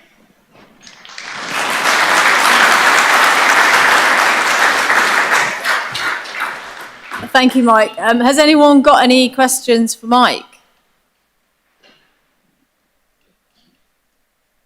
Sarah? While we get the mic to Sarah. Mike, how can people in the room that want to work with you, how can they start to work with you? Yeah, it's a good question. So there's a missing middleman here. So we are a technology provider. We will build nuclear power plants, but we won't own and operate them. So if you're a producer or operator of technologies like electrolyzers, like SAF plants, like DAC, then you probably need lots of power, but you're not going to get it from us directly. So it's the utilities that will be signing those PPAs, and we're essentially getting the first of those built in the UK through Great British Nuclear or Great British Energy Nuclear. And so speaking to entities like them is a real good way for finding out how you get access to this power when it becomes available. Great, thank you. Thanks, Sarah. I should say my name this time. My name is Sarah Wilkin from Fly Green Alliance. We've also established an initiative called Nuclear for E-Fuels Initiative with the Hydrogen Energy Association and Nuclear Hydrogen Initiative. So very much in support of Rolls-Royce SMR's work. So I know that you've either signed an MOU or something with Vattenfall, which is the Swedish utilities company. What is that process? What is their decision making? Is it now your active policy to go and win? Is it utilities or is it national level work? How does that work and how's it rolling out? Yeah, so the challenges of deploying new nuclear, those early first-of-a-kind units need a solution for risk allocation, which is typically then what falls on governments. So we've essentially solved that here in the UK, we've solved it in the Czech Republic. Vattenfall and the Swedish state have put in place the measures to deploy new nuclear. So again, it is solved there. They have not selected the technology they want to deploy yet. So we are still in active competition with them. We're feeling quite strong. There's been a number of down selects and they're in 2 technologies now. Ourselves, Rolls-Royce, and GE Hitachi from the US. So by Q1 next year, they will decide which way they want to go and then get going. Yeah, and I'll just say a follow-up. There are certain associations or NGOs that, even though they're working in e-fuels, are not supportive or agnostic to nuclear power-enabled fuels. Now, is that some also active work? It's definitely active work. We're going around asking what people's position are and if they could be active, agnostic active at least, rather than passive. Obviously that's that's quite a big piece of work, but what is your plans around this?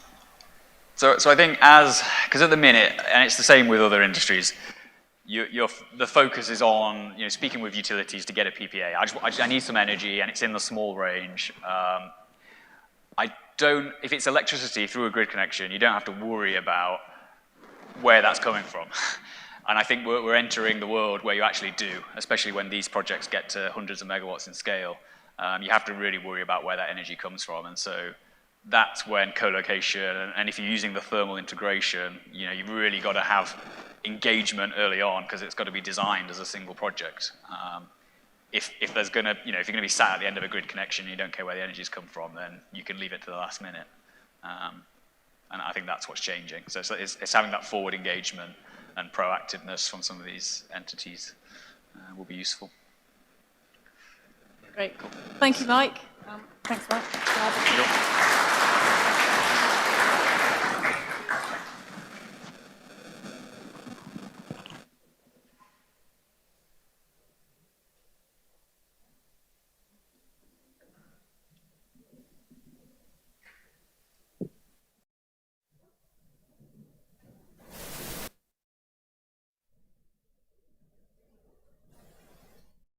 we have, I'm sorry, I'm probably going to terribly pronounce this name. I'm going to let him introduce himself, in fact, because it's Bart from Siemens.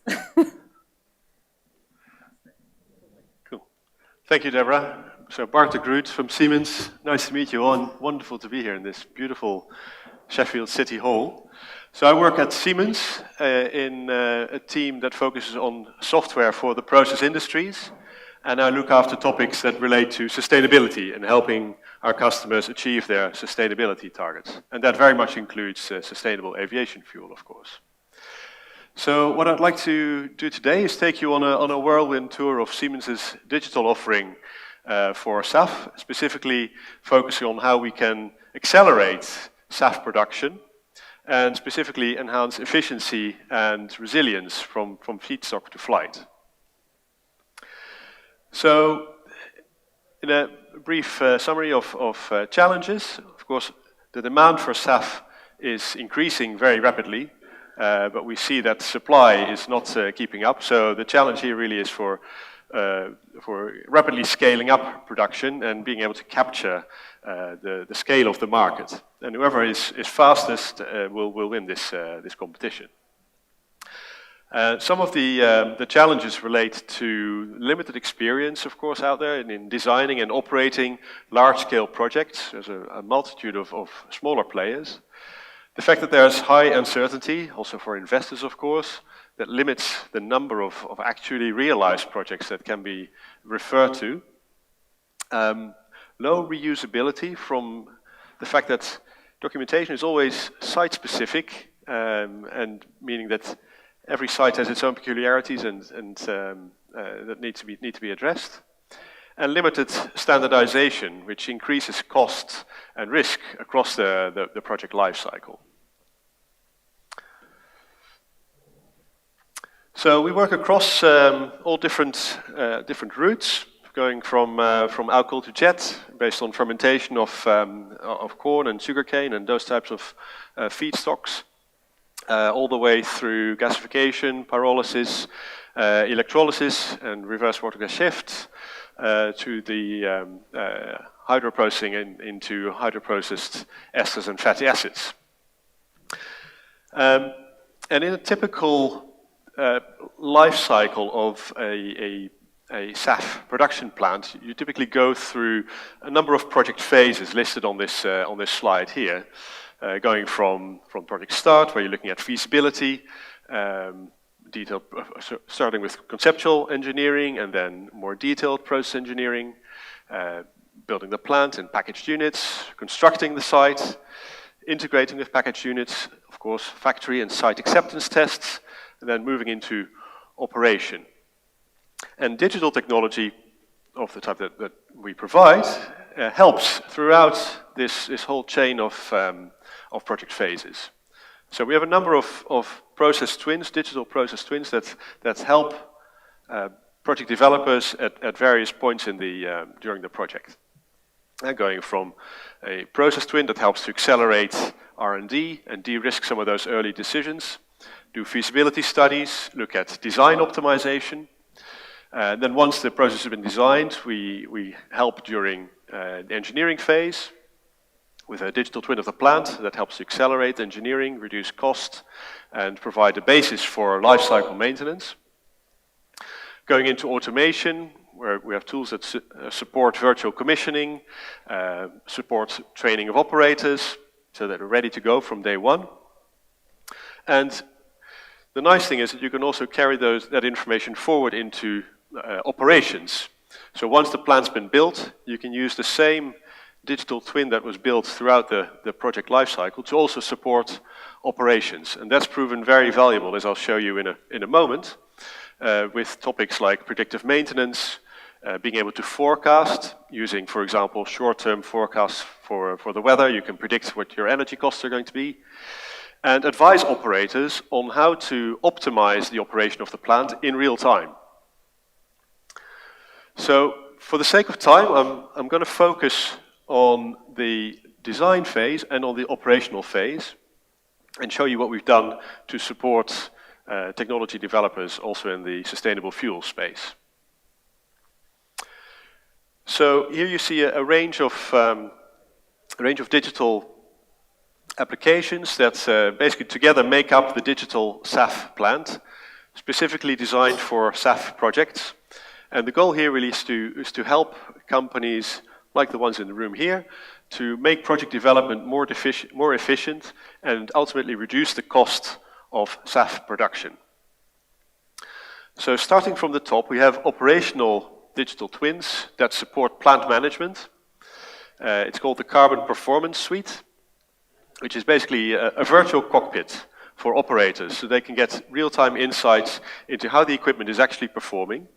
And this is a combination of the physical characteristics of the plant that we have the knowledge of, and has been explored in scientific literature for many, many years now, and data-driven elements, which are very difficult to describe in terms of first principles, but can still be very useful to support operations and reduce, for example, the cost of hydrogen production. To support that and underpinning that, we have a range of technologies which we've called the carbon technology stack. It's basically a range of digital tools with templates for many technologies available off the shelf that cover the key aspects of the digital SAF plant, including feasibility studies, design and engineering, commissioning, automation, and operations. And to support all that, if you don't have the in-house teams to do all of this, we have consulting services to help with that. So let me start now at the bottom left here, where we start to build up a picture, a virtual representation of the actual process based on standard elements, which you see depicted in the middle here.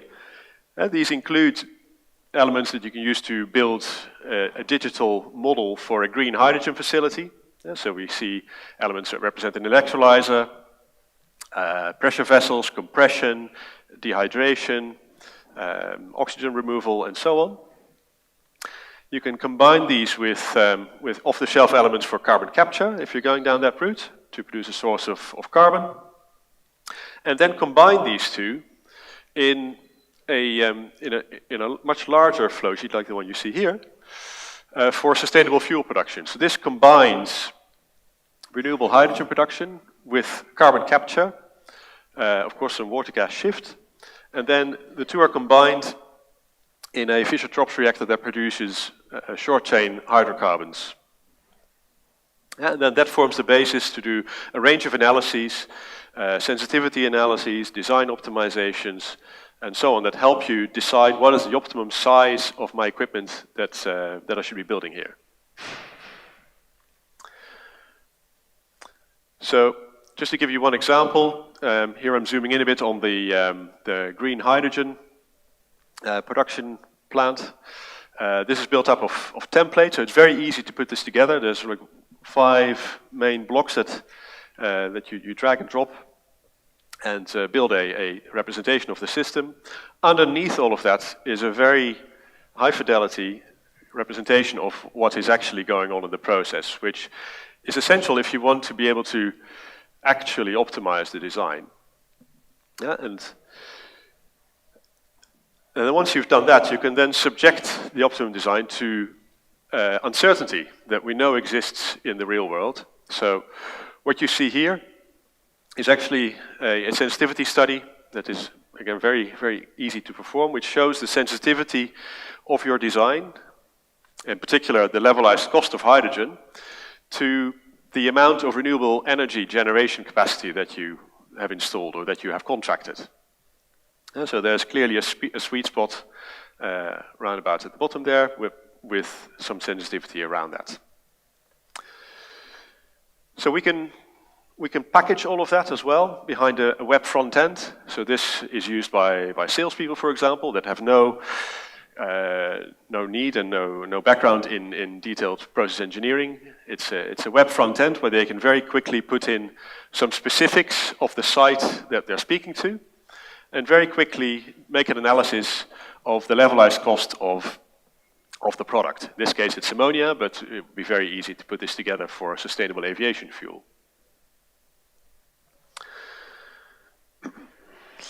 So the same technology is also used by technology providers to scale up from lab or pilot scale to industrial scale. Many people start off with a small lab reactor, then moving up to a single tube pilot reactor, if we're talking about synthesis, for example. You use those models to validate key elements of the process, and then do a scale-up design to an industrial multitubular reactor. And this technology has been used by Shell for many years now to optimize their Fischer-Tropsch synthesis reactors. A nice example from the renewable fuels sector is here. So we work with Environmental Power International, which is a small UK startup funded by the UK government in part. And the objective for them was to validate their technology using lab tests and then design a much larger pilot plant. Yeah, so they used our technology to create a process model and design a number of units, and then used the design in silico to build a much larger pilot plant. The pilot plant was then approved for construction, and then they've started building it. And I've got some pictures on one of the next slides. So first I wanted to show you this here. This is a model of their system. So you see here the pyrolysis reactor and a syngas reactor. And you can also get insights into the composition of the synthetic crude, so the fuel. And basically what you see here is a distribution of the hydrocarbon chain in the product. Here you see some pictures of the plant as it's being built now. Yeah, so it's a combination of pyrolysis and methanation. And it's very nice to see this come to life in Ipswich. So moving on to operational applications then. Here we have what is called the Carbon Performance Suite. So this is aimed at plants that have been built, and operators are having to deal day to day with decisions and how to use the assets that they have in the best possible way.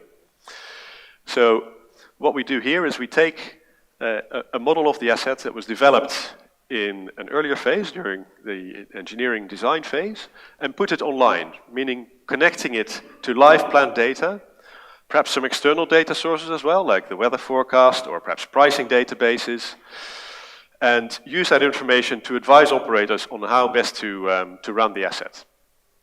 And so this is used for real-time plant optimization, but also for soft sensing capabilities, where you cannot measure certain quantities, but it's very easy to extract it from the model.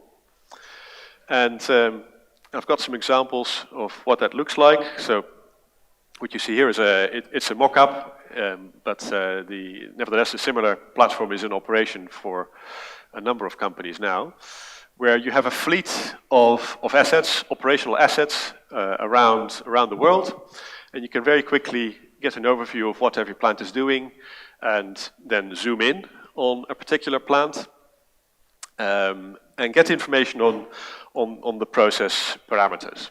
So a lot of things, of course, are measured: temperatures, pressures, flow rates, but other things are not directly measured, but can be inferred from a model. So all the quantities that you see in pink here, like conversion, like electrolyzer efficiency, are not directly measured, but can be inferred from the model. And you can get real-time insights into those quantities by using the Carbon Performance Suite. What is more, you can also get insights into maintenance intervals and see if there's perhaps a need to take a particular component offline because it's in need of maintenance. And look at energy management. So you see here an example of the Carbon Performance Suite, which makes use also of an electrolyzer. And what you see here is how the electrolyzer is being powered throughout the next 72 hours. So it's making use of short-term forecasts of energy pricing, It takes into account the current state of the equipment. How efficient is it? How efficiently is it operating? Is there any equipment that is offline or going offline? And then advises the operator on how best to purchase energy for the next 3 days ahead. So if we compare the base operating schedule with an optimized schedule, you can see there's about a 5% saving to be made. So it's quite significant for the scales that we're talking about. So with that, I'll conclude. So I've shown you how digital tools can support the development of sustainable fuel production by focusing on the design and operational phase. We're around in the exhibition area. If you have any questions, feel free to ask them, or we're looking forward to speaking to you later. Thank you.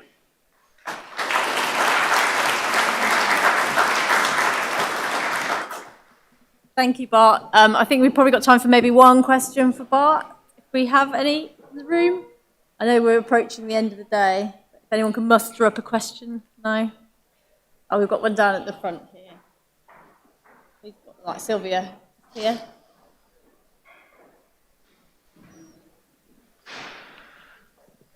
Hi, thank you. Where are you seeing the most traction today in terms of interest? What kind of types of SAF projects, and is it eSAF, is it Haffner, is it advanced? What are you kind of seeing in terms of interest, and which geographies as well? Yeah, so where do we see the most interest coming from? So it's where are you seeing interest for this service? Like, where are you seeing traction? Yeah, there's a lot of traction in SAF in general. We see interest from across the different spectrum of processes that are out there on the market, from alcohol to jet. We have customers that use us for that process route, but also in syngas synthesis from a range of sources, including biosources or hydrogenated fatty acids. There's a whole range. I showed you an example of waste to hydrogen, which is seeming to get traction. Hydrogen, of course, is not just used for SAF production, but also for a range of other applications. So we see also interest from refineries that want to switch from grey to green hydrogen. So there's a whole gamut of applications that we get interest from. Yeah. Great. Well, thank you, Bart. Really interesting. I'm assuming you're happy for people to contact you if they're interested in connecting. Yeah, brilliant. Great. Well, thank you.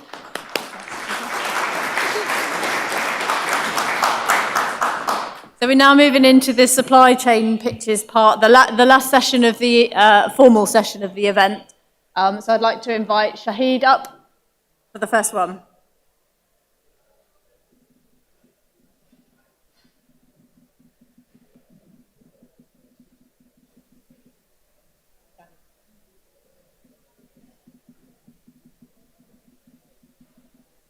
Hello and good afternoon, everyone. I am Shahid from Northumbria University, and I am the founder of Ionist.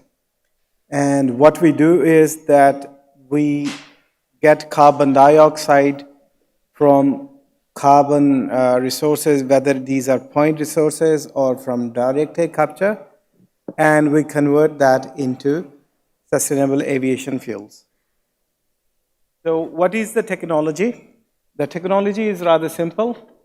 So you get the carbon dioxide from point sources, for example, cement industries, power industries, and then you get electrons or electricity from renewable energy resources, green electricity from wind, from solar, and then you get some water. And then you do the electrolysis on carbon dioxide. You break the carbon dioxide molecule in presence of water. You create syngas. Syngas is given to Fischer-Tropsch reactor, and you get sustainable aviation fuels. So the technology is very simple, but it is quite challenging. And what we have been working for last 10, 15 years, it was on carbon dioxide reduction reaction. Converting carbon dioxide into syngas or carbon monoxide is very, very challenging. And we have developed several catalysts which can do that easily, as well as we have developed new type of electrolyzers which are membrane-less and capillary-fed electrolyzers. We have got several patents on either catalyst synthesis as well as on the electrolyzer design as well. So this is very simple diagram which shows the technology what we have been working. We produce syngas and then we produce sustainable aviation fuels. So this is happening again. It's not moving. Right, it does move. Right, okay. So, you know, when you work on a technology, you want to make sure that it is scalable. So what we have done, we have started with techno-economic analysis as well as production of the technology as well. 100,000 tons per year SAF production from industrial waste stream for 20 years of life. So we've done the techno-economic analysis. We are focusing on two countries. One is the UK and the other country is Saudi Arabia. There is a particular reason to choose Saudi Arabia because they are putting lots of investments in green hydrogen, green electricity, as well as carbon capture. So it makes sense that if you have carbon dioxide available to you, if you have green electricity available to you, you can produce SAF quite easily. So we have chosen two locations. One is Teesside, next to Newcastle, and then Yanbu in the north of Saudi Arabia. Again, technology remains same. We get ultra low cost solar or wind energy.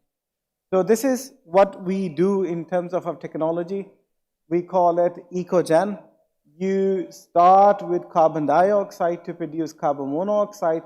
These are some of the parameters which you need, and if you want to produce SAF, you need about 13,000 to 14,000 kilowatt hour of energy for 1 ton of SAF. If you want to produce hydrogen, then it is about, again, 13,500 kilowatt hour of energy per ton of SAF. So you have got carbon monoxide, you have got hydrogen, and then if you go towards Fischer-Tropsch reaction, we have calculated the energy for per ton of SAF.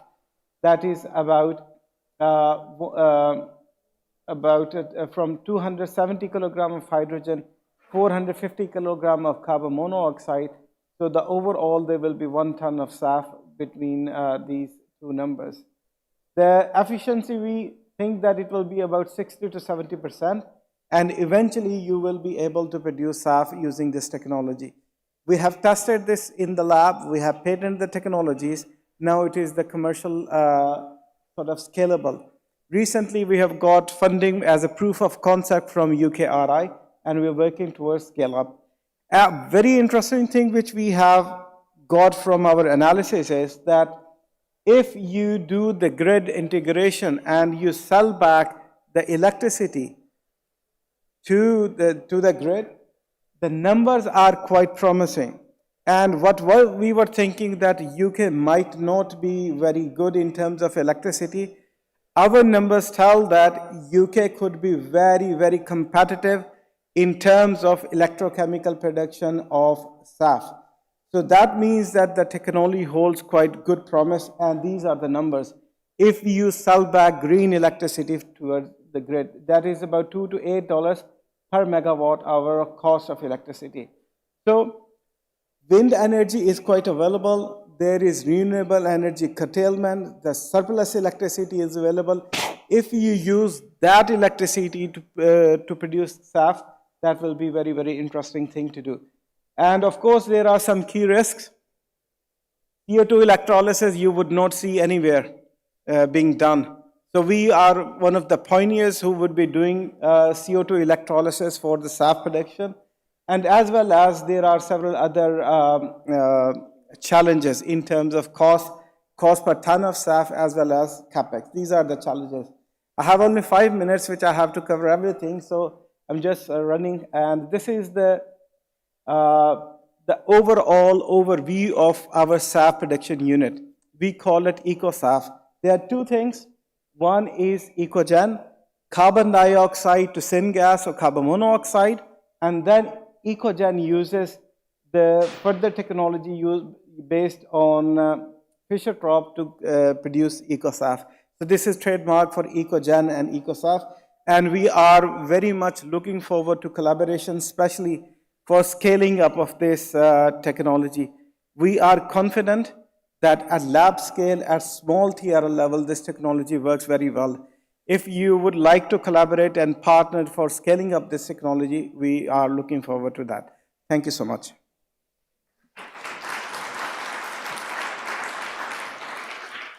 Thank you, Fahid.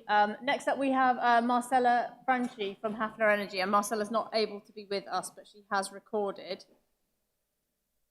her presentation, which I hope will play.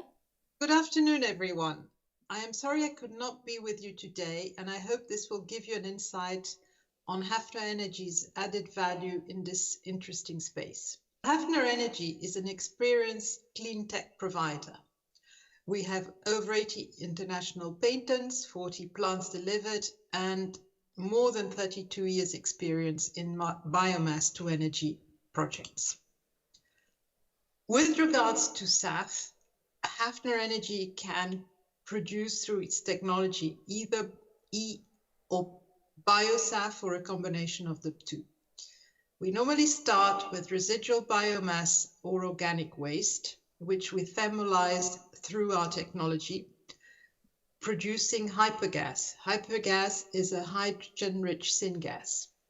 We, for SAF, also produce more syngas via the biocarbon, which we gasify through our technology.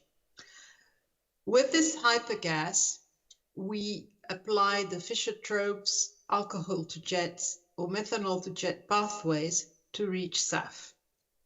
The technology also produces an excess of biogenic CO2.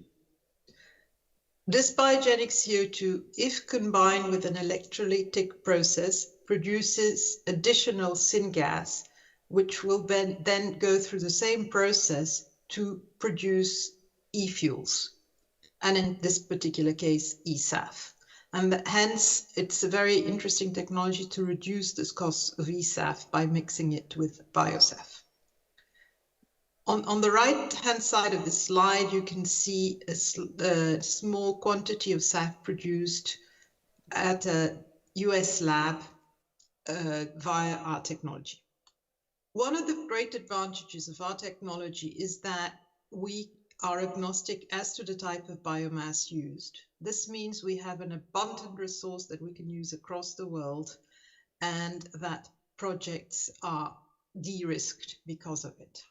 Another great benefit of Haffner Energy's technology is that today it is mature. We've reached TRL 728, and this has been certified by a third party called DNV. Haffner Energy can bring many benefits to SAF projects. The fact that it's biomass agnostic brings an unexpected profit to the project. Its flexible pathways allow for the production of both biosaf and eSAF. It is cost competitive, it is modular and scalable, and also significantly reduces carbon. Up to 90% carbon reduction can be done vis-a-vis fossil-based jet fuel. Here's a great example of the application of Haffner Energy's technology in an eSAF project.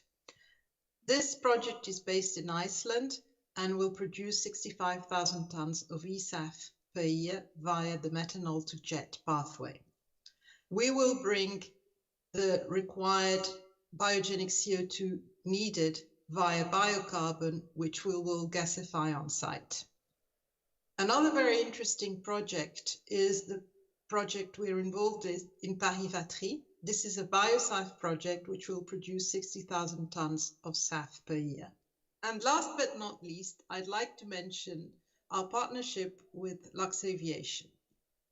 Lux Aviation wants to play an active role in the decarbonization of aviation. They support SAF Zero, our initiative to involve many projects with SAF and our technology.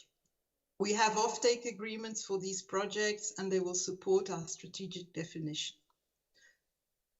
Both Lux Aviation and Haffner Energy are members of Project Sky Power. Thank you for your attention. I hope this can be the start of a conversation with many of you. I follow the advances of the UK space, and there are many opportunities for collaboration.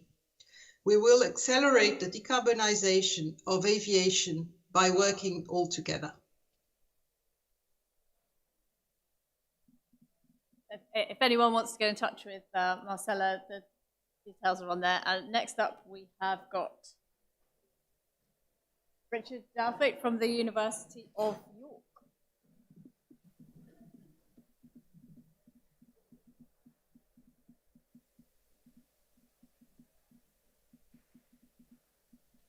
Okay, afternoon everyone.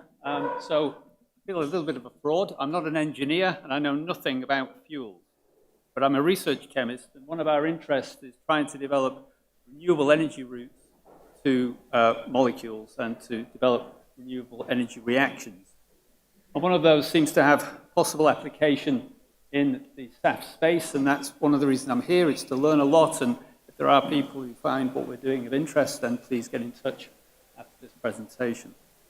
So, first of all, I guess everybody in the room is familiar with this picture. I was only introduced to this about 6 months ago, once we started this project about a year ago. And most sustainable aviation fuels are formed via biodiesel and cracking through the hydrogenation of fatty acid wastes using the Haffner process. And from what I understand, this feedstock is approaching a supply limit, and there's greater demand for the SAFs. And so there's a drive to develop new processes which would add to this capacity using other sources of waste. So we've heard about some of those through gasification and fish trops, and also E-type technologies. So the area that we're interested in is trying to couple medium chain fatty acids to kerosene-sized alkanes.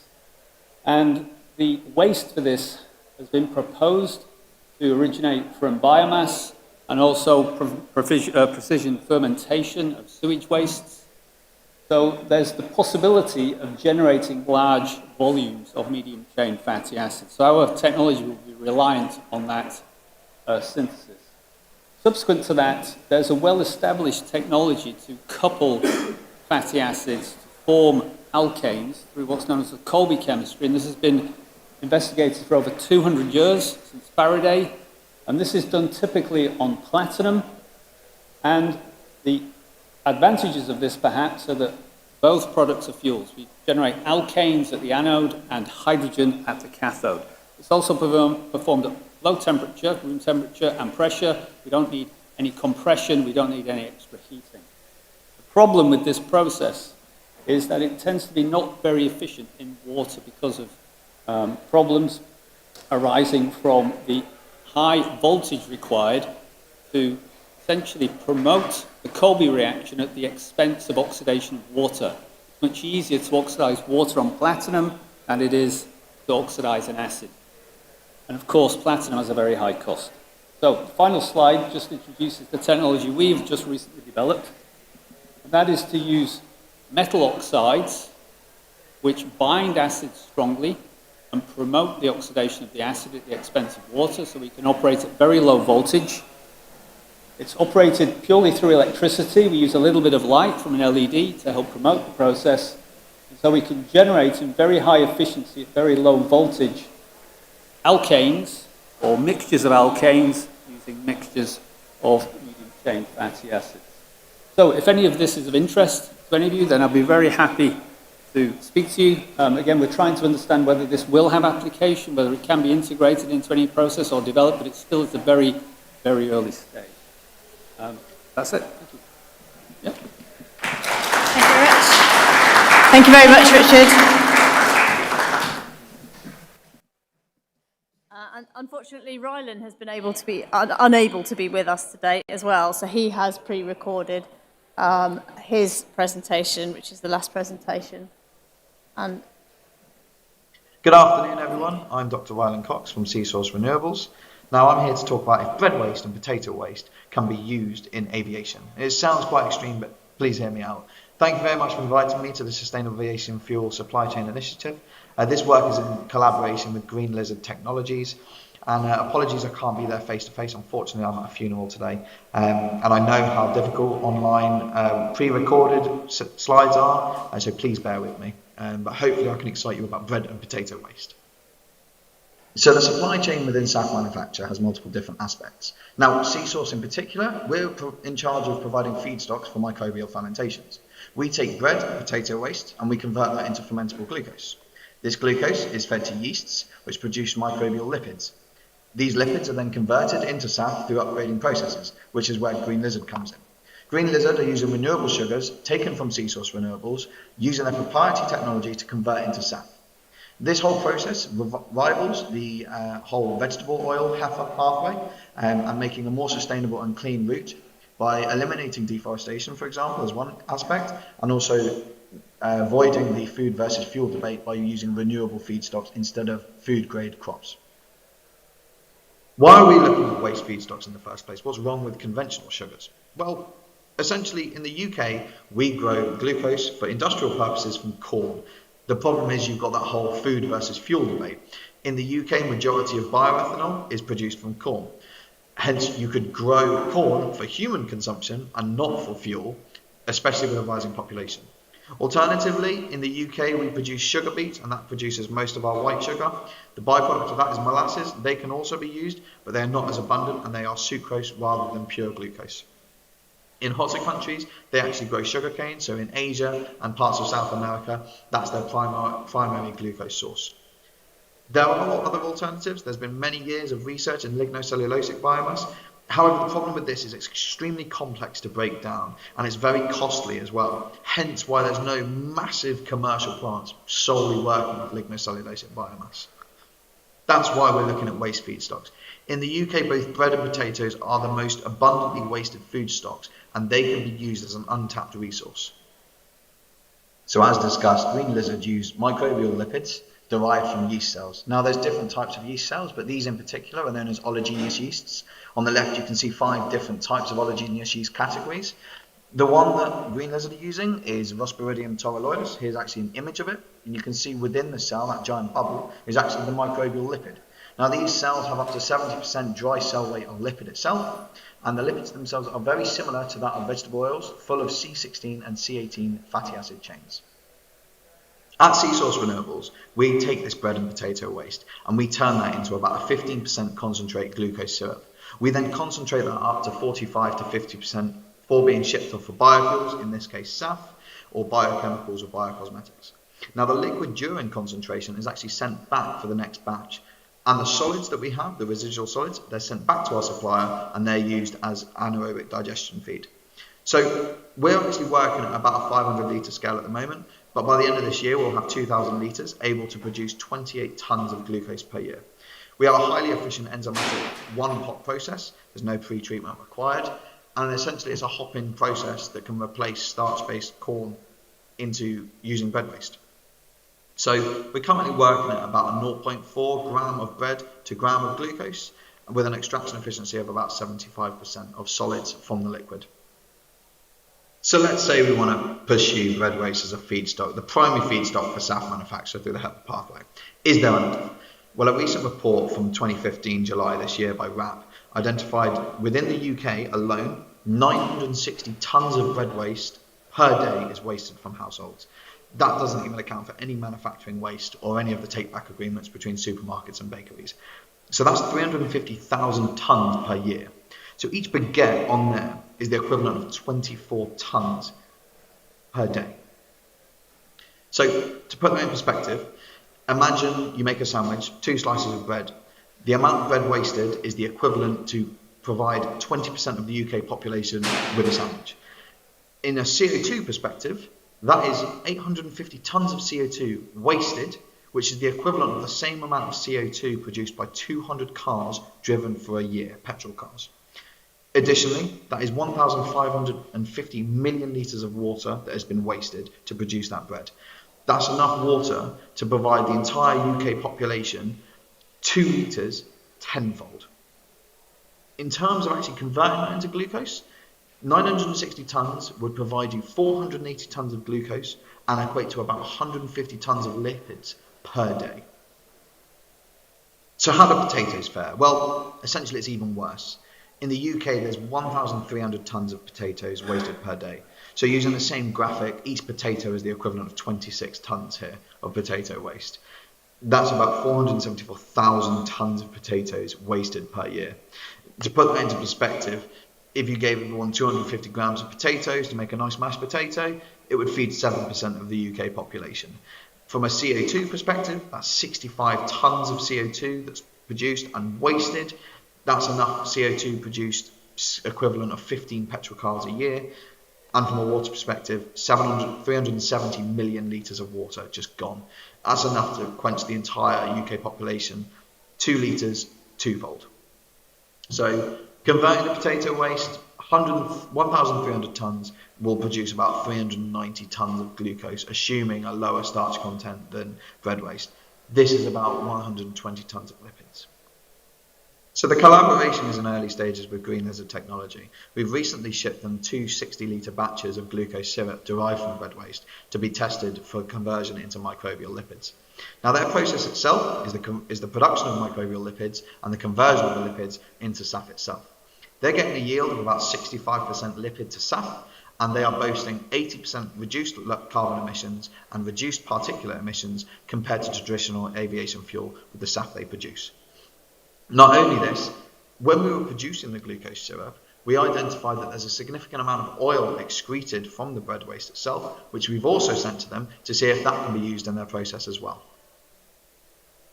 So that's just a very small snippet of how there is potential for waste feedstocks, in particular bread and potatoes, to actually be converted into SAF. So thank you very much for listening. We hope to share some more results from Green Lizard in the future.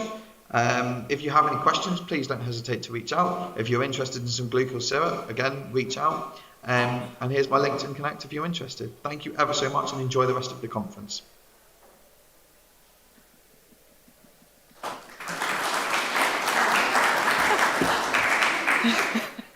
Thank you to all our presenters that have come through in the last session. You might notice I'm not Michelle Carter, but I am Michelle Carter for the purposes of these closing remarks. So I wanted to thank you all so much for joining us and supporting our event today. It's been really great to have you all here, really interactive, loads of discussion. The energy in the room's been fantastic. So thank you all very much for coming. Thank you to those people who've joined us online as well. I don't know the online numbers, but I know we've had over 200 people through the door today, so it's been really well attended. We run these events for you as a SAF community, a SAF industry, and we want to make sure that we're running the right events. We want to make sure we're including the right content and things that are useful to you. So if you have any feedback on the event today, then please let us know. We'll be sending a survey around. You can either fill that in if you've got the time or have a word with any of the organising committee. We'd be really happy to take your feedback. Good, obviously we love good feedback. If you've enjoyed the event, come tell us. If you haven't enjoyed the event, come and tell us how we can make it better next time. It's really important to us that you've given up your time to be here today. We want to make sure it's valuable for you. So that's it from me and from Michelle. So thank you ever so much. Please feel free to stay around and network. Go and visit the stands if you haven't had an opportunity to do so, and talk to our exhibitors and our sponsors. And thank you very much. Right.